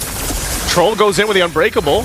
A good knock-up, 3-man Jeet Kundo. Subsidiary not able to follow up though, and now it's Mike Sama even coming to join the party. Wow. But no casualties so far. No casualties, 2 flickers used though from RQ Hoshi.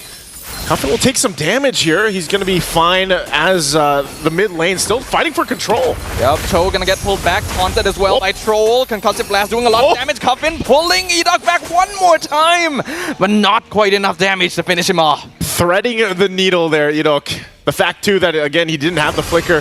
Surprised he was able to go ahead and withstand that. So still, neither team getting the first blood.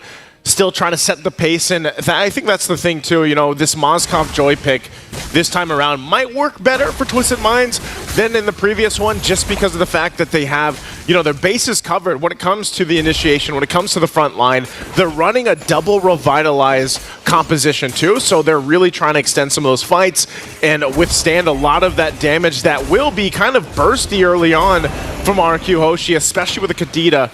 And then you have the 2 Purifies, so they have a lot of sustainability and utility that they can work with this time for game number 3 on RQ Hoshi. Playing into it, Skylar and, wow, Sano going 1v1. Yeah, Purify used by Sano, but Skylar showing superior skill. First blood claimed on the Moskov. And now on the Turtle Pit, so Sejin on top. We're gonna see the blue jump in with the split set up for the rough wave. Troll surviving all of it with the Revitalize and still going in with the passive, still surviving. Sejin gets the turtle, Rin's gonna be traded away. Troll still alive after everything, and Dyron gonna get pulled back by the Susin one more time. That's gonna be 2 kills for Twisted Minds in the turtle pit. Edok jumps in, gets the knockup. Sejin lands on Troll as well, finally picking up the kill his teammates could not get. They weren't going to let Twisted Minds get all that, and then, of course, not get a kill on top of the turtle that RQ Hoshi gets.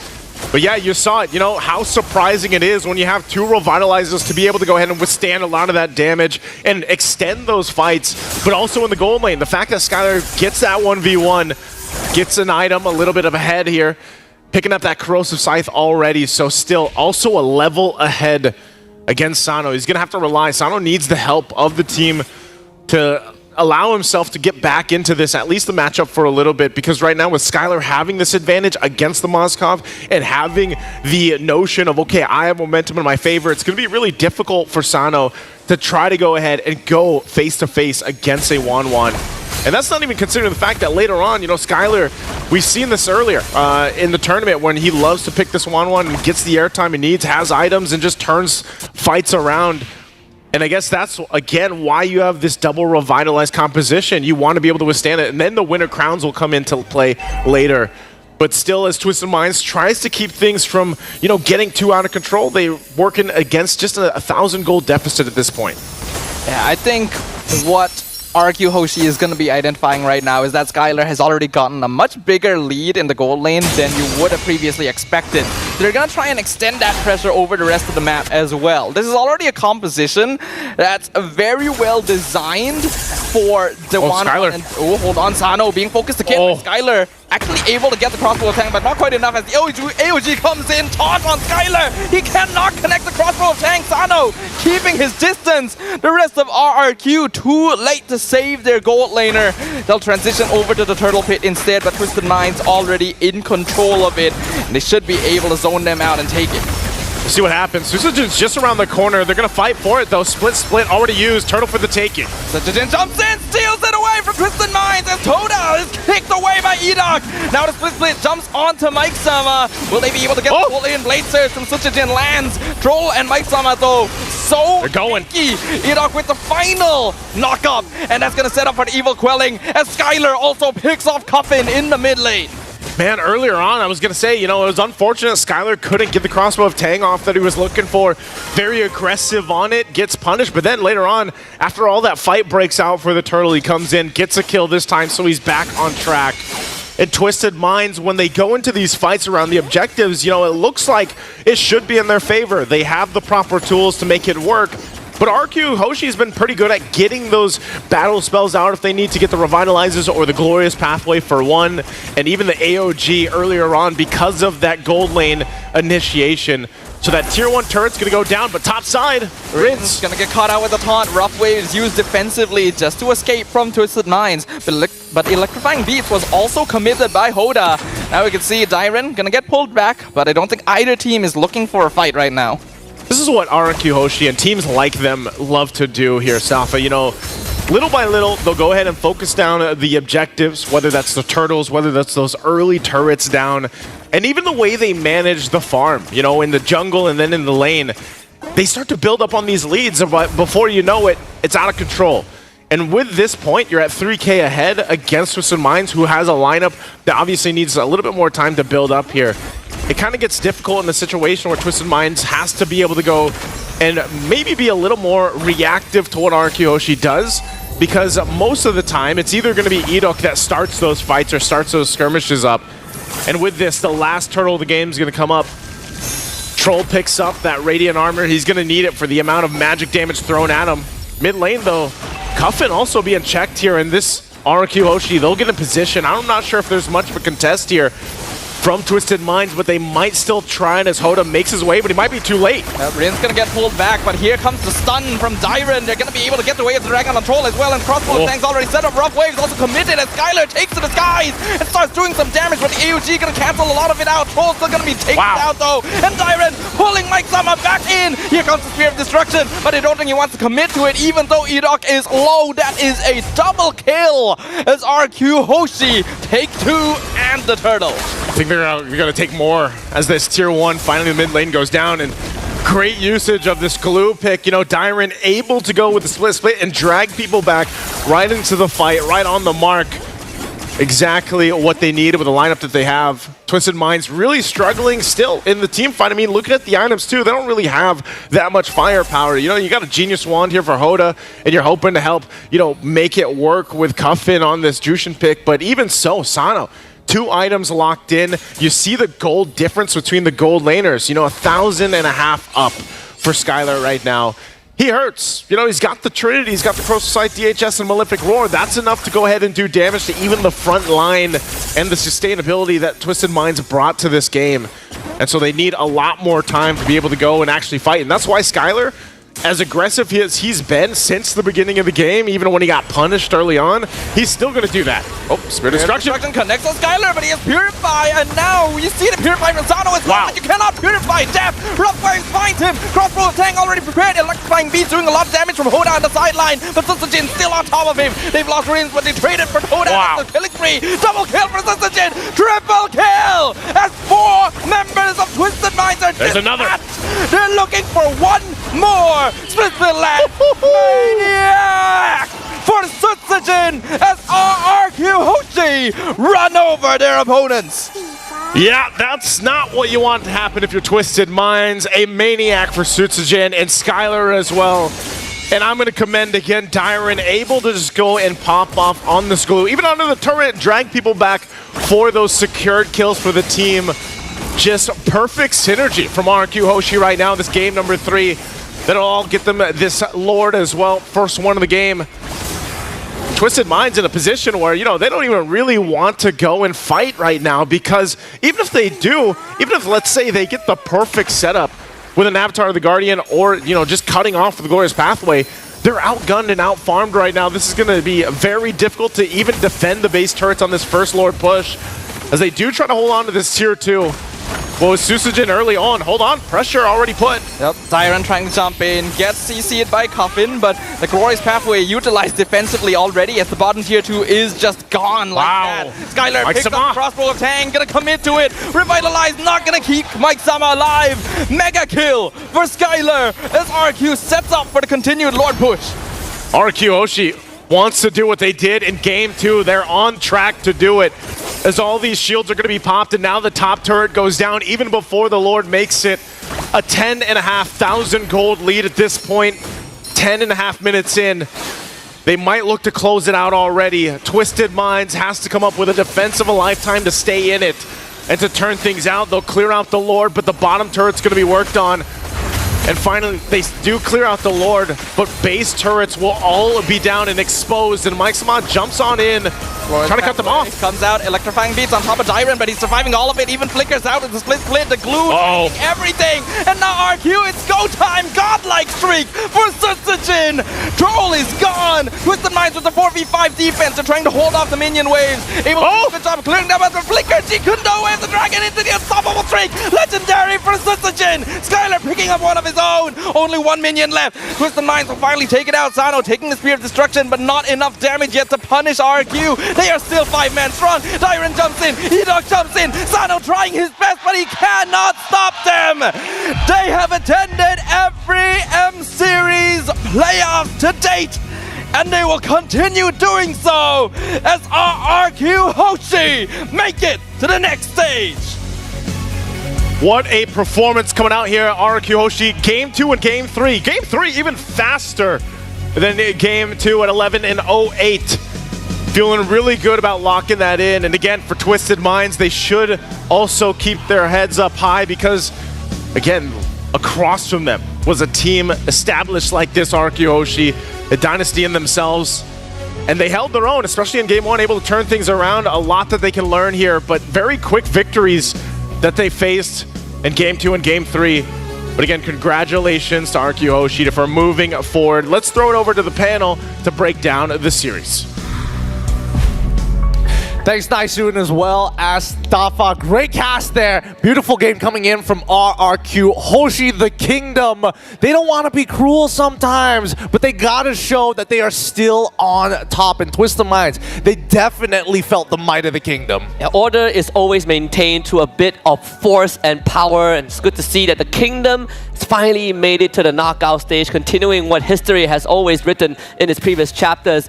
And they got to, props to Skylar, man. Skylar had an amazing Game 2 and 3. Yeah, the fact that he got the solo kill Sano to start off the laning phase in the gold lane, and then of course, the fact that after game number 2, they continued what they did in that game, here in game number 3, which was punish errors, punish mistakes, and punish overextensions by Twisted Minds. Oh my goodness. With that being said, at the very least, this is our very first team confirmed advancing to the knockout rounds. Congratulations to RRQ Hoshi. Perfect score from the Swiss stage, 3-0, and obviously a bit of a struggle at first, but showing their true might, definitely making sure that they are, well, showing at least a bit of that varnish, a bit of that polish that we expect for an M-Series competitor. It's a tale as old as time, right? Like RQ, they only dropped one game, and that one, props to Twisted Minds for dragging us to a Game 3. Like, a lot of us came into this expecting a 2-0, so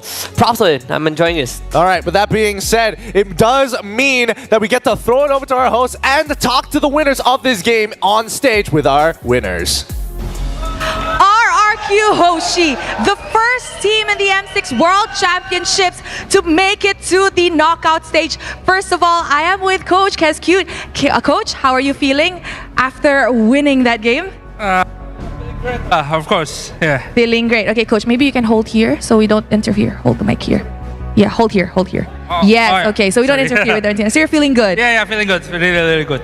Yeah. Were you guys nervous entering M6? Because you guys have been putting up a very good performance. So were you and your team actually nervous for the Swiss stage? Yeah, a little bit nervous, and then, yeah, especially it is BO3. Yeah, we didn't expect they are playing good on the first game. Ah, yes.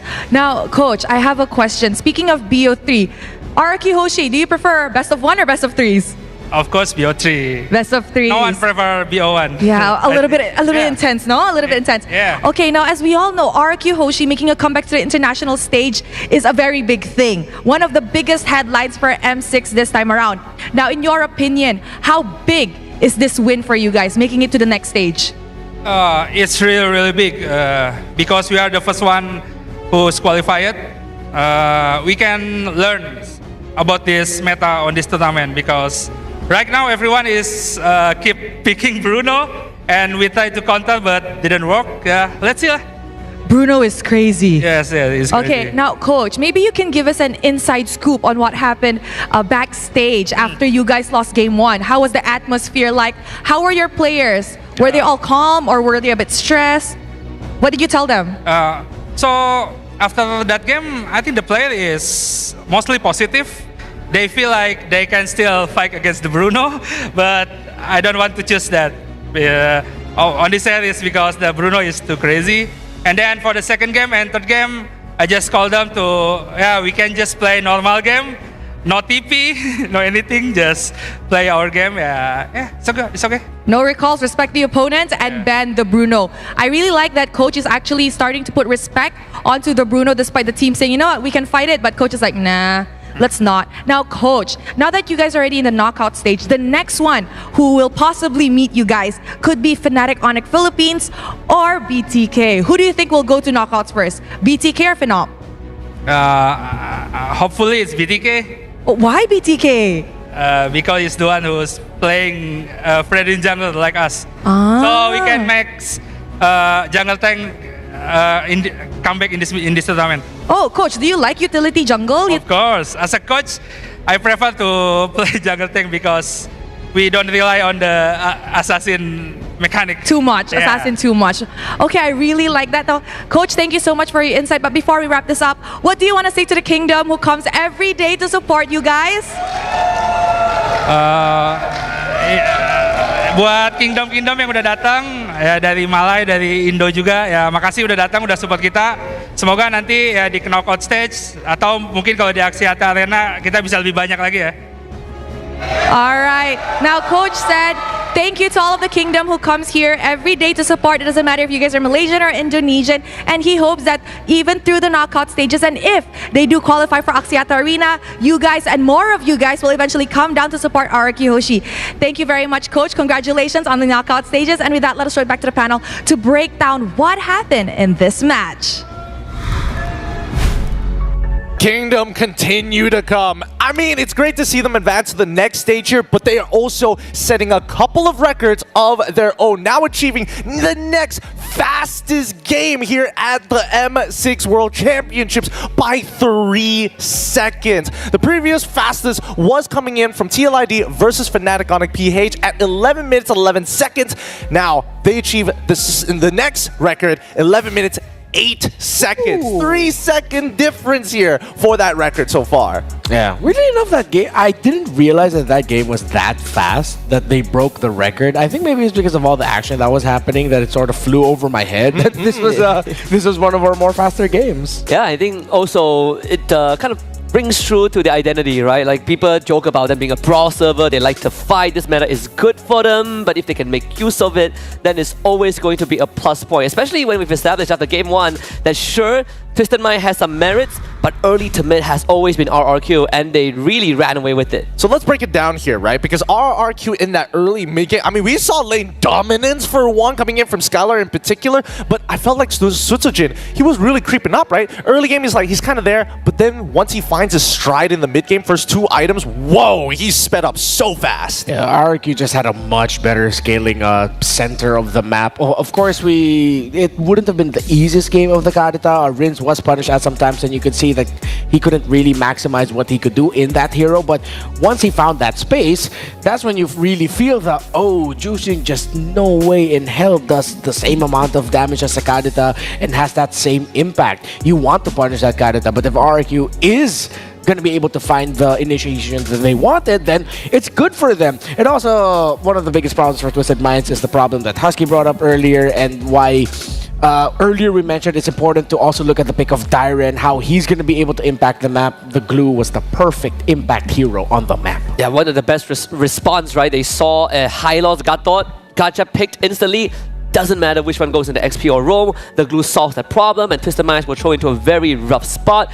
I just gotta quickly point out that Susojin has a 6k net worth lead over Hoda. I'm telling you, he was creeping up really, really fast. The rotations that he was making down towards the bottom side, even for if it's a split second, he is picking up camps and he's picking them up real fast. Now, as we look at the emblems, I do want to pose the question. The Kadita, is this the situational pick of a lifetime? Is this the direct counter specifically for Jushin?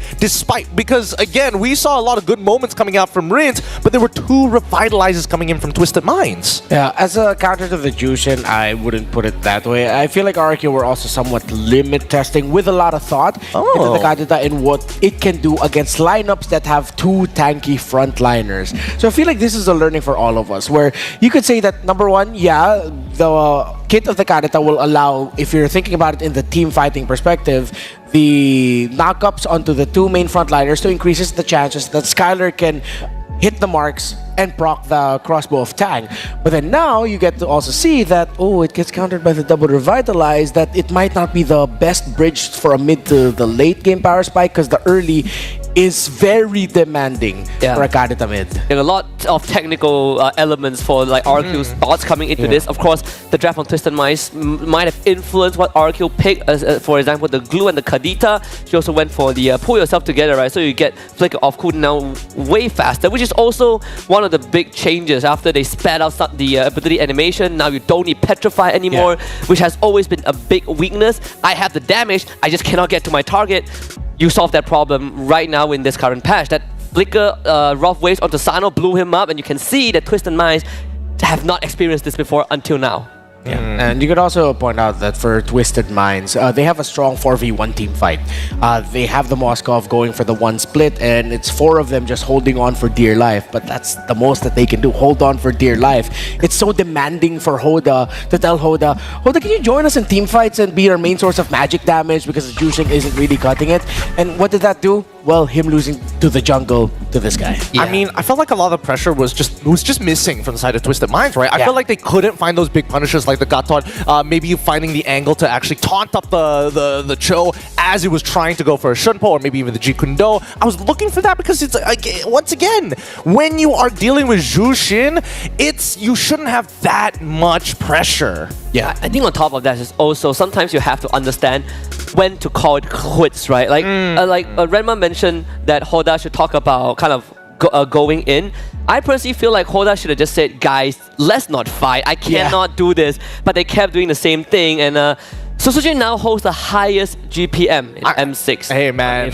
It's Twisted Minds. They're feeding into the Sutsujin fund right now. Yeah. 1,051 GPM. Like, feed right into the machine, right? Like, at one point, like, after the second turtle, you should understand that, okay, we cannot fight this. We need Hoda to get his items. Like, Sano got solo killed 2 times. He needs his items, but Twisted Minds kept on going. And you just keep bleeding, right? You're not patching up your wounds. You eventually just bleed out to death. Yeah, and in this series, I feel like it fully 100% confirms what you have to think of when you think of Susejin is this dude is a traditional carry. Whether it's with a melee type or, as he showed earlier, even though it lost, the Granger went insane in his hands in the jungle. This dude knows how to carry a team and be the main damage dealer for his team.